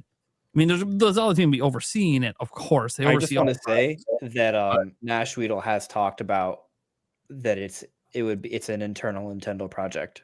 Yes, I know. Okay. I know. Yes. I had thought for a moment. See, when I saw like Bandai Namco, my other consideration that I had, and you could probably go back on one of the podcast episodes, I believe I mentioned it, is that maybe it's Monolith Soft, and that would be internal. Yeah, I always get kind of there's some smart people that I'm friends with that like to say that it's not really a Nintendo when it's like Monolith Soft or Retro or Next Level Games. And I'm like, well, it is though, because they're wholly owned. Yeah, right. I think people the company floating around. I guess people want to make like making the distinction of, is it EPD? EAD. Well, now it used to be EAD, right? But EPD, same difference, right? They changed the name of. But I just want to put this out here really quick, because what we've seen from Grezzo has been Ocarina of Time and Majora's Mask on the 3DS and the Link's Awakening and Echoes of Wisdom, does not mean that it's a company that's incapable of making a modern, open world, from the ground up, beautiful, stunning Zelda game. There's no reason why they can't. I mean, look how beautiful is Expedition 33 from a team of 30 people, their first game. Oh, so why? Crazier. You know what Game Freak? Yeah. The Game Freak game. The Game Freak. Oh yeah. Well, they didn't make that on their own. So there's two studios. My point is, just because they don't have a history of making games that look like what you'd imagine this to be, doesn't mean that they're not fully equipped to. Pause. Okay, this Game Freak game gets brought up a lot when people talk about the game. Oh, Game Freak, look what they can do. Literally, they featured both studio names at the same time, but everyone just says Game Freak because they don't know who the other studio is. It's wild to be like, they clearly announced it together as a joint project. Sure, but they're a part of it. Well, yeah, they're a part of it, but like, what I'm saying is like, we give it look what Game Freak can do, but they didn't do it on their own. Like another studio, guys. This isn't the Nintenbyte Podcast. It's the Nintenbyte. Actually, I mean, that used to, that was a prior podcast. The Nintenbyte Podcast. Oh, I just wanted to point out that like we gotta be careful giving them all the credit for it because maybe they couldn't do that on their own. What's the name of the game? I'm trying to remember. I don't remember. If I search Game Freak game, I bet it'll come up. Some monster fighting game or something? Yeah, I remember Beast of Reincarnation. Yeah, Beast of Reincarnation. And people said, of course it's a Game Freak game because it's running coming like, the PlayStation. I'm like, oh my god. I'm like, okay. So yeah, Game Freak only gets credit for the bad stuff. That's fair. Yeah, I know. I'm like, this is so stupid. It does look cool. I don't think it's even got a release date, does it? Not to my at 2026. Yeah, so sometime next year. By the way, when you go to PlayStation, right? PlayStation's YouTube channel, the description of Beast of Reincarnation is this: from developers Game Freak Inc. Beast of Reincarnation launches on PS5 in 2026. Wow. So they are branding it as a Game Freak game. Well, not saying they don't have help, but what if Game Freak owns that other development company? What? Oh, okay. Yeah, the other development company. Happening. No, I see what my confusion was. Okay, I haven't looked at this trailer in a long time. It is developed by Game Freak, so it says developed by Game Freak. It's being published by Fiction. Okay. So Game Freak solely developed it then, or by this Fictions company. I mean, they're getting assistance through funding because that's how publishing works. Yeah. You know. And it could be being developed completely different from Pokemon games. It could have temporary hires and all that stuff. But that's a different story. Well, the point is, they deserve the credit. Sure. Whatever that credit is, be it bad or good, they deserve the credit. They also deserve the criticism that when people looked at it and said it was running poorly. Yeah. But I mean, it serves Cameron's point, though. This game, from a visual perspective, is, on a whole other level. It's way beyond anything we've seen in terms of mainline Pokemon games. I'll say this, though. How we always thought the limitation with Game Freak was more that it's the Pokemon structure. That's the Pokemon structure and like not being able to delay things. And so I never thought Game Freak was a bad developer. Like I never thought that. They just never were given the time. Yeah. To do anything like this with Pokemon would never give them the time to do something like this. There are thousands of Pokemon, and they have to make a game. Like they have Creatures Inc. helping and stuff, but like it's just there's so much to do. Like the game is too big. Mm-hmm. Like you may be able to play it quickly in 30 to 40 hours, right? Which is didn't they fix that problem? There's no national dex anymore. Didn't they fix that? But it's still hundreds of Pokemon that they have to take care of, right? And then they have to build a story. They have to build new RPG mechanics. They need a new hook. They need a new visual style. Like then there has to be multiplayer. And by the way, actually, they've been slowly coming up with new ways to make it easier. Because now, guess what we've learned? So sorry, Gamebird. No, I'm sorry about the tangent. I just want to complete the point. Pokemon Champions is now where the competitive battling is being focused on. So now Game Freak no longer has to worry as much about also considering competitive battling when making their games. They've been spreading themselves too thin for years. That's been the issue. But anyways, going back to Cameron's point. Yes, Grezzo can make a good-looking game. Yeah, there's no reason for anyone to believe that just because it's Grezzo, the company that did those remasters, and then the cute diorama kind of like Toys to Life looking Link's Awakening and Echoes of Wisdom, that they can't make a game that visually blows Tears of the Kingdom out of the water. There's no reason. And I want to bring up another studio that kind of has a similar history. Blue Point Studios. They work with Sony, but they did in 2009 they did the God of War collection. In 2011 they did the Eco and Shadow of Colossus collection. They also did the Metal Gear Solid HD collection. They did the Uncharted Nathan. They were the collection. They did the Gravity Rush remastered. Then they did the Shadow of the Colossus, that remaster that was stunning. And then they did what to me is still one of the most gorgeous games on the PlayStation 5, the Demon Souls remake. Stunning. And Yeah, that I is had that a on launch day. studio I that's like it. entire history was just doing remaster collections of older games. So when people say, "Oh, Grezzo, if it's Grezzo, it's not going to look like," that's just a made up rule. That it's literally. I'm not saying that Grezzo is interested in doing that or will be the person. I'm just saying it's a made up rule because any good studio with a talented team, which these people clearly are, because they've made fantastic remasters and fantastic remakes and a fantastic new game, there's no reason they can't do it. That's the only point that I wanted to hammer in. Okay. Sorry, I'm so lost in the chat right now. One of my long-term fans, because like they don't they're saying like Monolith Soft couldn't do Ocarina of Time or whatever, like just or just I don't want to get in too long of a conversation here, but I said, dude, the fact that they make Xenoblade's enough for me to trust him. He's like, Xenoblade's not nearly as good as like the Zelda. I'm like, okay, I'm done. I'm done. I can't have this conversation. We need to move on. Now I'm in a debate whether Xenoblade is on the same level as Zelda. All right. Here. Holy crap. So we've talked about the rumors. We've talked about some things we'd like to see. Nate, I gave you some shit. You know, I just do because I love you, man. Yeah, you know what? It's fun. You giving me shit, Jake giving me shit, and even like on Just Restart when he gives me shit when he's on, I literally have nothing to give you guys shit on. There's like not even one thing I can pull from. You guys just don't fuck up. Make a mistake sometime. Hey, God damn it. Knock on wood. Damn it. Look, I know I'm close as a frog, guys. It's all right. There's so You're a many frog? things that Nintendo could do Frog. for Zelda's 40th. Ribbit. I would love to see a concert. I would if they had one Yeah. here in Phoenix. I'd go for sure.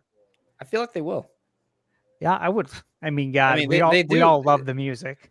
They've done like probably like I would agree with you. I'm just saying like if there's anything we're gonna predict for the 40th anniversary, I feel like a concert's the safest bet. You know? You know, they just usually do it in the big cities. Oh, Like, even though we're I think the fourth largest city in the United States, they do it in like the big cities. You know, the New York bullshit, the LA. I mean, I'm bullshit. in Miami, which is a big city. We don't get everything here. Either. Yeah, you know how it is. Yeah. We're not the Nintendo Lakers. live events here. We're not the Knicks. Same stuff. You know, they'll probably have it in maybe San Francisco. Point is, if they had it here in Phoenix, I would be there in a heartbeat. So we'll see. Yeah, there's other things they can come out with, right? You know, obviously they did the Game and Watch, things like that. I just want games, really, though. I want to see Twilight and Wind Waker come to fruition. I've never stopped believing on that. I gotta imagine you guys have always kept that door open too. Yeah, I closed the door. I closed the door for several Did you? months, but then like this week I thought about it, right? Which is why I made the video this week, because like I feel like because I thought about how the Galaxy 2 situation, and people were always like scratching their heads since the 35th anniversary, like where's Galaxy 2? And as we approached the 40th anniversary started through, I was like, okay, well maybe they saved Galaxy 2 because Galaxy 2 has Yoshi. Yoshi's gonna play a role in the next movie, and they announced the Yoshi game, and yeah, we know Yoshi's gonna be in the movie. And now we have Galaxy 2, but also Galaxy 1, and they're advertising the Galaxy movie. Like, clearly, they saved Galaxy 2 for a reason, right? Yeah. It had purpose. And so, like, we think about the Twilight Princess and Wind Waker HD. They've been rumored for so long. We've been scratching our heads at why haven't they come out? And, like, these rumors aren't coming from, like, Reddit, right? These are coming from Video Games Chronicle, GamesBeat, like, actual, like, reputable outlets that have reported on these games existing. And so, like, assuming their credibility, right? Some people are just going to assume that they just lied or made it up. I don't think that's the case. I think they were based off something real. The question is this something real going to materialize for the public, right? And so I got to think that they do exist, in some shape or form, but for whatever reason, they haven't come out yet. Maybe it is because they are saving it for a particular purpose. Yeah. And perhaps that purpose is as part of the 40th anniversary movie buildup. Get people familiar with Link, his green tunic. Yeah. This is Link. This is what he did. Like, yeah, I was thinking about the Mario movie and how the Mario movie is introducing you to Mario. It's like, hey, Mario saves Princess Peach. This is what he does. He goes to the kingdom. For the Zelda movie, it's like, okay, what does he do here? Well, he saves Zelda. He wears a green tunic. Here's Ocarina of Time. This is to get you familiar with everything. Got the temples, got the Ganondorf. Yeah, the temples, yeah, and Ganondorf as well. Familiarize with the villain, the Triforce. So yeah, I think that's actually a really good observation about why they saved them. You know, the thing too, guys, is again, this is what I mentioned with the Mario stuff for the 40th, is that like you really gotta feed both install bases, but also give people a reason to upgrade to Switch 2. And I think Ocarina of Time acts as that carrot that they're dangling. Say, hey, carrot. Yeah, you bonus carrot to come over to Switch 2, right? Like, highest reviewed game of all time, looked at by many as the best Zelda game. You know, obviously Breath of the Wild is there. There's other ones that are there, Link to the Past. But you have that on Switch 2, and then you release Wind Waker Twilight as a Switch 1 game that can be played on Switch 2 and receive enhancements in the same sense that Galaxy 1 and 2 are getting it. Because then you're feeding 2 install bases, but you're also taking 1 install base and saying, hey, look, we got you too, because there's 155, 160 million of you. And look, if you come to Switch 2, you can take your game with you. It's going to play way better. Right. Oh, and also we have Ocarina of Time remake. And hey, if you never played it before, you know, this is also going to maybe tie in with the movie, something of that sense. But I have a question. Joe, I actually don't know how I should go about calling just Joe, dude. It's okay. good. Yeah. Because you said you weren't as high on Ocarina of Time as other Zeldas. I think it's great. I just think I've replayed all of them, and when Tears of the Kingdom was coming out, like that year leading up, I was like, you know what? Let me go back and play. I played Link to the Past for the first time. Yeah. I should just beat it again. Wind Waker has always been my favorite. Hell yeah, baby! Well, partially Wind because Waker of for the win. Nostalgia. The GameCube was the only console I ever got brand new as a little kid. Black Friday. Yeah. And I got that Zelda collection that had like a demo of Wind Waker. yeah, I still have it sealed. Yeah, I think it's. I think it's sealed. Yeah. No, I don't have it sealed. I just. Yeah. But I think it's great. Also a shorter Zelda. So it's I've easier to beat kind it. of replay. I've probably beat Ocarina of Time the most out of any Zelda game. Yeah. I just I don't know. I think Skyward Sword HD is slept on. I know that's crazy. Great story. I know blasphemous. I don't really like Majora's Mask at all. So maybe it is blasphemous. All right. Yeah. Here's the thing. I just want to ask Wait a second, guys. I hate that I have to be peacemaker here tonight. Wow. Because Seth. I like to stir up chaos. But here's the thing. In the Peacemaker show, that's exactly what he does. Sometimes there are moments where there are moments when Majora's Mask, like I think like maybe Majora's Mask is my favorite Zelda because I love the game so much. But have you ever loved something and been like, I love this so much, but if someone told me they didn't like it, I'd get it? That's how I feel about Majora's Mask because it's so weird, it's so different that like you saying you don't care for it, even though I think it's a good game very close objectively, for me. and I like the themes. I like the set, like the feeling. I try to go replay it. I got the Zelda Gold Switch Lite just because I just wanted it, and it came with a year of the online membership, whatever. And I'm like, you know what? Let me try to play Majora's Mask, Zelda Switch. If I'm ever gonna get into it, this is the time. I got to I don't even know. It's been so long. Like the water section, and you have to get all these little bottles and stuff. And then I was missing a bottle, and then the timer was running out. And I was like, you know what? I think it's the babies. Yeah. Yeah. And I was just like, yeah. I don't think I'm having a good time. I think I'm trying to beat it because Zelda's my favorite franchise, and I should beat it. I should be able to say I've played it. But I just think I wasn't having a good time. But objectively, I do think it's a good game. Great music, weird story. Yeah, what was your question about Ocarina of Time? Yeah. By the way, I think Majora's Mask is like a really good other Zelda game, if that makes any sense, right? Like if we wait 6 years 100%. and we get Majora's Mask, that's not cool. But if we get a mainline Zelda and then 2 years later they goes Majora's Mask, that's awesome. Yeah, I've talked about in videos how I think that is incredible that they got that back to back. For sure. But to my question was, what could they do for this theorized and rumored, right? Not confirmed, right? Ocarina of Time remake to make it like, oh my God, this is like the Zelda game. You know, like what could they do? Number one, they're gonna have to address the controls and the camera. That's weird. You know what I mean? I can't remember if I played it on Nintendo Online.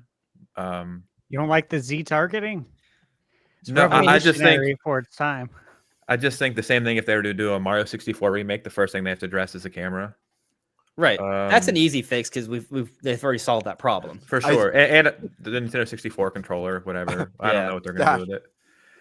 Man, I still call all targeting in games Z targeting. My good friend gets so annoyed. He's like, dude, just call it locking on or like targeting. No, Why do it's you call always everything? going to be Z targeting. It's Z target. I call it Z targeting. Like when I'm like, oh yeah, you can Z target by pressing like. Yeah, of course. Why do you keep calling it that? It's like when you say it's like when you say press L2 or R2. People understand what I that say that means. on my Switch, yeah, and I'm telling my daughters, I'm like L1, L2, and they're like, oh, okay, but so like it's funny voice for me, acting. like, I cycle through them all. Yeah, for people like, oh, just press ZL. And like, what's ZL? Funny L2, LT. But- just press the bigger trigger. Funny I story. call it the same thing too. Yeah. I think if they do an Ocarina of Time remake, though, I think one thing that potentially we could do is finally get Link's voice, some kind of voice.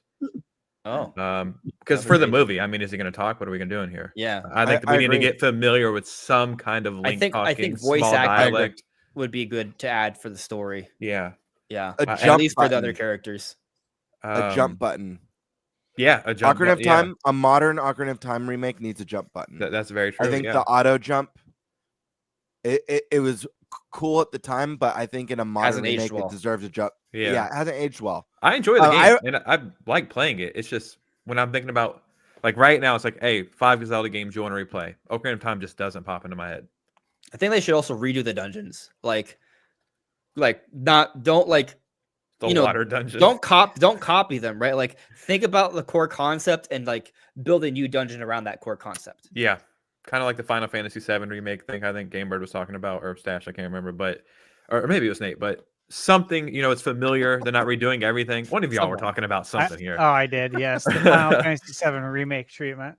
Yeah. I seen a theory on somewhere. It was a good theory of why somebody thought the remake was coming. And this was like a year ago. And they were saying Final Fantasy VII's getting its remake. This came around the same time. This was, the big PlayStation. Interesting. That was exactly my theory. Yeah, and they were saying that Part 3 is coming out for Final Fantasy VII remake, or is it coming out next year? Or no, 2027. But yeah, it's coming out soon. Yeah, probably 27. I think we'll get Rebirth on Switch 2 and Xbox next year, and we'll get the final act in 2027. Okay, well, let me reverse the question to you guys who, Ocarina of Time is one of your favorite Zeldas. What would you change about it? Let's ask Nate first because he had his hand up about something, and I don't know if it's related, but maybe you could do both. No, just keep going. But okay, but answer his question, please. Yeah, Nate, what would you change? I don't think he was asking. Answer the question. He's asking all of us, which includes you. And you're talking. I thought he literally said that, hey, since Ocarina of Time is one of your favorite games, that's not one of my favorite games. So I didn't think. Yeah, I didn't know that about you, Nate. Yeah, so that's right. So what's your 11th favorite Zelda game? This is clearly your favorite, or at least it's from the top 11. He said one of my favorite games. That's not just Zelda. That's all. It's in your top 100, maybe. I'll go. Joe. Yeah, game. It's in my top 3. Yeah, I would love to hear from you then. So, for me, it's pretty simple. Obviously, I want them to use this game to push the Switch 2's hardware to create a fully realized world in a modern engine. So that's the first thing. Second, I want a fully orchestrated soundtrack. Ocarina of Time, in my opinion, has some of the best music in all of gaming. Yeah, those two things, as far as immersion go, would be massive. Let me ask you this, Ingrid, have you ever seen those YouTube videos like 5 years ago, and it's like Ocarina of Time remade in Unreal Engine? Sure. Yeah. Is that the kind of not one for one, but like that kind of Art style, that realism, that no, actually, like I think those look fantastic, but I would love to see the Zelda team go for something a little bit more stylized. Okay. I think it helps make the game look more timeless. I mean, Yeah, we talked about this. I pulled up on last week's episode concept art from Majora's Mask because it's so cool and it's so iconic. Here, I'll share it while I talk about the game. In fact, because I should still have it.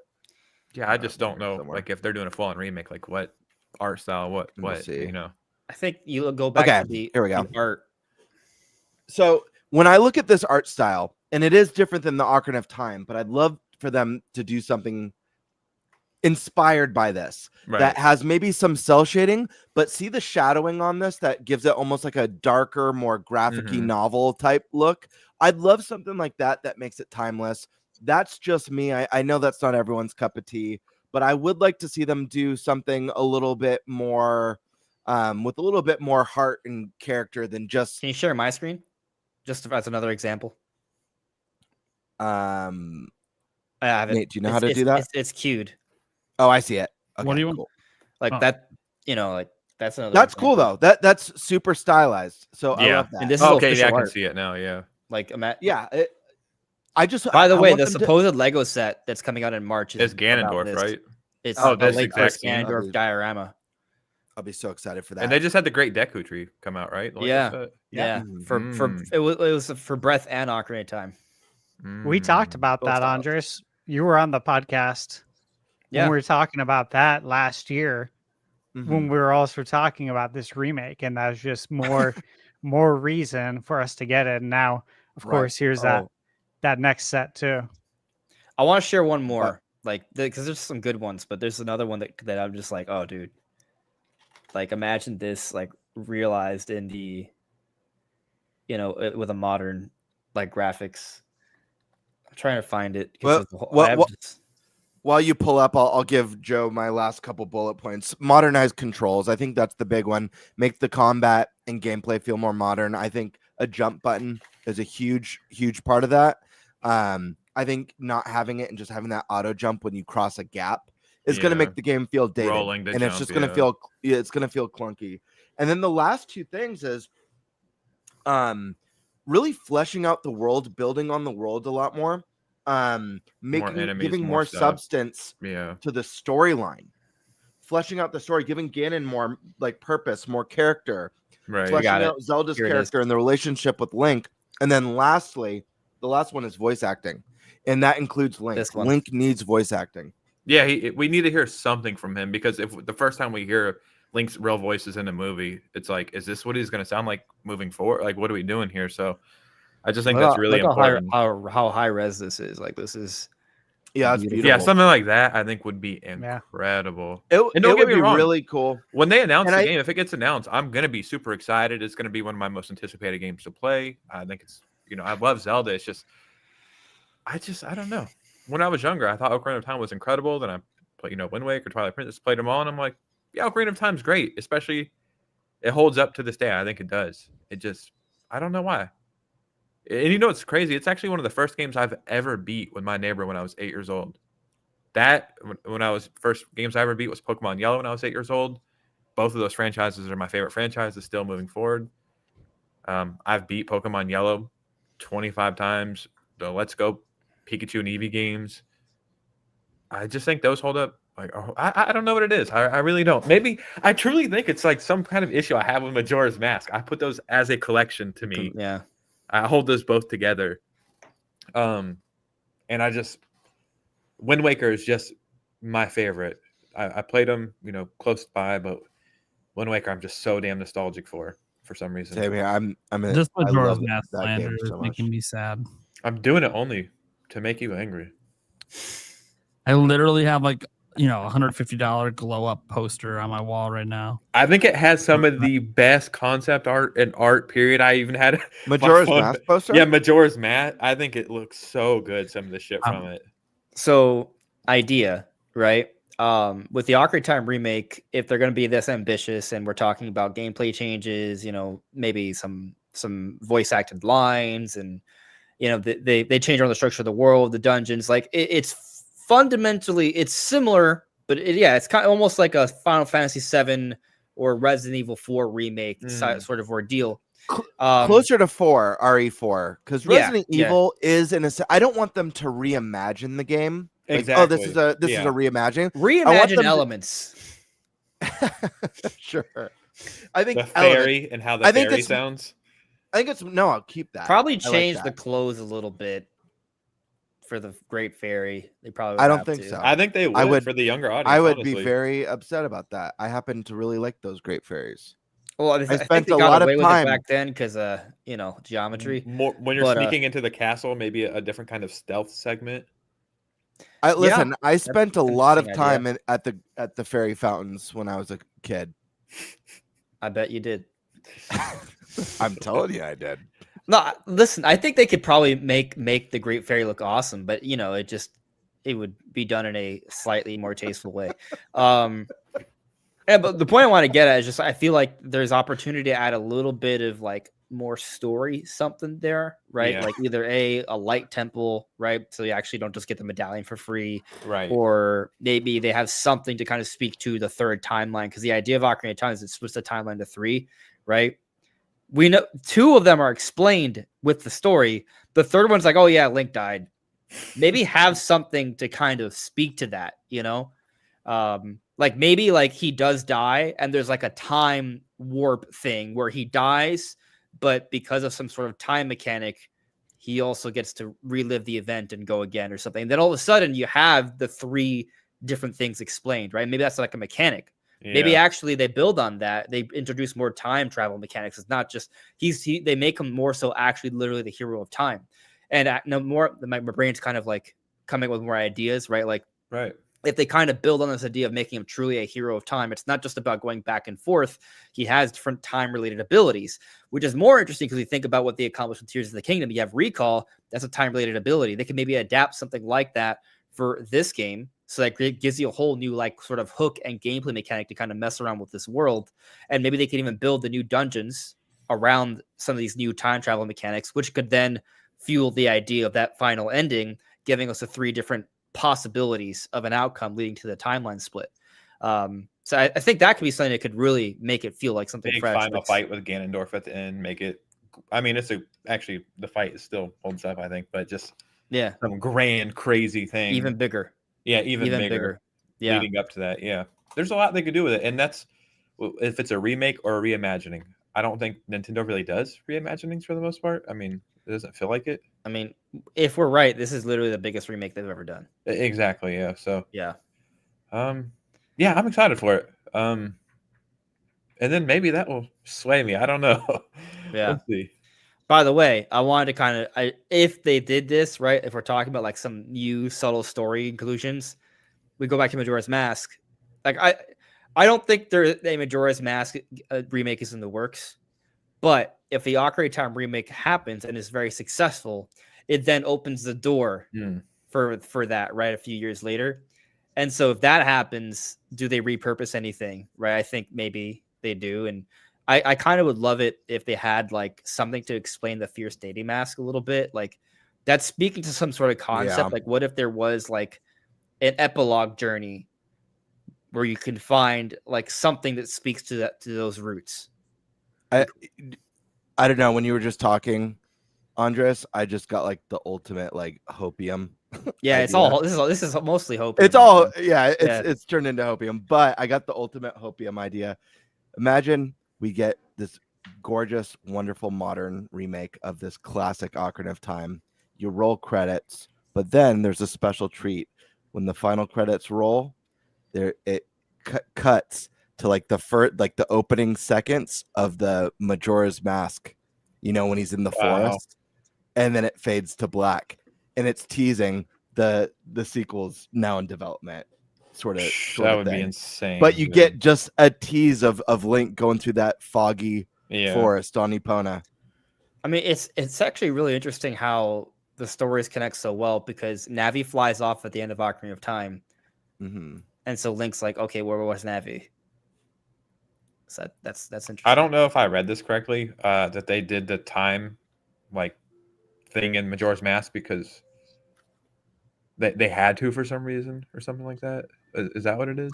I think they thought about Like basically they made the game more interesting by making you replay the same areas. Oh, okay. Because I would say, would they do the time thing again? It was like a smart. Yeah, I don't remember exactly, but I understand what you're getting at. I think it was something to the idea of thinking about being really intelligent about the design, so they can make the game in a short amount of time, but still make it interesting. Okay. And so going back in time to kind of play the same area but in a different way, was maximizing the content.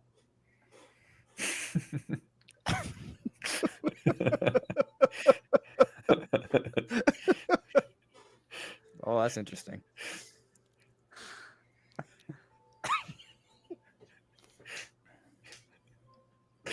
All right. Well, since no one's talking, not everyone's just laughing. We'll probably move on to our last topic. Joe, do you got to head out, buddy? Yeah, I should actually. I would just say I didn't have much to say about Doug Bowser. I didn't really care one way or the other. Reggie was fantastic. I don't know much about the new lady coming in. She worked at Nintendo since 2006, so I think I read. So it's not like somebody coming from Ubisoft or something. So we'll see. But guys, thanks for having me. Andres, it was very nice to meet you. I'm a big fan of your work. And I will hopefully see you guys all soon back on this podcast. Nate, thank you. Yep, Gamebird Stash, everybody. Peace out. Yeah, brother. Good Have to a good see night, you, man. Bye. I'm a bigger Andres fan than you. Anyways, next topic. Well, I'm gonna leave too. I wanted him to have his own exit, so I waited. All right, That's leaving. fine. I'll talk to Bye. you guys soon. It's Talk been to you great. later. See ya. Later, man. Bye. All right. All right. I think that comment that scared him off. So now that you guys scared all of our guests away, let's get to our last topic. Dude, you were the one picking fights with everyone. Okay. I'm kidding. I I'm want kidding. it Obviously, known- you weren't. No, I want it known that first off, that's just how me and Andres talk offline, let alone online. Secondly, I want it known there was someone in the chat that was like, all Nintendo Prime does is interrupt everyone. And I sat there and I went back through. This podcast has been going on now for 3 hours. I've talked for a grand total of 15 minutes. So I don't want to hear about how much I am interrupting people. I'm barely getting a point in. So, Maybe it was sarcasm. like, no, they were actually mad. They said, I'm leaving. I'm like, dude, I'm barely talking. I've been silent most of the show. Like, what are we doing? You're just here for the moments when I'm trying to get my point in. I even raised my hand a couple times and put it down because what I wanted to say is irrelevant now because it's been 10 minutes. And I'm like, all right, I'm done. Like, I'm just back and listen to the show. Anyway, he gaslit himself. it's fine. Get to our last topic here. So we got obviously Doug Bowser's retiring. That was arguably the biggest news of the week, like official news from Nintendo, is that Doug Bowser's retiring at end of the year. And what's interesting about that aspect, and this is a combo topic, guys. This is just one of it. Is they're bringing in obviously a new president, Devin. Forgot her last name already. Sorry, totally. I didn't write it in my notes. I should have wrote it in the notes. And then Shibata is coming in as CEO. I think it's interesting, of course, just stopping at that point, because Nintendo of America hasn't always had a CEO. It has had one before, but it doesn't always have one. And they didn't really describe, what the individual roles are going to be per se when you look at the actual official announcement, like what the split and the responsibilities is going to be. I obviously think that the guy coming in who used to run Nintendo of Europe is probably just there to help with communications between Devin and Japan, and any extra training she might possibly need for anything that goes beyond what her experience is. She started with Nintendo's legal team. She's been there for 19 years. She started with Nintendo's legal team and then moved off of the legal team, and got promoted to the role that she's in now, which is like vice president of basically their marketing, right? Like their sales and marketing team. They've changed the name of the title a few times over the years, but it's the same position that Doug Bowser used to have. It's also the same position that Reggie had before they took over as president. So it's kind of like whoever has that position, you're sort of next in line. So if you want to know who's after this person, pay attention to who gets replaces her. Got a feeling it might be Bill Trinan, but we'll see. Because Bill Trinan's been slowly moving up the company as well. Good for Bill. Yeah, and yeah. So we'll see. I don't know that he's going to be the one. It's just a gut feeling I have that he might be next in line to come up. And that doesn't guarantee that he's going to be the future president after her, because she's probably going to be president for at least a decade. And Bill will not be that much younger than her at the time that she might retire. So it's one of those things where I'm not so sure that Bill is going to be the next one. But Bill, I don't know about you guys, I get this feeling Bill's like a Nintendo lifer. Yeah, he's got a little Miyamoto in him. Like, I'm just gonna be here until I just literally can't work anymore. I will say this. Obviously, if Bill becomes president of NOA at some point, it's a long time from now. So yeah. I don't want to hyper focus on that. However, I do want to add, since this came up, because I hadn't really thought about that until you mentioned it, and that's a really fascinating thing to think about, because I feel like if at some point Bill does become president of NOA, it'll be one step closer to the days of Iwata and Reggie. Because if you guys remember, Bill wasn't as hardcore as Reggie, and maybe not quite as quirky as Iwata, but he still had a little bit of that. He was still a part of some of those funny, weird, awkward directs, playing those parts. Yeah. So I feel like Orphs in several directs. Yeah, no, totally. He had I can't remember if it was Tamagotchi Life or one of those games at the time that he had done a direct for that was super off the wall and just awkward. I think where Reggie he was playing a news anchor once. or something. Yeah, there was a Nintendo direct where Reggie fired Bill. Yeah. So the thought of that as a future prospect is really, really cool. But I am excited to see what Devin brings to the table. I don't know too much about her. And I certainly don't imagine, and I know we've all talked about this on the show many times about how much we love Reggie and Iwata and that kind of era of Nintendo. But dude, those are diamond in the rough. What other company has had someone like that? Not in my lifetime. I'll say this. We all love Reggie, but if Iwata wasn't president and CEO of Nintendo, I don't Reggie probably still would have became, because he was clearly brought on to probably become eventually the new president anyway. I don't think we'd love Reggie the same if Iwata wasn't president, because the only reason we fell in love with Reggie is because Iwata wanted Nintendo to be a personality forward company. Totally. And Reggie's experience in the past was not personality forward. Pizza Hut and all the stuff he did, it was all behind the scenes work. So it was a dynamic duo. It's really Iwata that made us, get to know Reggie on that level. So I really thank Iwata for bringing a personality forward era. Obviously now Nintendo is back to what they were before Iwata, which is we're not pushing personalities forward. That's not what we do. We push games forward. We push IP forward. We push characters forward. There's a few unique circumstances where they don't do that. One of those is still Zelda. They still push Aonuma front and center often. They won't necessarily use them to reveal, but they use them to reveal Breath of the Wild, but that was still Iwata. When Tears of the Kingdom was revealed at E3, Aonuma wasn't there. He wasn't in the show. It was just a trailer for Tears of the Kingdom. It was the next time they showed that Iwata was there.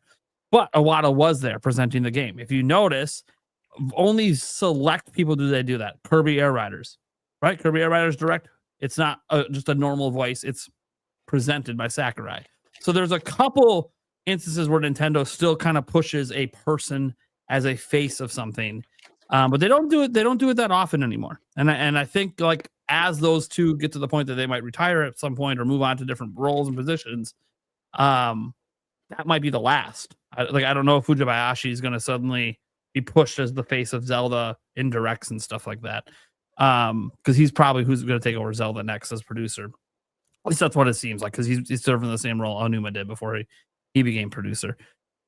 Nintendo seems to have a pretty consistent way in which they promote people, is what I'm trying to say. And we saw this with what's happening again at Nintendo of America. Now, look, I don't know much about Devin. I don't think we're ever really going to know much about her. Just like we don't really know that much about Doug Bowser, other than he worked at EA. And so every bad decision people don't like about Nintendo, they blame him for it. Even though most of the decisions came from Japan. Like, the job at Nintendo America is marketing and PR. That's your primary job. And, you know, if you're served a shit sandwich, only so much you can do with it. That said, one thing that Reggie was good at compared to Doug is we know for a fact, because Reggie has said it out loud and in his book, that he would push Nintendo of Japan hard for things he thought would work better in the US market compared to Japan, such as packaging and Wii Sports. He thought that was a critical move to make Wii work in the US. Iwata didn't want to do it. He had to argue with Iwata to make a point that, trust me, this is the right decision for our market. And it obviously was, right? Nintendo was coming off of, not a great generation. And he's like, I'm telling you, this is the big thing. This is going to make people want to buy Wii. And it worked. Now, Wii sold incredibly well in Japan as well, and it wasn't packed in there. But Reggie wasn't concerned about Japan's market. He's like, no, I'm here representing America, the US, the Americas, it should be packed in. Because he was very critical that Welcome Tour wasn't packed in. Now, I will say this, Reggie.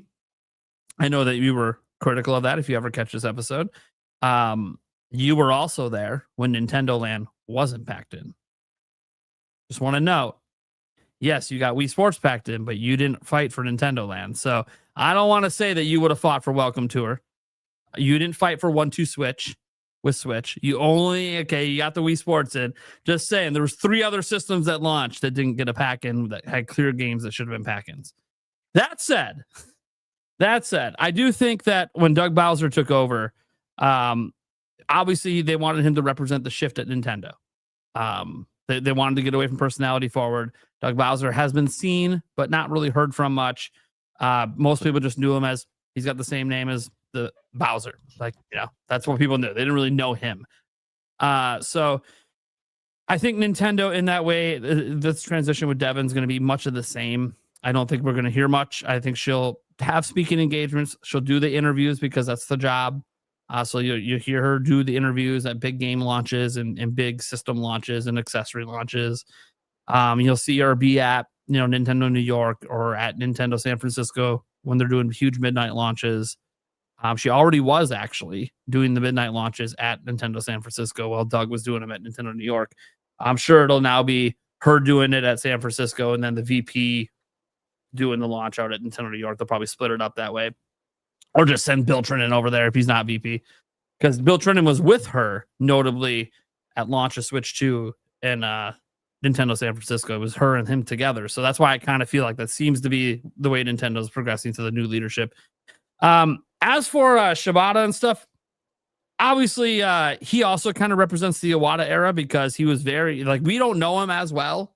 We literally don't know him that well in the United States because we had Reggie. If you're from Europe, oh, you know him. You know him. He did the same kooky, funny, crazy, out there crap Reggie was doing, but in a very different way. There are clips and directs and so much stuff with him doing. So he was their Reggie and he was very beloved at Nintendo of Europe from what I'm being told from people that grew up during that era. So one, that makes people, it kind of puts someone in charge that understands that side of what Nintendo used to be, but also because he's been at corporate Nintendo now for a while, he also understands what Nintendo is today. So I think that he, more than anyone, is good to have in that CEO position, because if Devin has an idea that she thinks would work in this market that Nintendo of Japan would never consider worldwide, he might be more willing to listen and maybe help her push it at Nintendo. If they come up with an idea where they're like, hey, we're seeing some really big discourse with $80 games in the US, right? There's huge discourse and we're seeing the sales numbers. They're not great. This is selling well in Japan. Well, okay, that's great, but it's not selling well here.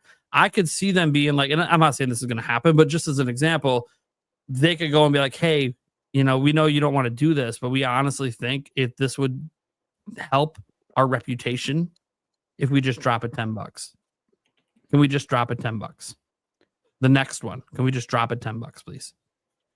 It's just something like that. Something we're recognizing the market you're in and having to customize things for the market. Having Shibata be a go-between, I think, is going to be very valuable.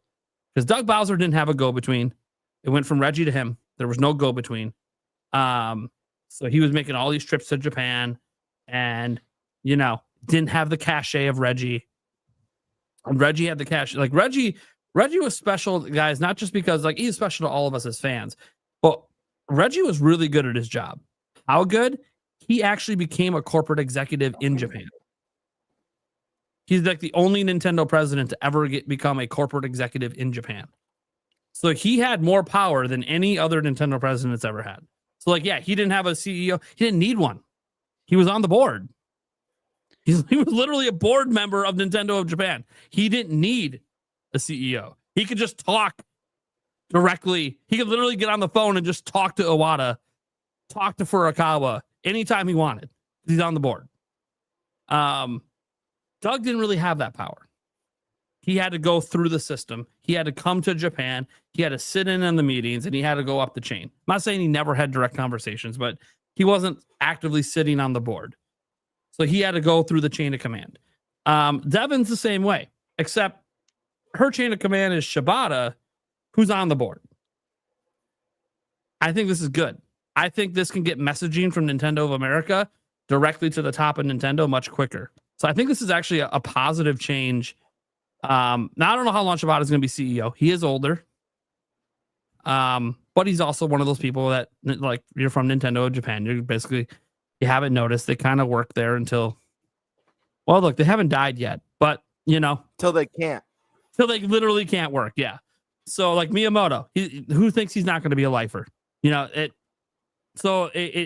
honestly think Iwata, rest in peace. If he didn't get colon cancer, he would have just been a lifer running the company, unless they voted him out one day.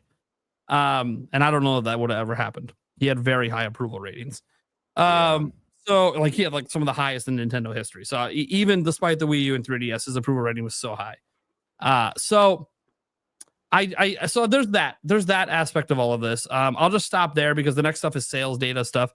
You guys have anything you want to add to the transition? Any concerns or excitement, or just kind of, we're not really going to notice anything, just business as usual? Go ahead. Or any kind words you want to say about Doug Bowser on his way out? Yeah, so he's retiring. So I had shared some tweets right after it happened. Wish Doug the best in his retirement. We didn't hear from Doug a lot. And to me, that was completely normal. Yep. And I know that for a lot of people from the outside looking in, a lot of people were pretty judgmental about it. I think I didn't appreciate that. I didn't care for that because, look, you don't know what his job role is. You don't know what he does every day. It's not publicized. That's not how these things work. And look, I worked many years in corporate management. And again, at Loan Depot working as a director. Loan Depot is a very big company. They're the second largest private lender in the United States. The amount of people that I worked with in different countries, in different time zones, and the times that I had to have meetings, like times when Americans are sleeping and I'm in meetings. That's what he's doing at 60 years old. That's one of the first things I thought of is that you guys act like Doug's young, man. He's 60, bro. Like, you don't want to be doing that. He would post on Twitter all the time. Nintendo believed a lot in in-person meetings. So he was traveling to Japan a ton. They do. My stepdad worked for Panasonic and Hitachi for years, like decades. And they're not here, obviously. Like, he went to Japan to have in-person meetings. My mom went with him. It was like, Mom, you got to get me like anything cool Nintendo there, please. 'Cause I don't know if I'll ever go there. I remember telling her that 20 years ago. But look, man, a job like this comes with a lot of responsibility and a lot of stress. And everyone manages stress differently. But look, Nintendo's changed a lot. And I kind of put this in my tweets too, is that this isn't just a video game company anymore. Okay. Those days are long gone. They're doing a lot of things now. It's the home console market, right? It's still mobile games. We were just reminded of that with the new Fire Emblem, which it's been pretty quiet on that front for quite some time, right? It's the theme park. Mhm. It's the movies, not just Mario movie. It's everything that's coming after it. Zelda. Entertainment business now. Yeah, it's a whole new ball game, and it's nonstop. It's relentless, and I gotta imagine that this is all just very. It's tiring, man. It's a lot. He's put in decades of work. Like he started, I think it was 1984. Doug started working in the games industry. So he put in like 41 years. That's crazy. That's a lot, man. That's a lot. And so my hat's off to him. I'm happy for him. He's earned his retirement. He's earned his family time. Look, while Doug was president, things went pretty damn good, right?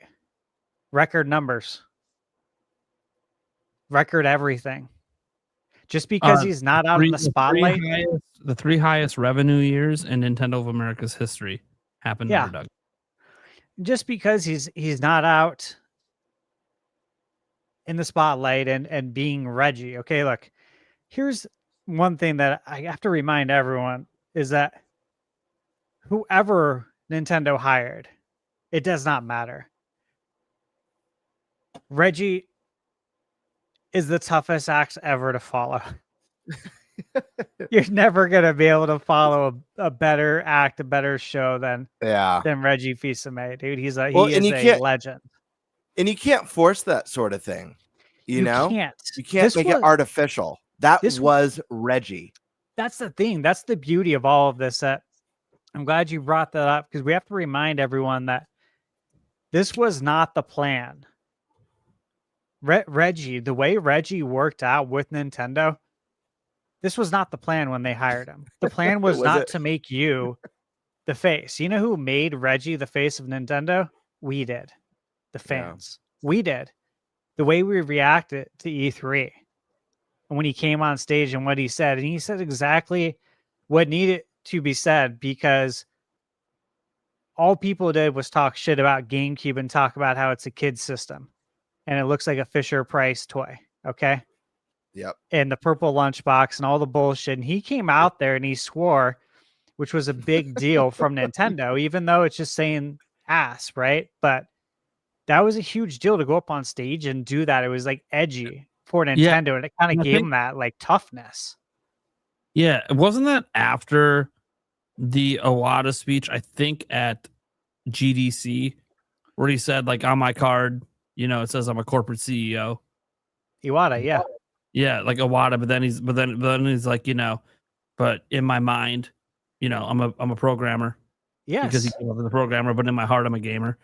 And like it was like that happened like the year before, and then Reggie the very next year talked about like, hey, I'm whatever, I'm about kicking ass and playing games. Yeah, and we're kicking about ass, taking names, and we're about playing games. Playing games, that's right. Games or whatever. And then whipped out a DS and so like and that was really cool because like again, as I said, that was Iwata. Iwata came out literally the year before. I'm going to be a personality forward person. I'm not just a CEO. I loved video games. Literally. Right. Like this is my life. This was my dream. Yeah. And then Reggie takes over and they're like, no, Reggie, you're going to be running E3. We need to introduce you to the world. What do you want to do? And it was his idea to do the ass thing. And he got Iwata to say, okay, yeah, just this once. And it worked. Reggie was right. It worked. That was brilliant. Yeah. We're gonna remember that moment as gamers forever. A Nintendo president just talked about kicking ass on stage. Like, what? Yeah, it was very special, man. It sent shockwaves through the industry, and shortly after that, the Capcom games, right? Resident Evil 4 now is coming to the GameCube, and Capcom 5. It was a very big deal. But like the point is that Reggie is he's one of a kind.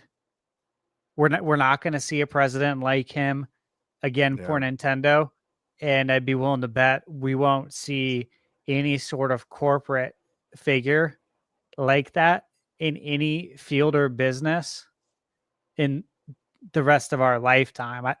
I don't know why we would. This was perfect. Iwata and Reggie were perfect together. They were, a dream team. You were too. Just for Europe. Yeah. We didn't see it, but it was Europe. Yep. And so look, I just want to give that part about Doug in that, guys, no one was ever going to live up to whatever your expectations were of the act to follow Reggie. Okay. So I don't think he ever had a fair shake at that. And at the same time, that's not who he is. And what we saw from Reggie. Yeah. What we saw from Reggie is who he is. This is literally what you saw. That is him, dude. And that's why it was so special.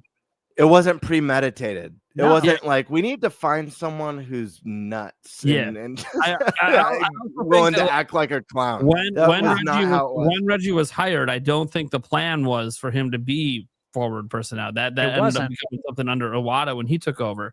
And so he wasn't hired to be that way. But if you listen, and this is what I really do appreciate about Kit and Krista, they tell a lot of behind the scenes stories. And they talked about how, like, what Reggie was like when he was doing all this public stuff and the skits, and like that's just what he was like in the office every day. Yeah, like, it totally feels like a matter of like, hey, this guy's totally equipped for this kind of job, and then it goes from that like, holy shit, like this guy's got a wild personality and it's resonating with people.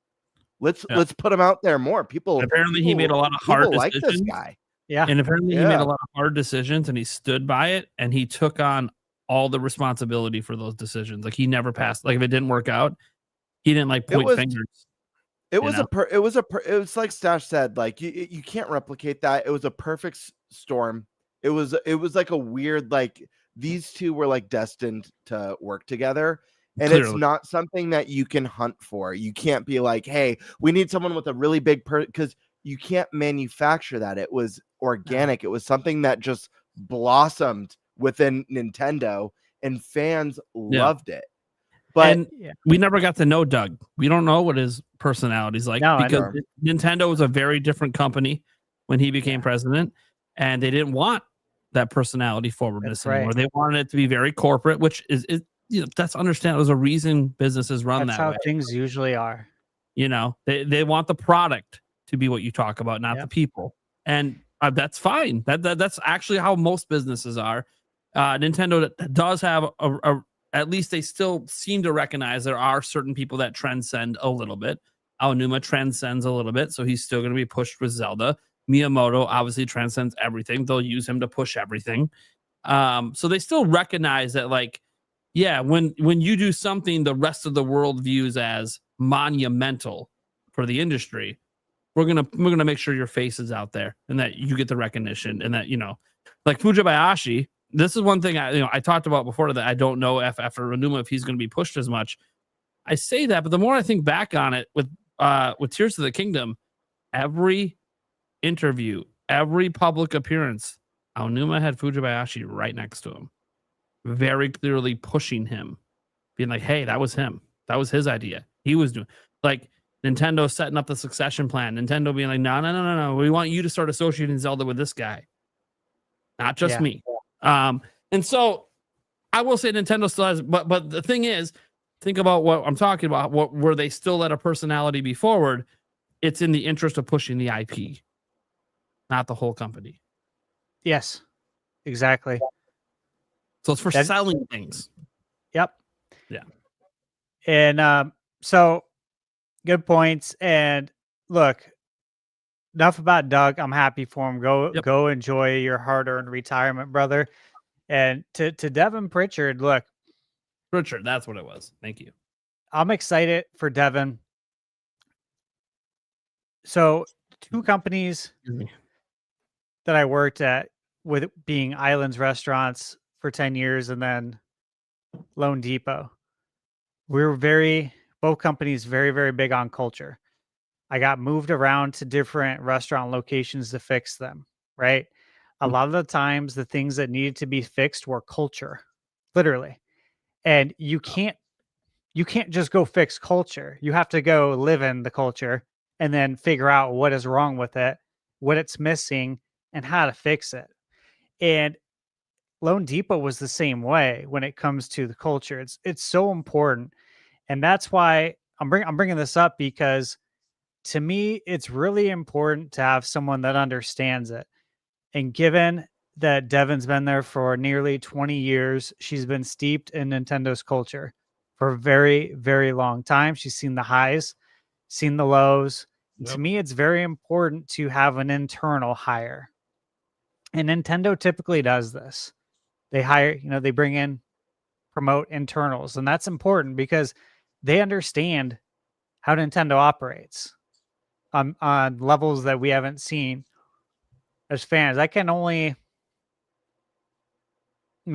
predict pretty well, because I think it's very similar to some of the things I've done. And I think that's a big reason why I respect them so much with how they operate. But like, you look at her background, Devin's, she has background in sales, marketing, and communications. And I think that gives a very strong foundation to kind of guide Nintendo through the Switch 2 era with the expansion into the theme parks, movies, mobile. And it's not going to be all smooth sailing, right? This isn't, Switch 1. There's different challenges now, economic, geopolitical. But given her background, I think she's equipped. She's very well suited, yes, to like kind of navigate through these rough waters that they could possibly, be coming into. And then I look at Mr. Shibata, and I did my research on him. He joined Nintendo in 1985. Year I was born. Year Nintendo came out. Love it. And I was just looking at his just kind of career history, and I'm like, bro, what a career arc for you. To be with Nintendo for 40 years. Could you imagine being with a company and 40 years later? First off, 40 years later, you're still there. Holy shit. Yeah, that's insane. Insane. Anywhere. And then 40 years later, they're like, hey, man, you're going to be the new CEO. Like, what? Like, absolutely wild. And it's so cool. But Mr. Shibata seems very outgoing. He seems like he's very much a gamer. And yeah, I think he's there to what you said, Nate, and this is very common. But he's going to be there to help ensure that she is set up for success. Any questions she has, any hurdles, he's been there. He's going to be there to guide and mentor her. And I think that's great. I don't think he's there as a safety net, like if Devin doesn't work out kind of thing. Like we're worried that Devin Nintendo doesn't operate that way. Yeah, they're not going to hire someone they're worried about. She's been there nearly 20 years. Yeah. They're not worried she can't do the job. It's just, maybe she doesn't have as good of a repertoire with the Japanese board. Maybe she doesn't, maybe they just want to make sure that Nintendo of America is properly represented. Yeah. Because maybe she's never made the travel to be at the meetings and stuff, I am confident in Nintendo on several levels that I won't get into because it'd be too long. But yeah, I definitely believe in how they hire, from what I know, how they train, and how they operate. Mm-hmm. And those are things that, as nerdy as they may sound, are always very interesting to me because that's what I worked in. And like I take a ton of pride in it. I take a ton of pride in having very low turnover percentage because I want people to be happy. And, you know, when you work for your employees and meaning they don't work for you, but you work for them, that's how you maintain very low turnover percentages. I feel like Nintendo shares a lot of the same things, but they're not publicized. I mean, we already know their turnover percentage in Japan. It's insane. Yeah, it's the like longevity there is insane. 1.9% or something. Just unheard of. Look, I'm just saying, for me, I completely I'm on board with this. I think it's going to go great. I don't think Doug got fired. I don't think anything weird happened. I don't think there's any sort of conspiracy. Nintendo knows what they're doing. They have succession plans. Yeah, They're a very smart company. And Krista said they knew when they worked there that like what was going to happen. Like you just know, like Nintendo probably made the decision she would be next like a year ago when Doug made any indication that he wanted to leave. But you don't. The thing is, and Doug knows this, as any smart, corporate person does, that hey, we're about to launch a new product. We can't have the corporate shakeup before the launch or during the launch. Never. Got to be after the launch is secured. Has to. Yeah. And it's secured. It's done. They're doing the handoff at the end of the year. Handoff, first holiday. Good. They're doing, like, this is planned. When we hear about it publicly, guys, it wasn't like this was a recent decision. No, absolutely not. They've known for a while that this was what was going to be happening. Yeah. Just like how they know what games are coming out next year and the following year. They have a plan for all of this. Yeah. They have games that are completed right now that we don't know about. Oh, yeah. We might. I mean, we're usually pretty good at that, but you know what I'm saying? Logic and reasoning. Thunderstash thinks he figures out everything. But I think we know about a lot, but I just mean the watch this Ocarina of Time remake. The general public. Happens. It just never comes out. There's just nothing Ocarina of Time ever happening. Just be like, well, that was one of the big swing and misses of the 2020s. There's no way they're leaving it on the 3DS, the most complete version. There's absolutely no way. Nintendo watches this. They just do it just to spite us. Just to be like, you guys have been talking about that for years. It's been one of the core conversations of the whole Nintenbyte podcast. Never happened. Hey, you know what I want to bring up real quick? What's so up? You know how we always speak things into existence here on this podcast? And last week we were talking about, I brought it up, EA, and how they're no longer creative. And, they used to make games like James Pond and just went off on that huge tangent. Epic music in that game, by the way. Yeah. I was listening to some. It's so good. So what happens a week later? Oh, here we go. They're being sold. James Pond revival to go private. And what did they say? What did they say in their message? I don't know. I didn't read it. I don't care. They said how basically they're looking forward to getting back to their creative ways and doing creative things again, basically not being owned by their shareholders. I'll believe it when I see it. Well, it's fine. I'm just saying. Yeah. Literally said that. And then a week later, it happens. Yeah. Well, there was rumors. What are the odds of that? Sold. But then, like, also EA, we're not going to talk too much about it because we don't really know. And this is based on what their estimates. None of this has happened until 2027. There's a long process that goes into these sort of big sales, legal processes. We saw it, man, with Activision. Like, it literally could even get blocked. Like the government drawn out ever. And the government and the courts could end up blocking it too. So nothing's final until it's final. But yeah, they said all the right things that people want to hear, but we always hear it in these cases. Just like Microsoft said all the right things people wanted to hear about buying Activision Blizzard, and here we are, and almost none of those things have happened yet. So, it's one of those. I mean, to be fair, they didn't take Call of Duty private. They did say they would keep it going. So, and now they're going full third party, which, I mean, cool. That said, let's get to the other parts of this. Wait, real quick. I want to touch a little bit on this because I got to chime in a little bit what you guys are saying, but I just wanted to add same sentiment. Like I think Doug Bowser got a bad rap. I think it was undeserved, and I think a lot of people, like you guys have already said, just don't know how these things work and what the job really entails. He seems like a really nice dude, and he obviously was good at what he does, or else he would have never been put in that position. Nintendo's not stupid, No.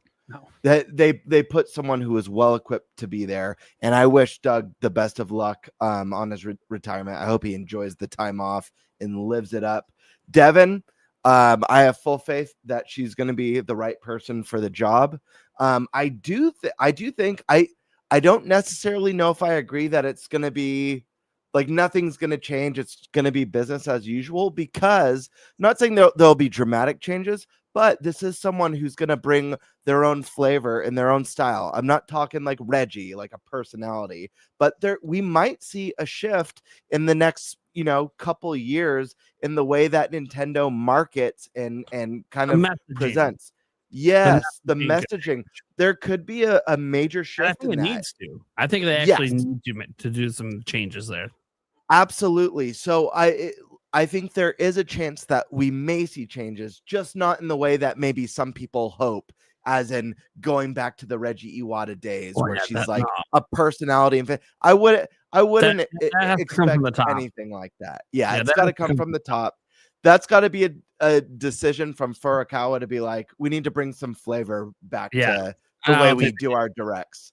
And they're doing record numbers. They don't. He's not going to do any of that. Yeah. I agree. But I wish her the best of luck. I think she's well equipped, and it's exciting. Doug's handled a bulk of Switch. This is only the fourth president of Nintendo of America I can remember in my lifetime. There was probably one that I don't remember, but what I find interesting as well, and I'll just end with this on this conversation, is also part of doing the job that Doug is, all these people that are happy he's leaving and excited and blaming him. That's also kind of part of the job. When you're the guy at the top, you get all the blame and almost none of the credit. That's how it goes. He takes all the shots, so Nintendo of Japan and Furukawa don't have to. That's kind of how it goes. So, it's funny. You hear about all of the complaints about Nintendo, and everyone just yells at Bowser when a lot of the decisions probably weren't even his. But that's the job. You take the good and the bad. Wish you luck in your retirement, man. And Devin, I'm sure you're going to do a good job. By the way, anyone from Nintendo of America watching, if you want to convince Devin to come on for an interview, that would be fantastic. We'd love to interview her on the show. Introduce her to the Nintendo audience. That'd be sweet. We'll keep it super professional. No worry. No beers, no drinks, no swearing. We'll keep it nice and professional. You can pre-approve our questions. I know that's a big thing corporations like to do, pre-approve the questions. But we'd love to have you on, and just if that's something you're interested in. Probably not. No, the way Nintendo works, probably not. But I'm just throwing it out there. If the right people want to send this up the chain, it would be appreciated, even if the answer is no. All right. Moving on. We need to get Kit and Krista on here. Yeah, they've been on the Nintendo Prime podcast a couple times. I've been trying to get them on. I don't know. Doesn't seem to be working. I think I need to send the Stash Man after him. Krista mailed this to me. I know. We're on an email chain with the Ruffy creator. I know. I have direct contact with them as well. I've met them in person. I don't know. Stash Man, work your magic. I would love to pick their brain and just talk. Yeah, talk Nintendo stories. You do the talking. When I listen to their show and they talk about Nintendo and like how things work, I tell Michaela this all the time, but I'm constantly reminded of my experience working with Lone Depot in corporate. And I feel like, I'm just like, dude, I feel like we'd get along so well. Yeah.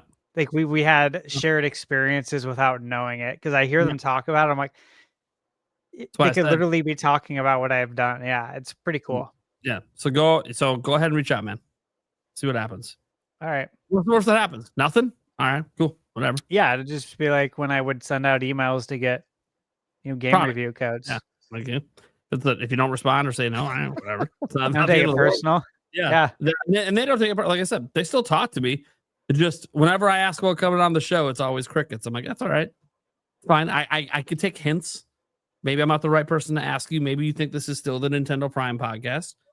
Maybe you didn't enjoy your experience there. Maybe the Jake Randall getting bricked up was a little too much. I understand. That's not this show, though. I want to be very clear. Was he doing that when they were on? Well, we get wild like dad joke kind of wild. You're here's not the getting bricked up all the time.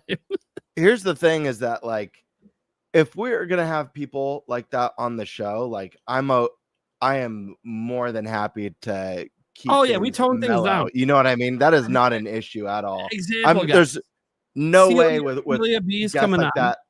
on the It's gonna be 22nd, professional. along with some Bro Nation and some others. And we're not going to like sit here and start making sex jokes and all. Like no, there are certain, like we know when we have the right guests on that we can go to certain places. Like when Andres Restart is on, we can go to certain places, but we can't do that with every guest, and we know that.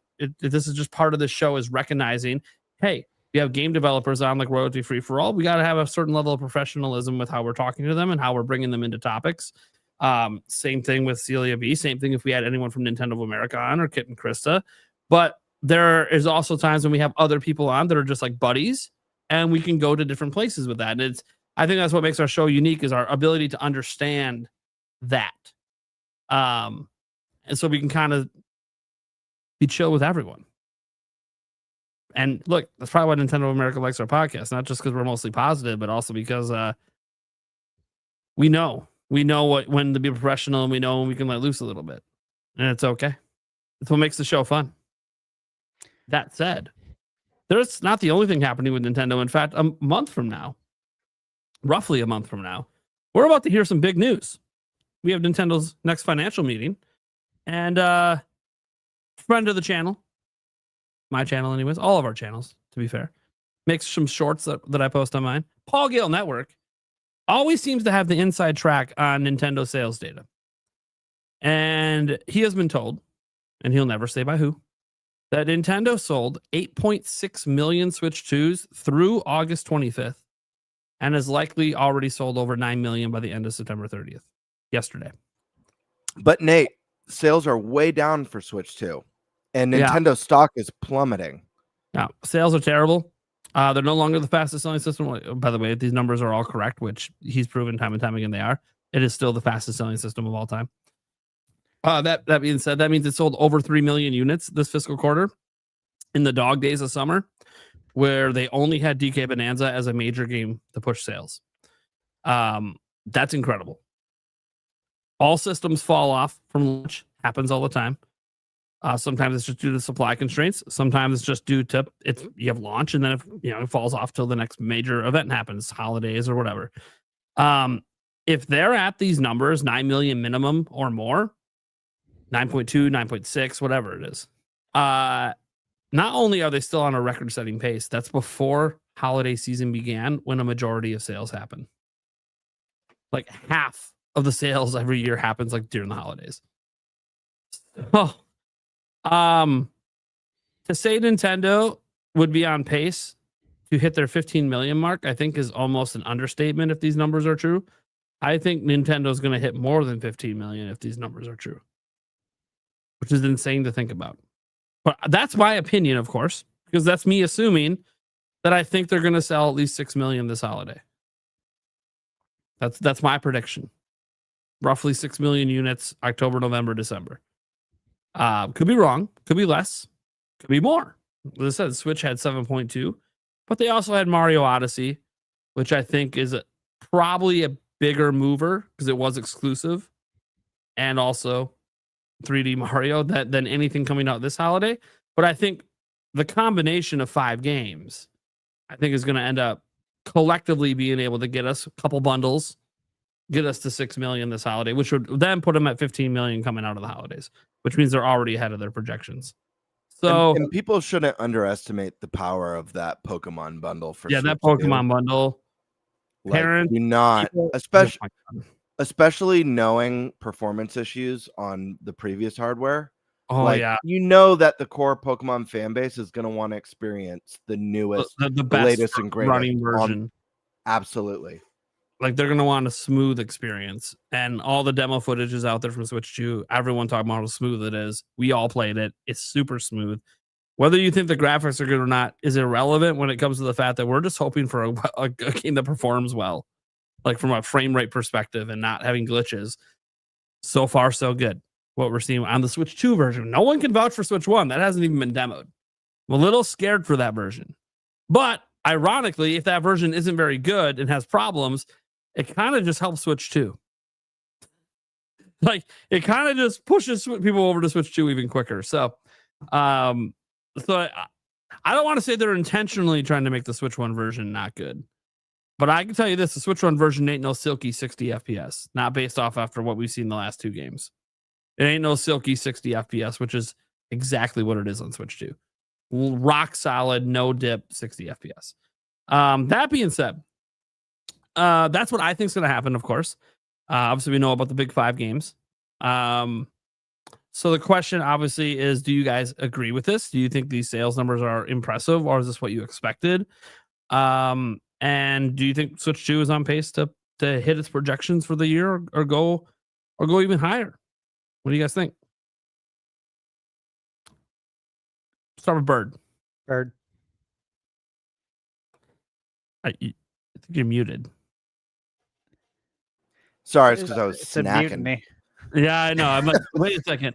Is this stash down there? In the mouth. Oh my god. No, well, first off, yes, I do think this is impressive. That being said, I fully expected Switch 2 to have a very strong first year. You know, I think we way back on the show we talked about early numbers, and I think we all kind of predicted high numbers, which has been proven to be true. I think what's especially impressive about this is that there isn't what I feel like a lot of people imagine to be the killer app, your big mainline 3D Mario, your big mainline 3D Zelda. But I think the thing that's most surprising about it, and not surprising for me, but just interesting, all the negativity, all the talk about how crap the Switch 2 is, how it's overpriced, how the games are too expensive, how it's not powerful enough, things don't look as good. It's like, this just speaks volumes to how, like, it's just a small few online just screaming very loudly. That's not the perspective of the masses. It's just not. And the majority of people who are buying Switch 2 and playing games like Bonanza or Mario Kart World are loving it. Whether it's from like the hardware improvements to the visuals and the way the games perform, people are loving it. So it's not surprising. Screen. Remember, like remember all the bitching over the screen. Yeah, oh my god, the screen looks great. So much worse. Okay, that was a hot story for like 3 days. Hasn't been Yeah, talked about. And again, I know you mentioned, if I remember correctly, you mentioned that it's something that like only certain eyes can see. Like, full transparency, I've never seen ghosting. Like, I can't see it. So if it is there, I'm not saying that's not a thing. It sounds like it legitimately is a thing, but I have not seen it and I can't see it. And no one that I know personally, and I know a lot of people who own Switch 2, I know a lot of people who own it as a secondary console who are primary PlayStation users, and none of them have told me, oh, there's a ghosting on the screen. I don't like the ghosting. Everyone I know loves the console and is having a great time. So I'm not surprised by the numbers. I think it's just surprising combined with a lot of the backlash that you hear online, and a lot of those like, oh, the Switch sales are dipping. By what metrics? Like, people are obviously making empty statements that they can't even back up. But I fully expect this system to continue to sell well. And listen, at the end of the day, games are what makes and breaks a generation. Period. It's not power. It's games. And so Switch 2 hasn't even been out 6 months yet and has already had a number of fantastic games with a vast number still to come this year. We're in the early stages. The best is yet to come. And we've already got Fire Emblem on the horizon. Just this year, Kirby Air Riders, Metroid Prime. We've got the new Pokemon.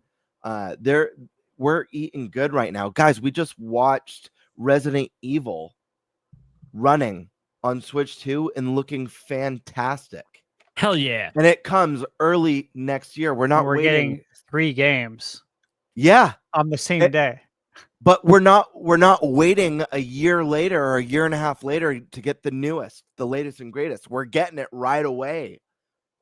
So I don't see things slowing down unless for whatever reason next year there's just a massive drought of games and Nintendo's got nothing and third parties got nothing. I don't see this slowing down. So I don't know an exact number what I predict, but I will say this. I can see it at the very, very least. Whatever the numbers that come out in this sales report, I could fully see it doubling. I'll say that.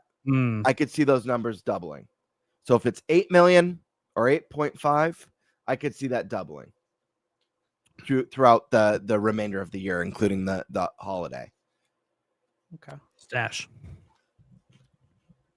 Yeah, so I did see Paul's numbers, and I do believe them. Paul is very good at his numbers. He's very good at what he does. He's a very smart guy. I don't doubt his numbers at all. So I'm completely there with Paul. As far as sales goes, so Paul's saying that by the end of last month, so we're talking by the end of August 25th, as of August 25th. Okay. So Paul is saying then 3 million per month since launch. June, July, August. It was like 2.82 or 2.83 between July and August. So then we have September, October, November, December, the four biggest months of the year. A Pokemon bundle, a game to cater to The Legend of Zelda fans, Hyrule Warriors, a Kirby, a Metroid, tons of great third-party stuff. Oh, also Super Mario Galaxy 1+2. That's going to do gangbusters. People shouldn't sleep on that because a lot of kids, they weren't even born yet when those came out. Those are going to be hot tickets. And then this is launch year. Okay, so I know the goal is 15 million, right? And we talked about this again a long time ago. When we did our original predictions, I thought it was going to exceed it. I was leaning towards 20 million. I mean, if we've done about 3 per month, we're at 9, and we have September, October, November, December. And we continue at the same pace you're at right now, meaning you're not going to get any boost from the holidays. Same pace. Per average, guys. Average per month. Yeah. So if you get no boost at all from all these games I just mentioned, no one buys any Christmas presents, we're at 18 million. Roughly.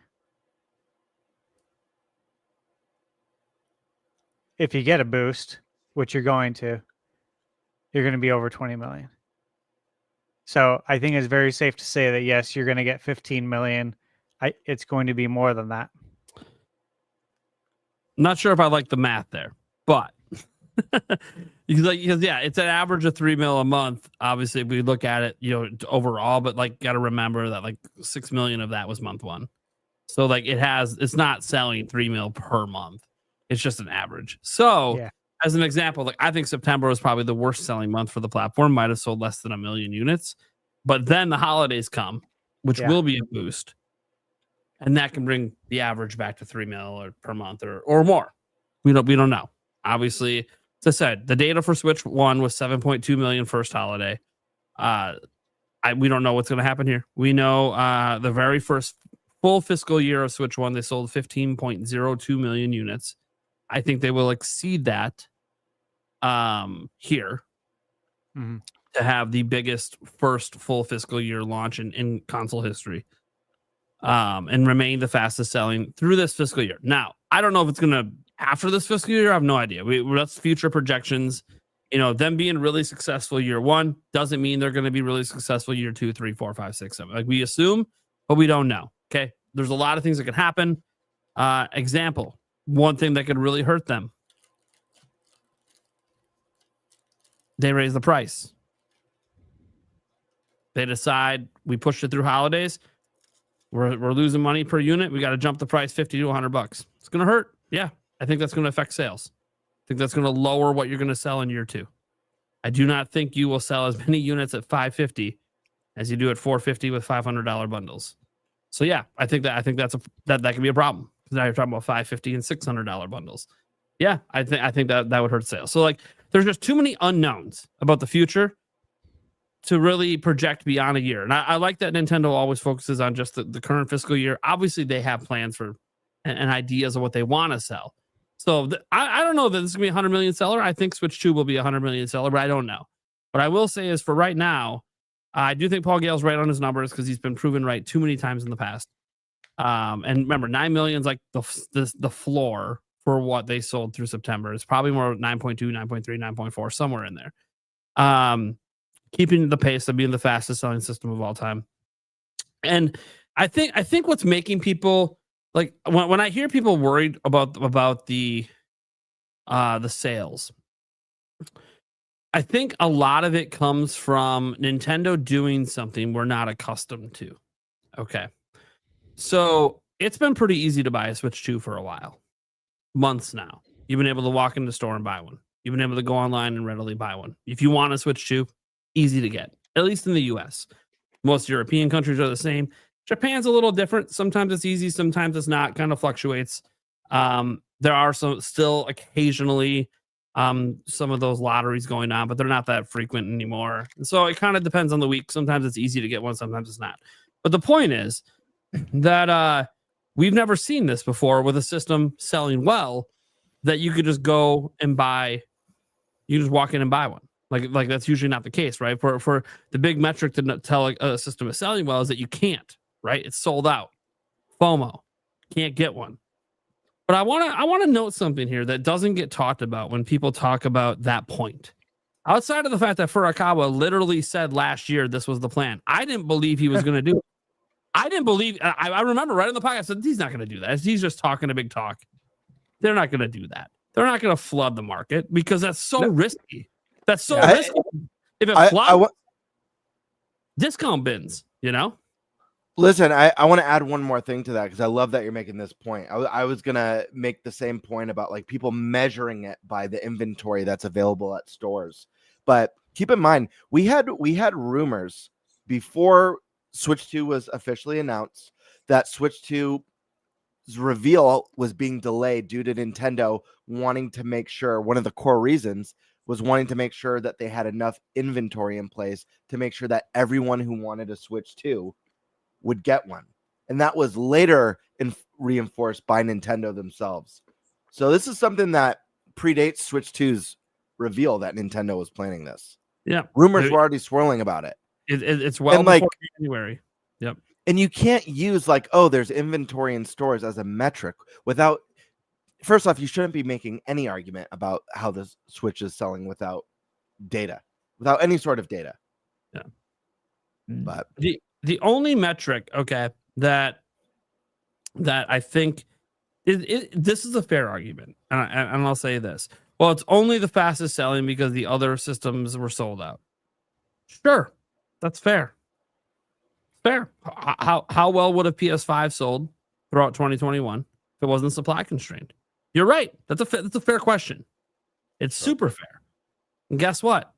That's on Sony because they didn't plan ahead like Nintendo did to have enough units to actually sell through. I know COVID was a big deal. They could have delayed it. No one's saying they had to launch it. It's not like their launch lineup was fantastic. They could have waited. They could have pushed it back a year, had way more stock, and gotten through it. So I even see someone say, it's not on Sony. It's not on Sony. It's on COVID. Look.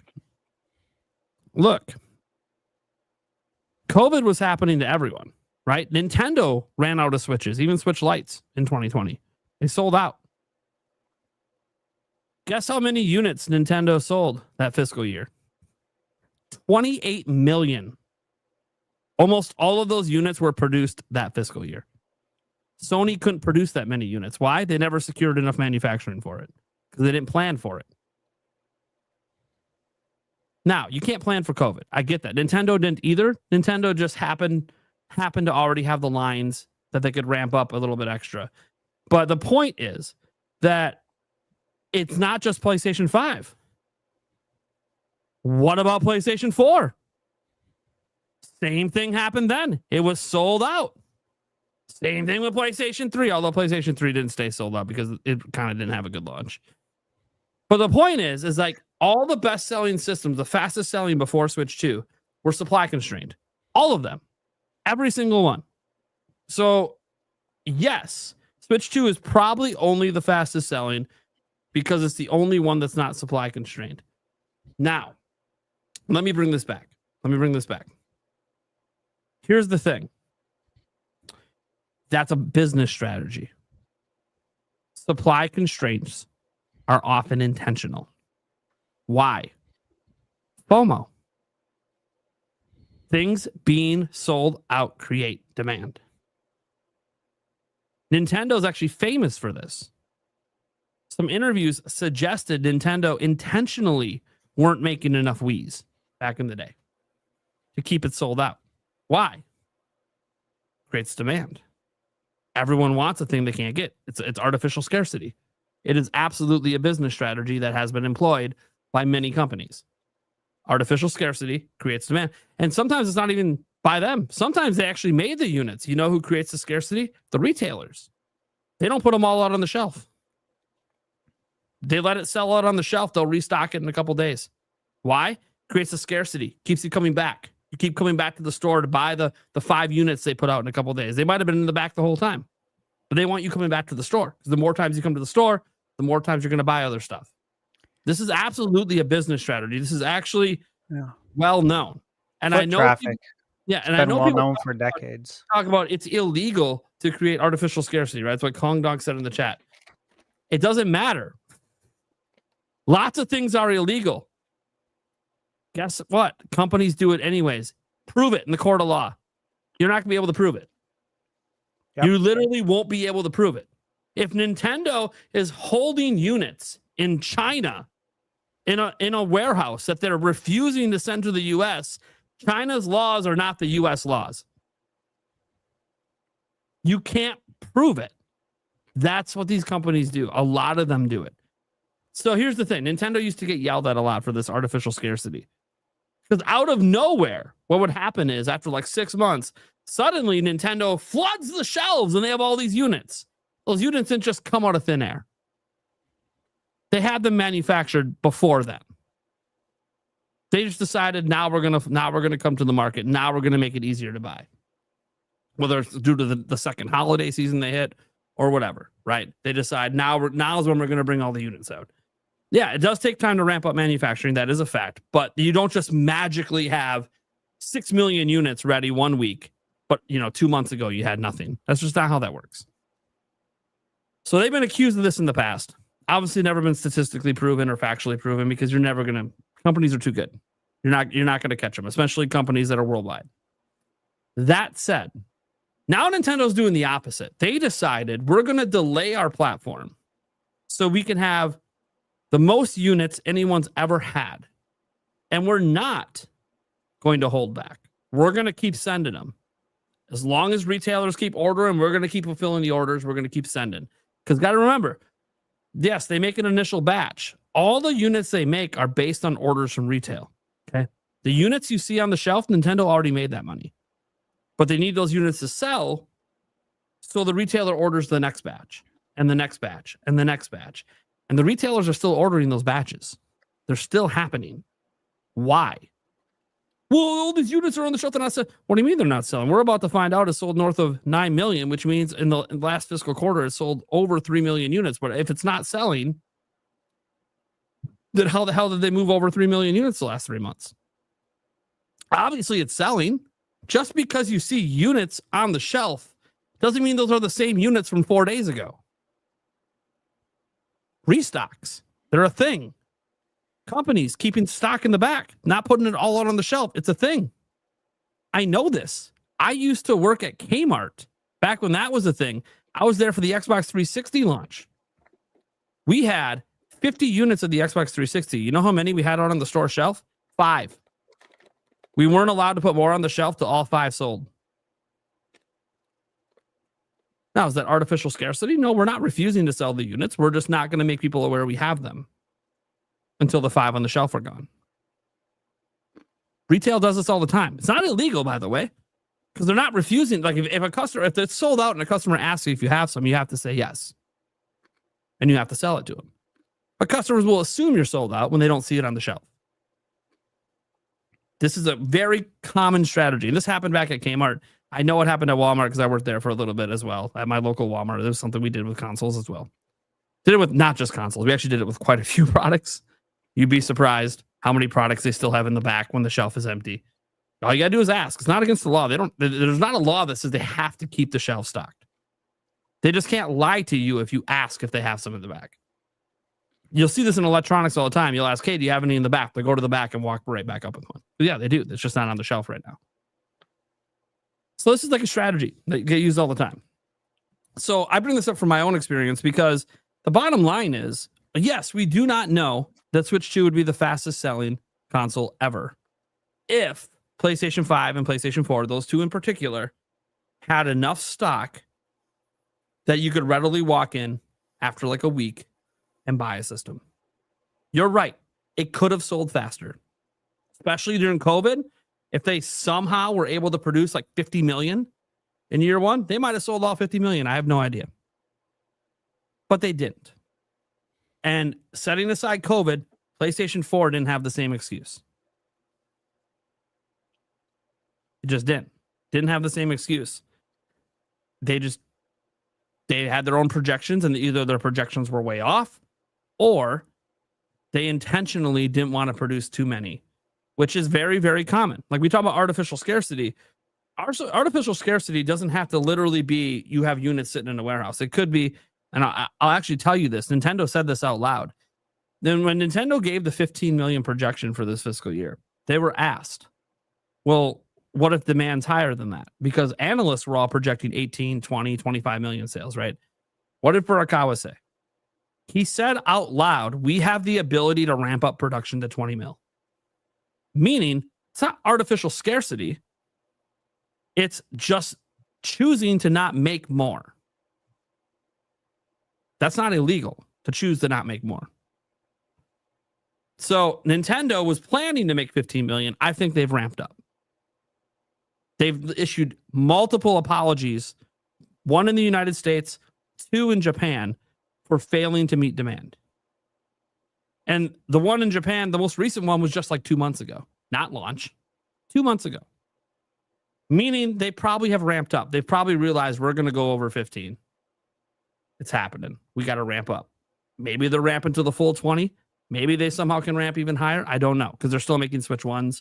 So that takes up some of the lines. So maybe they can't go higher than 20 right now, but maybe they can in year 2. But the point I'm kind of making here is that all of this is really irrelevant. Nintendo made a choice that no other company's ever made, and that is that we're going to overstock the shelves. I shouldn't say no other company. There's been companies that have done this, and this is why companies don't do it. There's been companies that just think back about some of the most highly failed products on the market ever that were super hyped going in. There's a lot of them. There's a lot of failed products that have put companies out of business. They had millions and millions and millions ready to go. The demand sounded, everything was sounding good. All the reviews were great, and then nobody bought it. It's a risk when you put all those units up. What if nobody bought Switch 2? If no one was buying Switch 2, it would already be discounted right now. The way it's being talked about how easy it is to get a Switch 2 and how the sales are tanking, if that was true, it would be in discount bins today. Because retailers wouldn't be ordering anymore, and they would be saying, we got to get these fucking things out of our store because no one wants them. They would be discounted heavily, and they would stop ordering more of them, and it would be a dead product. But that's not what's happening. They're ordering more. So let this sink in. Yeah, we don't know what the potential sales of PS5 and PS4 could have been if they did what Nintendo's doing, or even if they had the ability to do it. If you want to argue because of COVID, fine. They didn't have the ability, but if they did, we don't know what they would have sold. What we do know is it doesn't matter if we use the moniker fastest selling system of all time. What matters is Nintendo said they're selling 15 million this fiscal year. That's what they told investors. That's what they told players, what they told everyone. And they are clearly on pace to sell at least 15 million. At least. They are on pace to meet or exceed their projections. That is factually a good thing. There's no negative spin to sales for a company to meet or exceed their projections. The only negative spin you could throw out there is bullshit. It's conjecture. It's anecdotal with no facts. Outside of, it's on a shelf, so no one's buying it. All right. Unless you work at the store and you went and you put a little sticker on every single one in there, and you came back a week later and all those same boxes with your sticker were there, fine. You could tell me no one bought any that week. That's not what's happening. In fact, I'll go a step further. I know a few people that work in, I don't want to say corporate. It's below corporate at Walmart and Target and Best Buy, but it's kind of regional, like multiple stores under their wing. They've gone into the systems. These are stores that exist in Wisconsin and Minnesota. I can't talk about anywhere else. I can only talk about what I have access to from my friends. Dude, they're selling. They're selling every week. Not selling out, but they're selling. They're moving units. Like, they're very pleased with how quickly they're moving off shelves, and we're not even to holiday. Like, they have more shipments and more shipments coming in. Why? It's selling. And now they want to ramp up for holidays because they're estimating a really, really huge amount selling during the holidays. They're estimating this is going to be the number one selling electronic device on Black Friday. And it's not even going to be on sale. It's huge. So obviously those are estimates, but they're based on current numbers and what it's selling right now before the big games all come out. So yeah, I think that this is all very good, and all of it's going to be backed up by Nintendo the first week of November. So you don't just have to rely on Paul Gale. And then all of it's going to be backed up again by Nintendo the first week of February when they give the holiday numbers. And they up their projections from 15 million to whatever they think. Maybe they even up their projections this next fiscal meeting, but I think for sure post holidays, we're going to see them increase projections past 15. How far past? I don't know. That'll depend on how big holiday was. Was holiday 8 million? Was it 7 million? Was it 5? Was it 6? That'll all depend on how much they adjust their numbers for the year. But we're going to see an adjustment in February. And we got to remember, it's not done selling. February, there's going to be a direct. We just talked about Zelda 40th anniversary. There's going to be Pokemon. Gen 10's probably getting announced. That's going to get people hyped that want to buy Switch 2s. Oh, on top of that, there's games coming out. We talked about after that direct. Remember, Stash, when we were reacting to the direct, how packed spring is? Yeah. There's so many games coming out. It's insane. It's insane. Resident Evil 9 is literally Requiem's day one on Switch 2, and it looks good. Yeah. And there's Nintendo games coming. And 7 and 8. There's Yoshi, right? We have obviously we have Mario Tennis, and like we talk about how Galaxy 1 and 2 get in a push. When's the movie again? April. That's before the end of the fiscal year. 6th. Wait, no. That's the month after. Wait. 6 days after. Yeah, that's 6 days after. 6 days after. So never mind. That might actually help boost sales to begin the next fiscal year. To be clear, that might boost it then, because I think that's going to also boost demand for Mario. Like if there's any sort of Mario Tennis reference in there, that'll boost sales for Fever and stuff like that as well. So you know them, they're going to put all the references in there. They're going to put a Mario Kart World reference in, guys. I'm guaranteeing it. I'm not gonna put a fucking stamp in the ground. There's a Mario Kart World reference in the movie. I don't know what it is. Maybe it's the UFO. You know, something. There's going to be some sort of Mario Kart World reference. Maybe it's the cow. You know, that went all memed before the game came out. It'll be something that's very clearly, if you know, that's Mario Kart World. It's gonna happen. They had Mario Kart reference in the last movie, Rainbow Road and everything. They're gonna do it again. They're gonna reference all the games. Anything they want to sell, it's gonna be referenced. Galaxy, obviously, directly referenced. Rosalina, you think those amiibos are doing sales now? Just wait. just wait. Just wait till the movie comes out. That Rosalina amiibo, people are going to think $40, $50. That's a steal. Yeah. They're going to think it's a steal when that movie comes out. Everyone's going to want that amiibo. They are. So, are you going to get one? Right now, no. I do like that they're a little bigger. It kind of makes the price point feel more like you can stomach it a bit more because they're not the same. Like they're actually a little bigger. But it's still, I don't know, man. It's a little steep for me. It's still steep. Like the prices on Amiibo jumped up real quick, real fast. And I know not all of it's Nintendo's fault. There's tariffs and other things happening. But yeah, I'll put it this way. If I get a real nice tax return, which I'm a YouTuber, what's a tax return? But if I do, if I budgeted correctly, paid the right amount of taxes or paid too much, and I get a nice tax return, all right, I'll treat myself to the Amiibo. I miss when they were $12.99. I know, 15 at the most.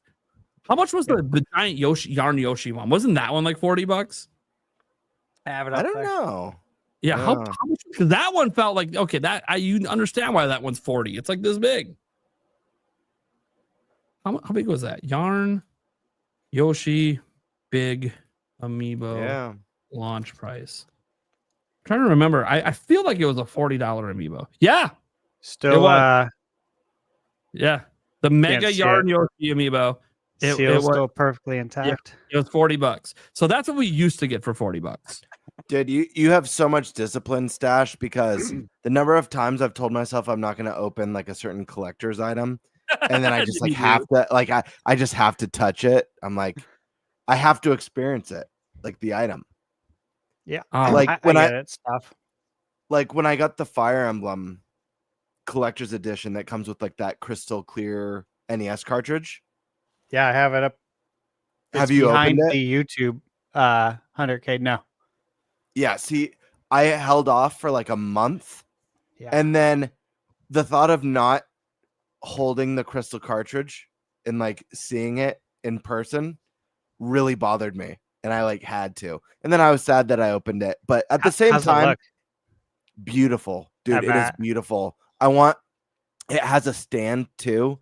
I put it back in the box. I've never like displayed it. I didn't want it to collect dust or anything like that. Yeah. But it's beautiful. It's definitely something that like I've thought about like, oh man, I should bust it out and just look at it.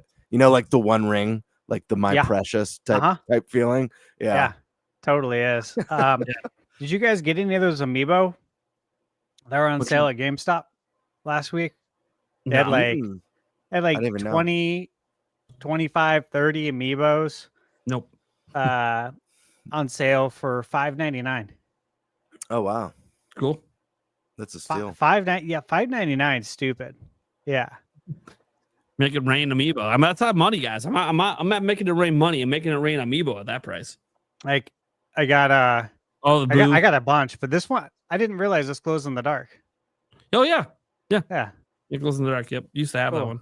I have like 6 Home Depot boxes packed full of sealed Amiibo. You guys know the standard Home Depot box size, right? It's standardized for a while. It's that medium box size, and I don't know. I haven't looked in there in years. I mean, I'm talking. Obviously, I was collecting them during the Wii U era. Yeah, same here. So I don't even remember what's in there. I was trying to catch them all. Me and my buddy So were was I. trying to catch them all when Smash came out, and they were like doing the whole line. And then, dude, I was like really into it. I was like racing to the stores to get all of them. Same. And then, but I dropped off. I don't know when I dropped dropping like 3 to 4 for every game that came out, and it's like, okay, yeah, it's getting a little, even at $12 a pop, it's getting a little much to try to keep up. And then some were like Japanese only, so then you had to import them, and you're like, okay, like at some point. By the way, I'm sure there's people out there that have the complete collection, and that's awesome. I'm really happy for you. I don't. To be fair, I did have a lot. But I went through financial strife in 2019 and had to sell like all my gaming stuff. So, okay, let's get to the super chats because it's already pretty late here. H-Bomb says, congrats on the 200K. Going over to Stash there. We need a Twilight Princess remake that looks like a 4K version of the Zelda Wii U demo. God, that would be so good. Yeah, I don't know if it'll ever happen. Also, do you see H-Mon's his logo? Yeah. Clippy. Clippy. Do you know It's about great. the Clippy movement right now? No, what's going on? Okay. I won't go too detailed on it, but look up. I just type Clippy and Lewis Rossman. It's actually a movement. It's a really huge movement happening right now, fighting against for. I won't get into it. It's a whole like right to repair thing and stuff. Clippy Gate. Yeah, it's. We'll see if anything comes from it, but yeah, you have to watch that. Watch that Okay. sometime. But yeah, I think you're gonna like a lot of what he said. He's also a really logical person, and yeah, Cool. Just watch that video sometime, and you'll understand why. There's actually a number of people you're gonna see with Clippy, like Ham Starry in my chat. He's got Clippy as well. I've seen it. It's all over YouTube. It's crazy right now. True Dude, Galaxy tomorrow, or available already right now. It's already tomorrow. Right now. Yeah, it's already available. I have it. Not me. Don't care. Well, you know what? I shouldn't say that. I'll wake up tomorrow or today, and it'll be in my inbox from Nintendo. I threw it on the list with Nintendo. If they want to send me a copy, they'll send me a copy, but we'll see. I was going to say, I'll use this as an opportunity then to say thank you to Nintendo of America for sending providing you- me codes for Galaxy 1 and 2 for review. Oh, there you Thank go. you. I can't say that because I haven't been provided jack shit yet, but I might wake up in the morning to an email. It happens sometimes. So I figure might as well say it while I'm live since I don't go live like you go live every day. Yeah. Bring back NFL Blitz, NBA Jam, NHL hits, of course. Hell Yeah, yeah. and Slugfest. Slugfest, yeah. I can't forget about Slugfest. That was great. Yeah. Demonic Brawler. Anyone else excited to try out Absolem next week? Yeah. We all are. Game Bird. Yep. You're excited. Absolutely. What is it? How much is the game? $24.99, I think. I think so. Look, I'm excited for it, but I don't know where I'm going to find the time. I'm already just completely gridlocked as it is. So I don't know. I'm excited to see how it does. I don't know that I'll go hands-on with it right when it comes out because of time, but I am excited for the game because it looks very cool, and I just hope it reviews well. People like it. It's nice to see, right? I knew a game like that. Are you guys gonna get it? Game Bird, are you gonna play it? Yep, absolutely. Good. I mean, look, he's got the Cobra Kai shirt on. I feel like I have to buy it now. Yeah. Cobra Kai, never die. Yeah, that's Never right. die. Never die. All right, let's at the backlog. Shout out friend of the channel. Says amazing group of people. Hope you're all good, enjoying the show, and massive congratulations to Stash. Super well deserved. Absolutely well Thanks, deserved. brother. Did you see what happened to him?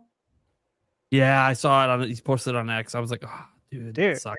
he broke. Or what did he do? He didn't say if he broke something, but something to his wrist or something. I don't know, he can't even hold a Switch 2 right now. he's in a sling. It's like ruining his vacation, of course. This which of course it sucks. is. Like it happened. It was an accident. Yeah. I'll read off exactly what he posted, guys. So you just know what we're talking about. Here, I'll even show the picture. It's public, so I think it's important since he super chatted. You guys see what's going on with our friend at the backlog. Absolutely. So today was going to be playing more Chrono Cross. Instead, it became Chronos. Chronos. Sorry, my bad. Yeah, My you're bad. good. It's late. It's late. My brain's jumping to things. Instead, it became a walk in the Panamanian forest, take a fall, and then end up in a hospital with a wristband for an arm support day. Can't even hold my Switch 2, complete shambles. And so he doesn't have his whole hand in here, but obviously something's going on down there, and he can't even hold the Switch 2. So that sucks. Yeah. That stinks, man. Hopefully ATV's an awesome dude. Hoping he starts to heal quickly from this one. Because he's floating on painkillers and watching the podcast. So, yeah, man, must hurt a lot if you're on the painkillers, man. That sucks. Sucks, man. Hopefully you're right as a rainbow in like a week. We'll see. The Modern Brawler says Thunder Trash Gaming, you are a real gamer. That's right. Real gamer with true thoughts and good opinions, not a clickbaiter. No offense, Nate. Thanks.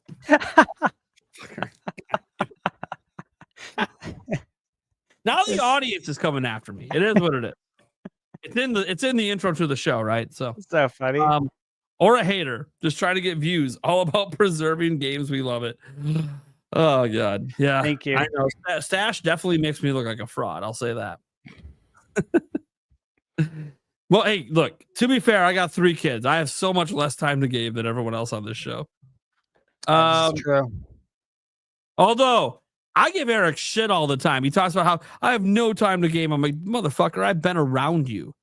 You forget I know you, Eric? I'm going to call you out right now. I've watched you put 1,000+ hours in Phone Destroyer on your phone.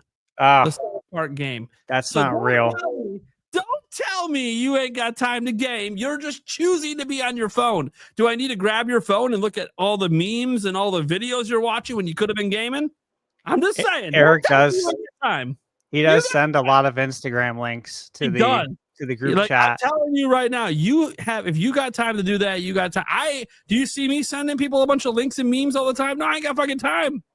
Dude, that Pokemon one he sent was so funny. Hilarious. He does send some really funny ones. I gotta give him credit. They are hilarious. But it's like, come on, Eric. I'm the one that doesn't have time. I work more hours than you do and raise 3 children. You just work. You got time. You got time. You know those 3 hours you struggle to fall asleep, which really sucks. Switch 2, baby. Switch it up. Get it out. Switcheroo, dude. Switcherino. So I just have to give him a shit. He's not missing the show like for any I just don't want to be here. No, I actually had to tell him not to be here for medical reasons. He was going to come, and I said no. He's got to take care of himself. Flipping the switch. I just want to say that there's some weird attacks on Nintendo Championship NES right now. Why? It has full games of Super Mario Bros. And Donkey Kong on cart, full World 1 of Mario 3, first dungeons of both Zeldas. Great game. Why would there be any hate on that game right now? Isn't it a little late to be hating on a game from a year ago? I don't know, but you guys know Never too late for these people. I had a blast with that game. Like, I loved it. Look, I didn't buy it, which is fine. It just didn't feel worth it to me, and that's okay. But I just don't. Why hate on it? I 100%ed it. I don't. I got the highest People marks weird, on man. every single mission. That's how much I liked it. People just ran out of negative things to say about Nintendo, so now they got to go back in time and just start grabbing random shit. Like, look, hey guys, I'll say something negative. Princess Peach Showtime is a scam and not worth $60. Cool. But if you bought it and enjoyed it, I'm happy for you. I didn't. I wasted $60 on it, and it was not worth it. But okay. Does that matter? Does it even matter? Who cares? Right? Demonic Brawler. Who all is ready to drop 100 and to have a constant info red headache in the name of nostalgia Virtual Boy NSO? Oh, I mean, that would be hilarious. By the way, it'd be incredible as well. If the day the Virtual Boy stuff launches, like the podcast that we have, it's just nothing but $100 super chats just over and over, just making everything red in honor of Virtual Boy. That would be so insane, especially because it's $100 to buy the Virtual Boy accessory. it would be. That'd be hilarious. Hey, there's a release date for it, right? Yeah, what day is that? I don't even know. I'm not buying it, so I don't know. Well, to my knowledge, they didn't announce a release date, So what is it? I mean, I might buy the cardboard. but I got an They email didn't. from them. Huh? They didn't in the direct, at least. There was Okay, no yeah. release date So in the direct. I got an email yesterday, and saying, "Hey, you're gonna build like this is the product page and something," and to like sign up for the mailing, sign up to basically get February notified 17th. early. Isn't it? Yeah, that's what I have a screenshot. I made sure to screenshot it because I'm like, they haven't announced this. Yeah, it's on their official website right now. Yeah. Yeah, February 17th. Cool. I will 100% be buying that. I am very I excited. want to buy the cardboard. I want the actual things I never owned a Virtual Boy, so I kind of just want it. Neither did I. But guys, I'm broke. I'm just gonna be honest. I look at that $100 and I'm like, okay, I've already played these Virtual Boy games. I'm not going to enjoy the games themselves. I'm just buying it for nostalgia or just because I never had the original. I don't know, man. I could put that money towards one of the copious amount of video games coming out in February. But that's me. I have children that eat up $4,000 a month. So Yeah. but who knows? I say that. Maybe I'm one of these rich YouTubers at that time. And I'm rolling in it, pushing $50,000 a month into my bank, which means $40,000 in taxes. I mean, maybe not 40, but it's going to be north of 30. Yeah, you're careful with those taxes on that stuff. Devon Brawler, wait a minute. Gamer Class, are you suggesting that Nintendo makes a new 2D Souls-like official Metroid game? Yes, I'm down. Hell yeah. I think everyone would be down with that, to be completely honest, if that actually existed. I mean, I don't think so. I think people would be pretty excited about it. Yeah, that's what I'm saying. I think down as in like down for You like said- want it, excited. No, you said they'd be down, like upset about it. Oh, because he said that he would be down for it. Yeah, Which that is- means you'd be sad. I think people would be excited. Do you not know that terminology, down for it? What? Or are you just fucking with me? I'm fucking with you. Okay. So- Jesus Christ, it's from my generation. I'm like, what generation. How the fuck do you not know what I'm down with it means? God damn it. Dude, I used to do that all the time. Never someone would text like I'm down. Like, what's wrong? Fucker. God damn it. I'm like, please tell me he's fucking with me, because if he's not, That'd be dude, crazy if I didn't know. I don't want to about have that. to explain this to you. It's our generation. That'd be like Encino Man crazy right there. Oh man. Demonic Brawler. Also, 2D Metroid is good, but Prime is beyond great. Oh, look at that. See what you did there. Yeah. You're That's pulling good. a stash. So ready for the Lego Dark Knight game. I think we Hell yeah, baby. Yes. that game looks so good. I don't Yeah. buy all the Big, Lego big games, but Batman that fan one, right here. that one looks incredible. Speaking of Lego, obviously, you know, the Switch 2 Lego leak from that show. Yeah. So I don't know about you guys, but so I already own I All of already them? owned a couple of them. Okay. So I didn't have Lego City Undercover. So I had it on Wii U. Yep. I picked that up, and I picked up Lego Jurassic World. I got it on eBay Okay. for $14 Yep. with free shipping. It's $39.99 on the eShop. So kind of a steal. And then I had the other ones already. Yep. So just preparing for that eventual Switch 2 upgrade. Hell yeah. Hopefully it's free, but $10 would be cool too. Professor Rock. Not great at Metroidvanias, but really enjoying Ori. Just started the first one. Excited to try Ori 2 soon. Love the podcast. Keep it going. Thanks, man. Great. Great game. You can be good at Metroidvanias. You just have to understand how to excel at them, which is like, hey, if you find an area that you see a door that you can't open, or you see a platform that you can't access, literally open up your map and take a screenshot in the game, or take a screenshot on your phone and just put a little marking like, hey, basically I need to return to this area. Prince of Persia: The Lost Crown built in a system for this to where you can Brilliant. actually absolutely brilliant. Every Brilliant. Metroidvania from now on should do this. It's not copyrighted or whatever. Every Metroidvania should do this because people would enjoy them more. Yeah. I'm beyond excited for Prime 4. I see what you're doing, Demonic Brawler, over and over and over again. Another one from him. I am a gamer who prefers third person. I hardly get motion sickness, though. Honestly, it's the overall gaming experience. I just want to see my character. You're not the only person that feels that way. And hey, Resident Evil Requiem gives you that option.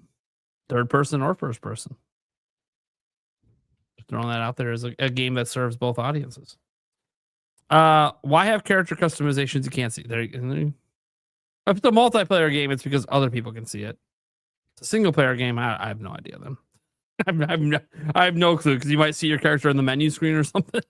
I don't know. It is interesting how you have character customizations in first person games that you never see yourself. Maybe there's a mirror. Shiny surfaces in the game. You want to look badass when you look in the mirror. Professor Rock, this might be late, but thoughts on Virtual Boy being locked to hardware, but bundled with your NSO membership. So I think they should have made them playable without it. People have been emulating this stuff for decades. They can be played without it. There's no real reason other than pushing sales of hardware. Now I will say that, yeah, using the Virtual Boy accessory or the cardboard is going to give you an experience because of the lens very similar to what it was back in the 90s.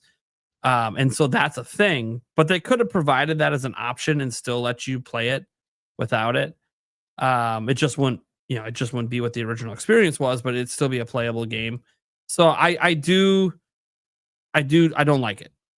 I mean, I think they're just doing it to sell hardware, but I'm also going to be completely honest here. The Virtual Boy games are bad. So does it really matter? They're not good games. Wario. Even that one's not good. Even that one's You not don't good. like Wario Land? It's just okay. Can play any other Wario Land game, then play that one. It's a bad game. I think it's good. Okay. Mario Tennis is good too. Yeah. Yeah. Yeah. Yeah. I think the ones that were on the system surrounding it were so much better than, like, these are just like demos, basically. But yeah, sure. Some people might like it. I don't know.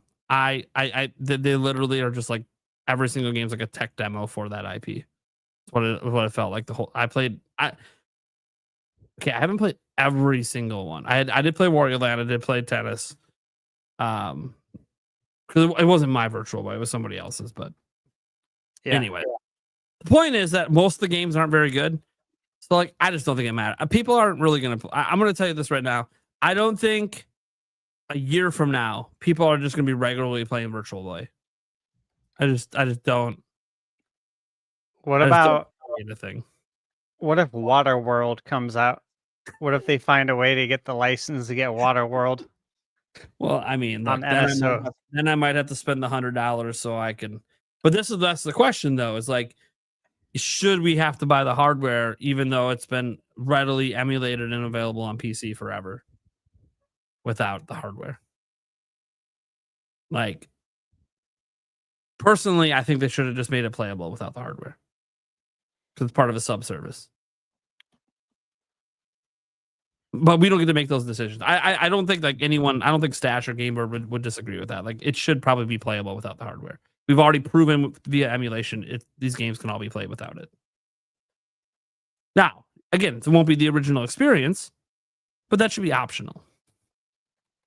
It's kind of like when they put CRT filters on like NES and SNES and all. Like, that's cool. It's still not the same as playing it on a CRT. You know what I mean? Like, it's hard to believe Virtual Boy is 30 years old, you know? Yeah, God. Try not to say that out loud. Crazy. I said decades, and I wanted to leave it at that. I didn't want to say exact. Oh, it's so long ago. All right, Demonic Brawler. Let's go streaking. Thank you so much. That's why I drink the beer, I think. Yep, it's gone. Let's see here.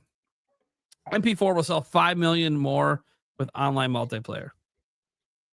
We'll see. I mean, Prime 2 had it, but GameCube wasn't selling well at the time. So we'll see. Most people don't even remember that Prime 2 had multiplayer. It wasn't great multiplayer. But we'll see. This game's been in development a long time. I'm very curious what they've done. If they have multiplayer, if they don't, okay, what they do with the game, the world. Is it open world? Is it just open zone? Very curious. Shiny Metroid Trainer. I keep hearing Prime 1 through 3 don't have air dashing. But fun fact, they do if you target enemies and double tap the jump button while moving in a direction you air dash. I do it all the time. If I remember correctly, and I think Andres Restart was addressing him in the chat when this came up. It does have air dashing, but I think it's only sideways air dashing. I don't think you can air dash forward. I could be wrong. Been a bit, but I'm pretty sure you can only do the side to side air dashing. In Prime 4, there's a moment in one of the trailers that looks like you can do forward air dashing. But I could be misremembering. It's not something I used a lot, but it was like a popular technique with like really good players on Prime 1 through 3 to like do dodging and stuff. I never cared to play it at that proficiency, but I do know that I did do it. I just don't remember being forward. But if I'm wrong, I'm wrong. The original Radical Jimzo did a member chat, said, "Yo, I'm radical now that I've got my new phone." Congrats on the new phone, man. It's always exciting to get a new piece of tech. Jorge FT was wondering if you believe that the first Prime 4 trailer in the June 2024 Direct didn't make as much impact outside of Prime fans. I absolutely do not think the Prime 4 trailer in 2024 made an impact outside of Prime fans. What about you guys?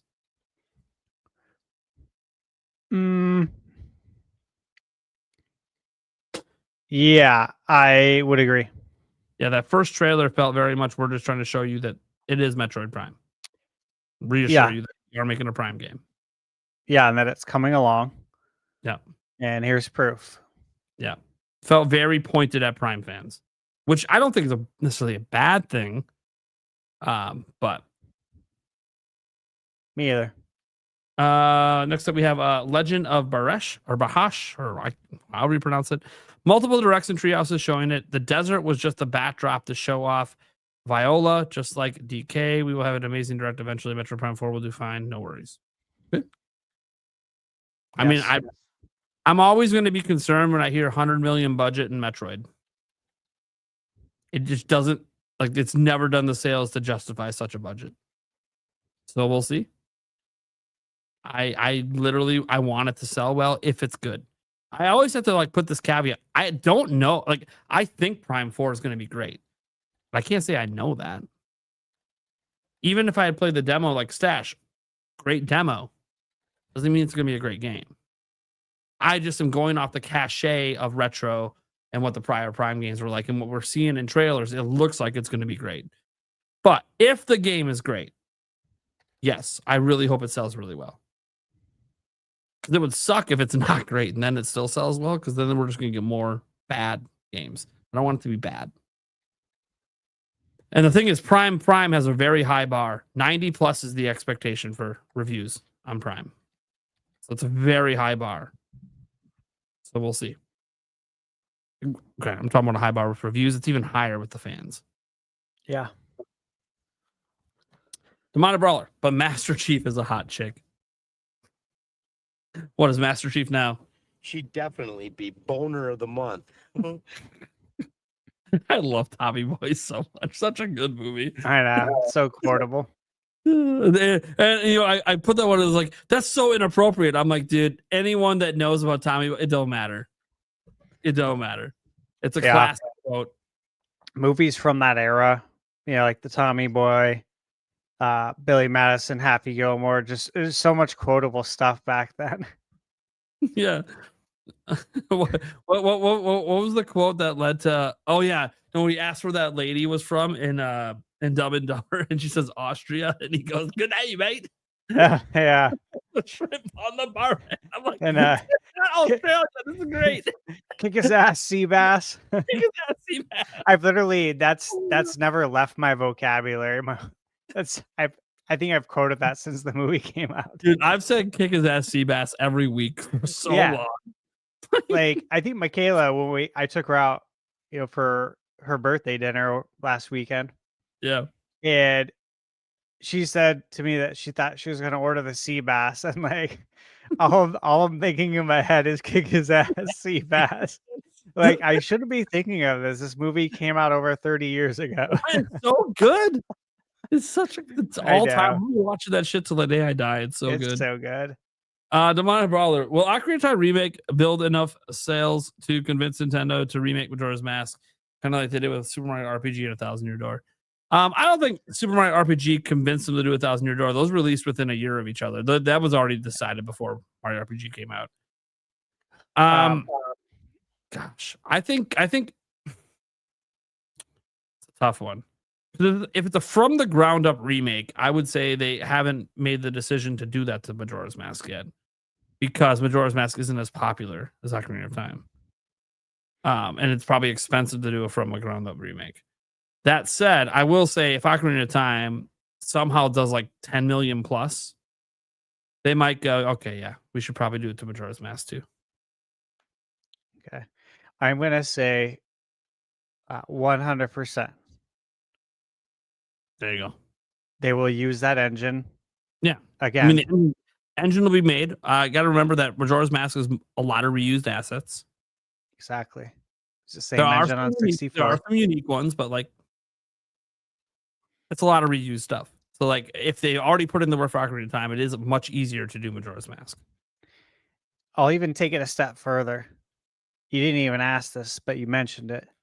I think we're going to get Super Mario RPG too. There we go. So it has been spoken. Stash tends to be right. Sometimes it takes a year before we find out, but and it's going to be a special day when that's announced. And the more that he's right and the more that I'm wrong about everything, the more I wonder if that's just my role on this podcast. Just to be wrong all the time. Really works well for my credibility as a news reporter to just be wrong all the time. Granted, we're talking about predictions and opinions. It's not that big a deal. It's not relevant to reporting news. No, it just means that maybe I'm not good at analyzing news. That's all that means. I mean, you're great at delivering the news, though. Consistent. I think people watch now just to see how wrong my opinions are so they could roast me in a live stream. They're just waiting to roast me over everything I've ever been wrong about. We have the man 07. For the 40th anniversary, do you think we could get Ocarina of Time Master Quest on GameCube NSO? Or maybe even an N64? Well, it won't be Master Quest on N64 because they never really released it on N64. They released it as a disc on GameCube. And then there's obviously the Master Quest in the 3D version, but that's not the same Master Quest. Yeah, I think it's possible. I don't know. I mean, look, it's never really been sold individually. It was a pre-order bonus with Wind Waker. I think it'd be a nice little addition to GameCube NSO because a lot of people haven't played that version. Still the best pre-order bonus, in my opinion, ever. One of the greatest. I mean, we say that. It is something, by the way, I think that people should have just been able to buy. Like, very limited. It feels weird that it was so limited, but also it made you feel badass if you got it. And, oh, I had it. Well, it's just like the Zelda Collector's Edition. They didn't sell that individually either. That was a pack-in with the GameCube. And so if you're like a day one adopter like we were, and you see that a few years down the line, if you buy a new GameCube, you can get this Zelda Collector's Edition that has Zelda 1, 2, Ocarina of Time, and Majora's Mask on it. Oh, yeah. But you can't buy it. It's like, that sucks. The Legend of Zelda 40 Swords NSO, like Mario 35. Sure. That'd be chaos. Sure. Let's do it. The original Radical Jimzo. I've had no cell phone for 22 days, but I finally received my new one. Been lurking and observing the streams. Anyone excited for Persona 3 Reload? I am. I am. Again, it's the time. Like I'm gonna be rooting for it. I got a bunch of games. I have games lined up till the end of the year. All right. And it's heavy. However, I'm gonna be watching from the sidelines, and I hope it does really well because I do want to play it on Switch too. Gamebird, are you gonna pick it up? Absolutely. I'm a huge Persona fan. The big one for me though, my favorite Persona game is 4. And that one's confirmed for Switch. So that's the big one for me. Yeah. Love Alright. Persona 4. So we just kind of talked about this. We can get Gamebird's thoughts. After Ocarina of Time remake, could we get a Majora's Mask remake? What do you think, Gamebird? It feels like a pipe dream for me, but I mean crazier things have happened. I'm not gonna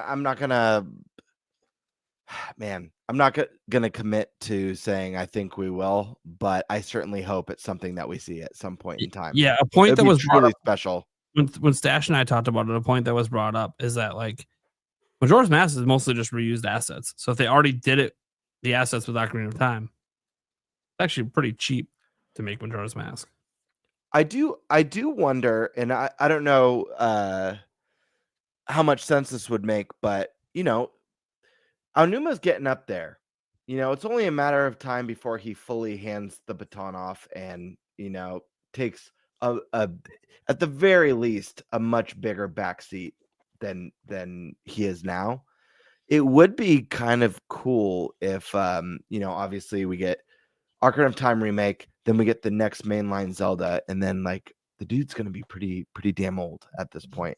What if like his final swan song was coming full circle with a Majora's Mask remake, you know? And that kind of brings things full circle because that was his big, you know, that was a huge moment for him in Zelda. Was. All right. Shiny Metro Trainer. I like having Z targeting in Ocarina of Time so I can use the infinite sword glitch. Yes. Very famous glitch in the game. The original Radical Jimzo. Is Eric Moore also a YouTuber? Because I don't know. I wouldn't say he's a YouTuber. No. He doesn't have his own channel. He just comes on the podcast and he does do all the podcast clips. Like he makes all the clips and puts them up on that channel. But no, I don't think he would classify himself as a YouTuber. No. Podcaster. Yes. Dylan Milton. With the re-release of Super Mario Galaxy and Galaxy 2, what is your favorite Super Mario Galaxy 2 moment or memory? Well, my favorite moment, look, Galaxy 2 is my favorite of the two. It's one of my favorite games of all time. But it's really that moment in, I forgot what level it was in the first Galaxy when the gravity shifts and your character flies upwards. Yeah. Walking upside down. That moment, I'll never forget. It's magic. I'm like, no one would think to do this, but today, sure, people think about doing it. At the time that the game came, no one had done anything like that. That was magical, and I'll always remember that. And it's from Galaxy 1. I forget what level. It's very early in the game when it happens, but it's not on the first one. Like the first one that you run around in the circle and you're hitting the thing and you go through the pipe. Like, that's cool, but it was, you know, I just the whole game we're just gonna be running circles around planets. No, not always. That moment that it flips, the gravity flips, and you go upside down. I'm like, this is sick. That's just a magical moment to me. What about you guys? I think for Galaxy 1, like obviously getting the game on launch day, taking it home, not knowing how the controls would translate right to the nunchuck and Wiimote, and playing it and being just like, dude, this is magic. This is amazing. This works perfectly. This feels like Mario. And I think the music, right? Like right when you start the game, at the Star Festival, the music, you're You just just like, took- so, yeah, you it's just so took good, mine. right? You just took my no. I was gonna say Hmm. to me, Mario Galaxy 2 is the best 3D Mario game. Yeah. But my most fond memory is booting it up, and when you're running down that path and little star bites, and it's Yeah. that beautiful skybox, and for the Uh-huh. very first time in Nintendo history, you're hearing an orchestrated Mario So good. soundtrack. Yeah. And so the feeling of that feeling of like awe Yes. is like, it's weird. Like I'm experiencing it right now just thinking about it. You know Yeah, what I me mean? too. It's So that good. vivid. Good Egg Galaxy as well. The Mm. soundtrack from Good Egg Galaxy is just It's it's amazing. my favorite one. Yeah. Hamstar, he says, try looking up Returnal Metroid Samus Power Suit mod. So what third person Metroid to control like Returnal? So Returnal. Yeah, it's on a mod for PS5. Returnal.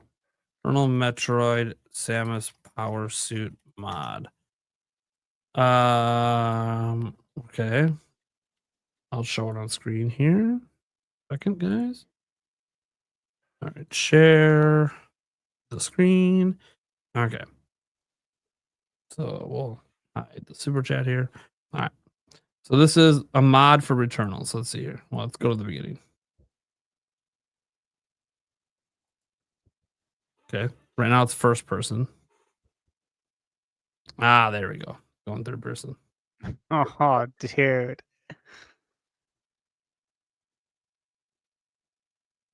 Cool. That looks good. Yeah. I mean, they had Ooh. Other M had some elements of this. But yeah. Obviously, visually this looks amazing, but I mean, it's PS5. We know how good Returnal looked on PS5. Cool. Let's see here. Not quite dead. I'm not quite dead yet. Oh my gosh. It just What are you gonna do? Bleed on me? God, I love Monty Python so much. Have a good night, everyone. Thanks for the crazy amount of content lately, Stash. Hell yeah. Thank you. That's what he does. It comes in droves. If there's a long pause, it ain't because he ain't doing anything. He's got a lot cooking. And there's long pauses. It's a lot. Isengard Tom says, what's your guess for a dedicated Metroid Prime 4 direct date? It comes out December 4th, right? So my guess is Tuesday the 9th. Wait, no, sorry. Let me back up a bit. Tuesday the 11th. I think they will do it the week following Age of Imprisoment's release. But still a week before Kirby comes out because they're going to focus on Kirby week. They're going to focus on Kirby. Remember, we have a Kirby direct happening too at some point. But I think that'll be potentially this month. We'll see. What do you guys think? Yeah, close to Imprisonment releasing. I'm not sure what date. It'll be the same week, but yeah, I maybe that same week. Yeah, I don't think it'll be before the final. If it is the same week, it'll be before the launch trailer for Imprisonment. Well, Tuesday the 4th, maybe. Yeah, I think Tuesday the 4th or the 11th. If they want to stick with that kind of 30-day build-up, Yeah. I'd say the 4th. Otherwise, if they don't want to stick with that, logically the 11th makes a lot. Because then it's it's between the two games that launched that month. So yeah. Okay. Spencer Scruggs, thoughts on newbies to Metroid? Where should we start? Prime 4, remaster, or something else? It's a good question. I mean, so the way Metroid is set up, it's like Zelda. You could start with anything. Okay. There's not like, you could start even with Prime 2 or 3 if you want. You'll get more out of it if you start with Prime 1. Prime 1 Remaster is a good place to start. Metroid Dread is, there's tons of people that played it as their only Metroid game, and they perfectly enjoyed it. There's a lot of options. I will note the thing with Prime 4 coming up is it also might be a good place to start. And I'll say this, just like Breath of the Wild is a great place to start for Zelda. whatever Prime 4 is doing is what Metroid is moving forward if it's successful. So it's a great place to start. And you don't know this because you haven't played the first 3 games. Basically, what we've seen so far has kind of confirmed that this game is, I don't want to say separate from Prime 1 through 3, but like what happened in those games doesn't really matter for this game because the arc ended in 3. So 4 seems to be taking more after some cues from some of the side games they had, like Prime Hunters and stuff like that, which a lot of people didn't play. So 4 is probably going to end up being a really great starting point, as it could be potentially setting up a new trilogy of Prime games. And if it does well, how they built this with some of these open sandbox areas and stuff is going to be what it is moving forward, making it a great place to start for the future. I'm always a big believer you can just go all the way back and start at the beginning. You know, you can go back to the OG Metroid, work your way up. It's on NSO. But you know, if you want a more modern feel, it's obviously you go with Dread or Prime 4 coming up. I'd say Prime Remastered, but you'll be disappointed that 2 and 3 aren't out yet. Yeah. aren't re-released yet. They started at the beginning. Yeah. I mean, I've played all of them, so it's kind of like, you know, yeah, I feel like start at the beginning, but also I can understand that the way Metroid was made back then, like, it's good, but Dread fits more of the modern gaming. We can give an alternative. Yeah. We can say start at Zero Mission for GBA because it's on NSO. Yeah, it's on NSO, and Zero Mission is basically a remake of the first game. So yeah, I think it depends on your commitment level. If you want to play through the series, definitely start with Zero Mission. I'd say if you only want to play 1 to decide if you want to play 4, I would say Dread. I would recommend Dread, and the reason why is 2 reasons. One, as far as right now goes, until we know we're getting an announcement, we don't have Prime 2 or 3. So I'd say it looks like Prime is going to be its own. Prime 4 is set to start up kind of its own trilogy. Yeah, start over and going to be a good starting place.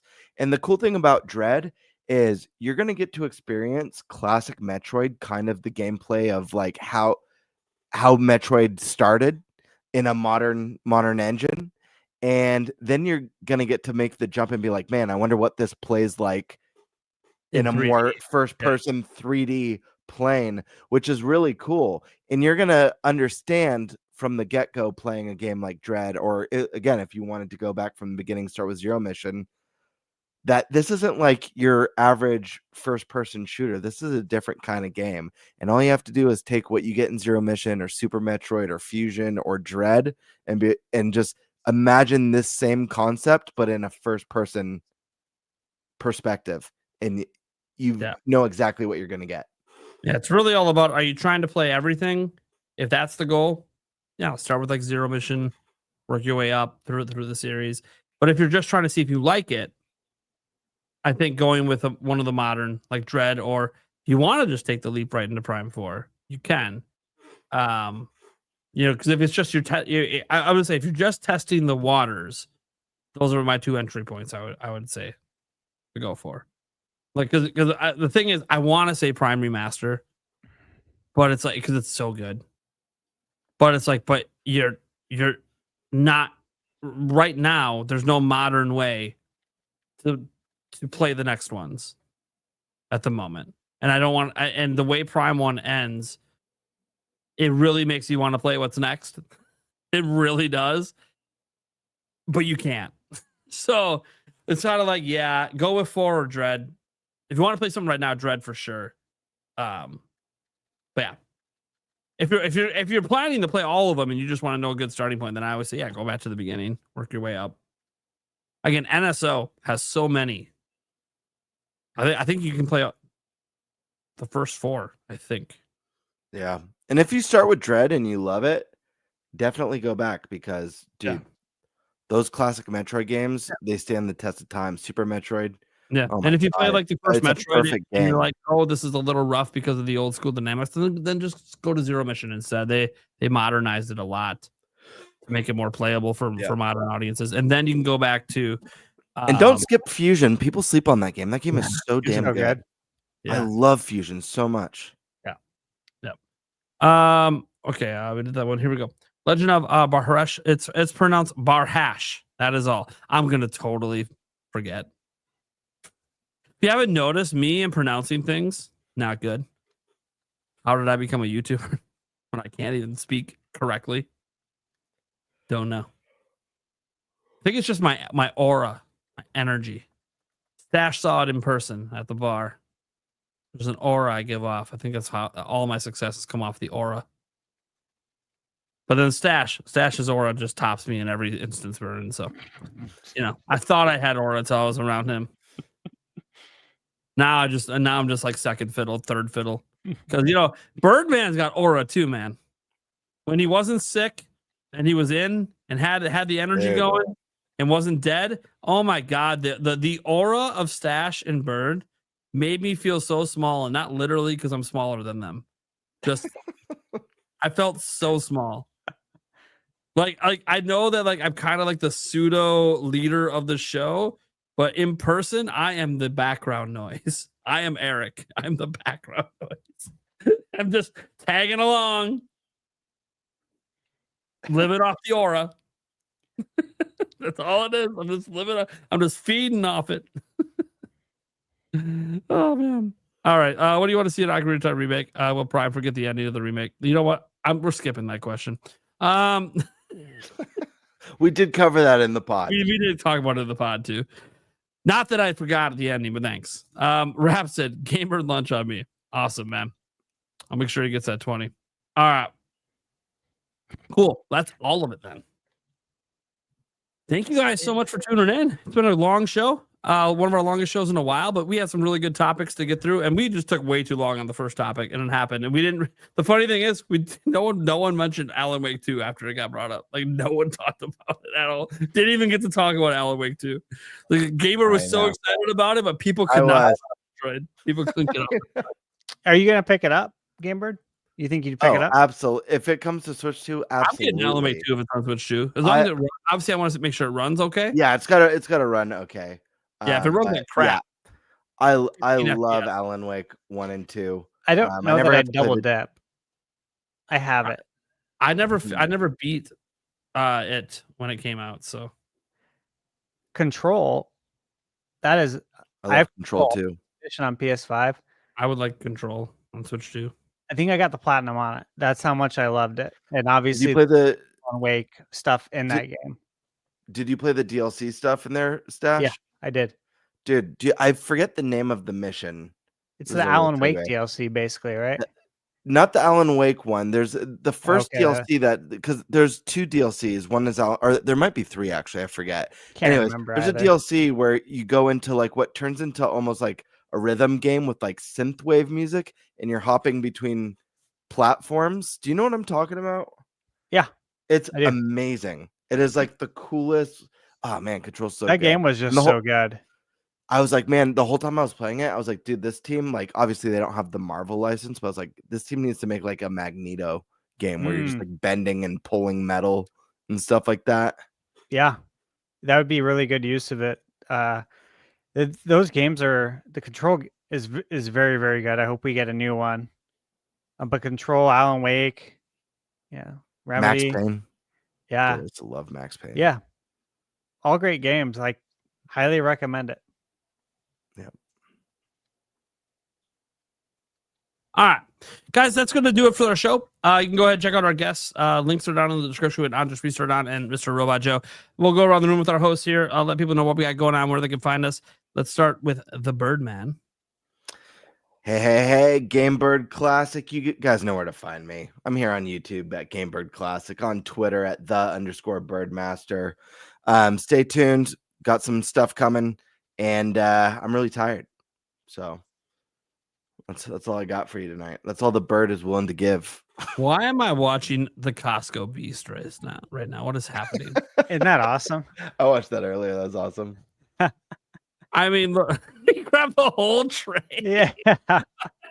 Look, I've done samples at Costco, but holy, the whole tray. Yeah, I was laughing, dude. He didn't even stop him. He just grabbed it. I mean, there are free samples. They don't say how many you can have. Stash, man. Okay. Let's see. So yeah, I got Galaxy 1 and 2.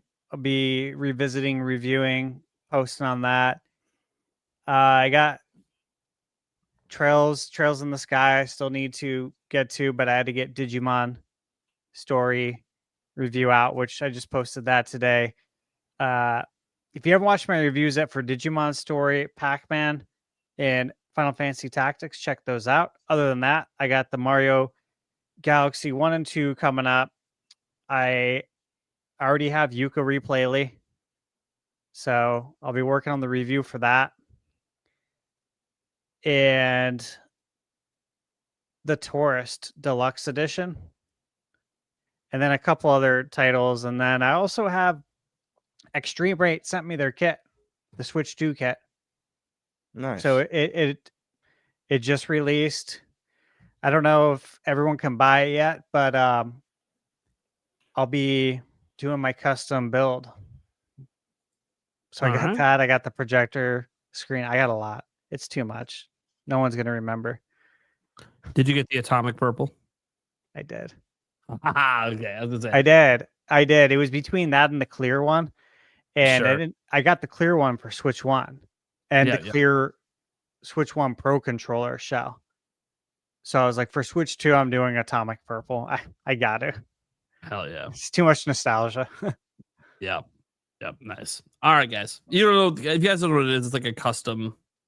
You take apart your Switch, you replace all the shells and everything. And it looks cool.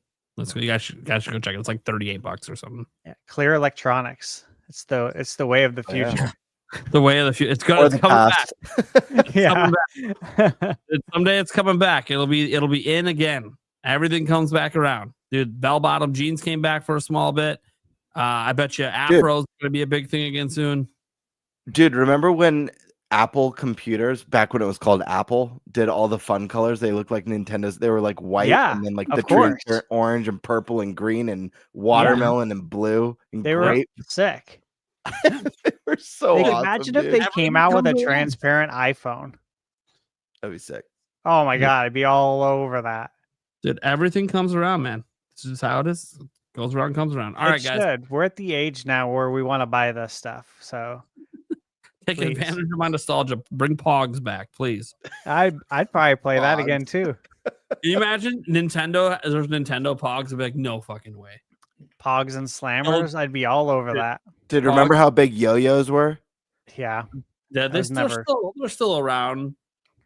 Dude, I just remember everyone at school with like the butterfly yo-yos and all, or the bumblebee or whatever they were. I forget. It's been a long time. Dude, all it takes, I've noticed at like my kid's school, all it takes is one kid bringing in a yo-yo for recess, and he just does like the fucking pendulum, and everyone's like, "Oh my fucking god, that's so cool! Oh, I can walk the dog. I can do this too." I'm like, no, everyone the next day has yo-yos, like all of them. They all tell their parents we want yo-yo.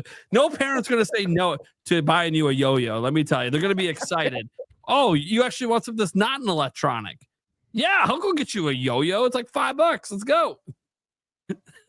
By the way, there's different qualities of yo-yos and different types of yo-yos.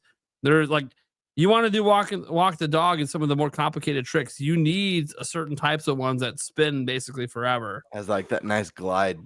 Yeah, it makes a huge difference. The cheap yo-yos, you can still do some of the tricks, but it catches too much. Still can be done, but it catches too much. Cody in my chat. Dude, it's just like Slinkies. You guys see that one guy who was doing like all this stupid TikToks where he had like the giant Slinky and he was like bouncing it off people's hands and heads all the time. Dude, Slinky sales went up like 10,000% when he went viral. That's so funny.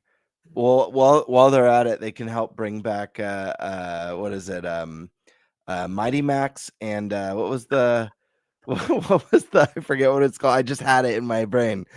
It was so big in the 90s. The Creepy Crawlers, dude.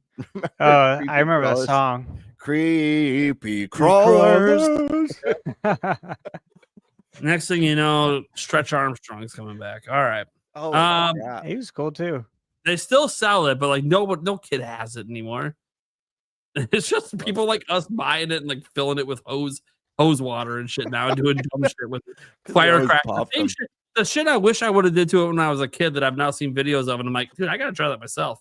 Dude, I just saw that fucking thing be like bathtub size, how much water that held. I gotta try that shit myself. Totally did it like a month ago. It was awesome. I'd do it again. I fucking ruined the stretch arm just to see how much water it can hold. I'm like, dude, I'm such a kid. This is great. Why didn't I think of this when I was a kid? Like, literally, I had one, and I never thought to cut a little hole and stick a hose in it. Why? Damn it, I should have thought about this. I was too busy actually playing with stretch arms the way you're supposed to. You're stretching it. I definitely tied doorknobs together and shit with them. I did that. Trying to lock my sister in the room. You can't get out. Stretch Armstrong's holding you in. You come out. I have my little army men ready for you to step on. Aha! That's awesome. Fucking army. Do kids even play with toys? Is that a thing anymore? Yeah, they do. Okay, I'll say this: kids play with toys pretty much up until a parent decides to hand them an electronic, and then it's over. Yeah, it ends. It ends the moment you hand them a phone or a tablet. Like, yeah, you can TV. No, they'll still play. You hand them a phone or a tablet, it's over. Kiss it goodbye. Parents, just a tip: you want your kids to play, give them a phone as late as possible, tablet as late as possible. I'm telling you right now, all my kids know how to ride bikes, supposedly. Only one of my kids actually rides one once in a while. Not so sure if my other two remember how to ride anymore. Just saying, dude, I rode bikes even when I had electronics. I rode bikes everywhere. Why? So I could play my Game Boy and not get yelled at. I have to bike away from the house. Go find a tree somewhere with proper shades so I can actually see the screen. All right, guys. Thank you so much for tuning in. I'm Nintendo Prime. You guys can catch me everywhere. We also have the podcast audio goes up the day after. That's also everywhere. Unless it's not, let me know if for some reason it doesn't go up on Apple. Sometimes I have to upload it twice to make it work there. I don't know why, but I think the last episode worked. So thank you guys for tuning in. We'll catch you same time next week. I usually give a preview of the guests. Who are the guests next week? Okay, kind of a good question. I actually don't know. There are usually things I know. Maybe there are no guests next week. Maybe that's why. Let me see here. Oh, no. Next week's actually kind of cool. We got Zoo coming on to the $20 super chat earlier. That's flipping the switch. Cool. And then Andre from Game Explain. Oh, yeah. That'd be cool. Yeah. So that's going to be a nice episode. I don't know what we're talking about yet because, dude, we just finished this one. Come on now. Give me some time. Got to figure this shit out. All right, guys. Catch you later. Peace out, everyone. Have a good night.